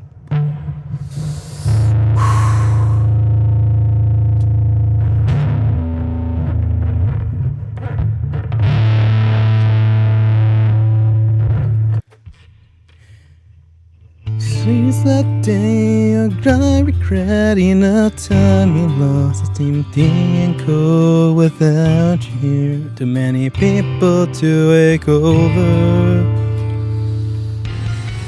I see my vision burn. I feel my memories fade with time, but I'm too young to worry. The streets we traveled on will undergo our same last path. I found you here, and please just stay for a while. I can move on with you around. wanna hand you my whole life, but will it be forever? I'd do anything for a smile, holding you till our time is done. Don't know the day will come, but I don't wanna leave you. See my vision burn, my memories fade with time, but I'm too young to worry. A melody, a memory, or just one picture. Seize the day you die regretting the time you lost. It's empty and cold without you here. Too many people to wake over.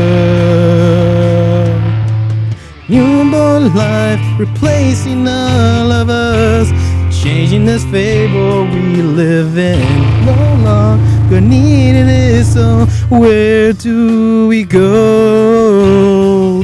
Will you take a journey tonight? Follow me past the walls of death. But girl, what if there is no eternal life?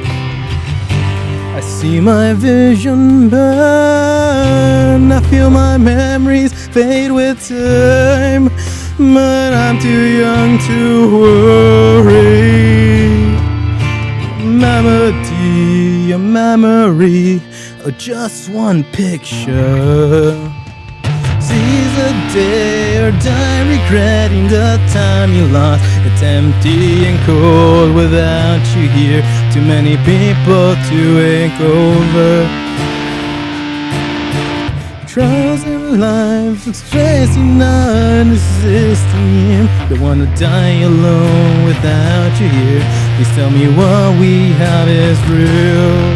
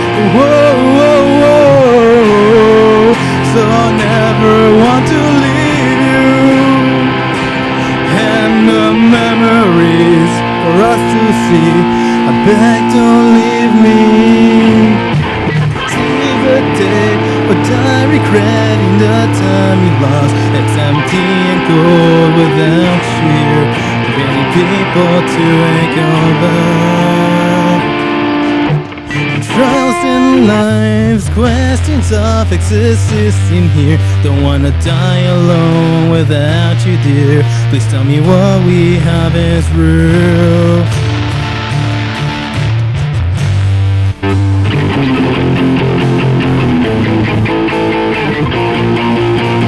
What we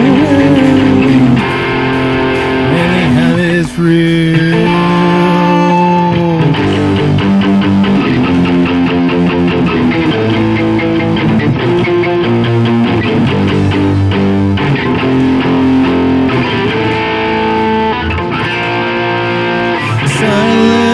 You've lost me, no chance for one more day. Silence, you lost me, no chance for one more day. Silence, you lost me, I'll just another day. Running away from you, no chance to get back out. I'm stuck here alone, falling away from me, no chance to get back out.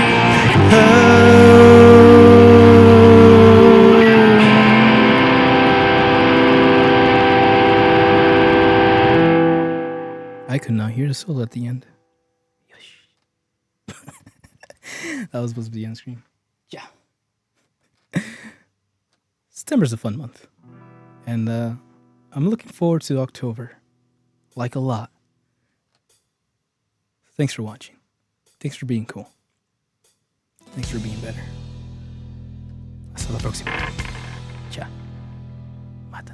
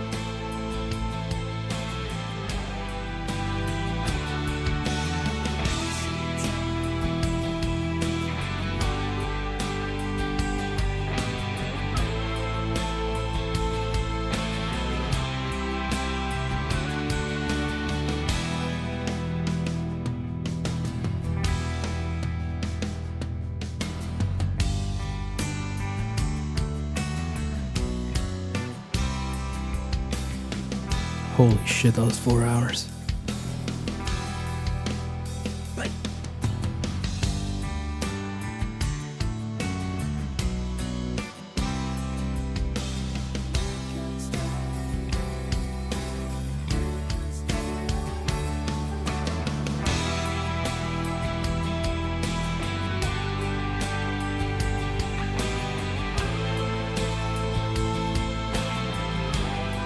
Chris Calto Molina. Hey, yo. Hello, Mr. Sir. Buenos dias, my friend. Thanks for watching, man. Okay, so shout out to Mr. Holmes, your boy over in the Philippines. Se cuidan, eh. Los vemos hasta la próxima. Mátene.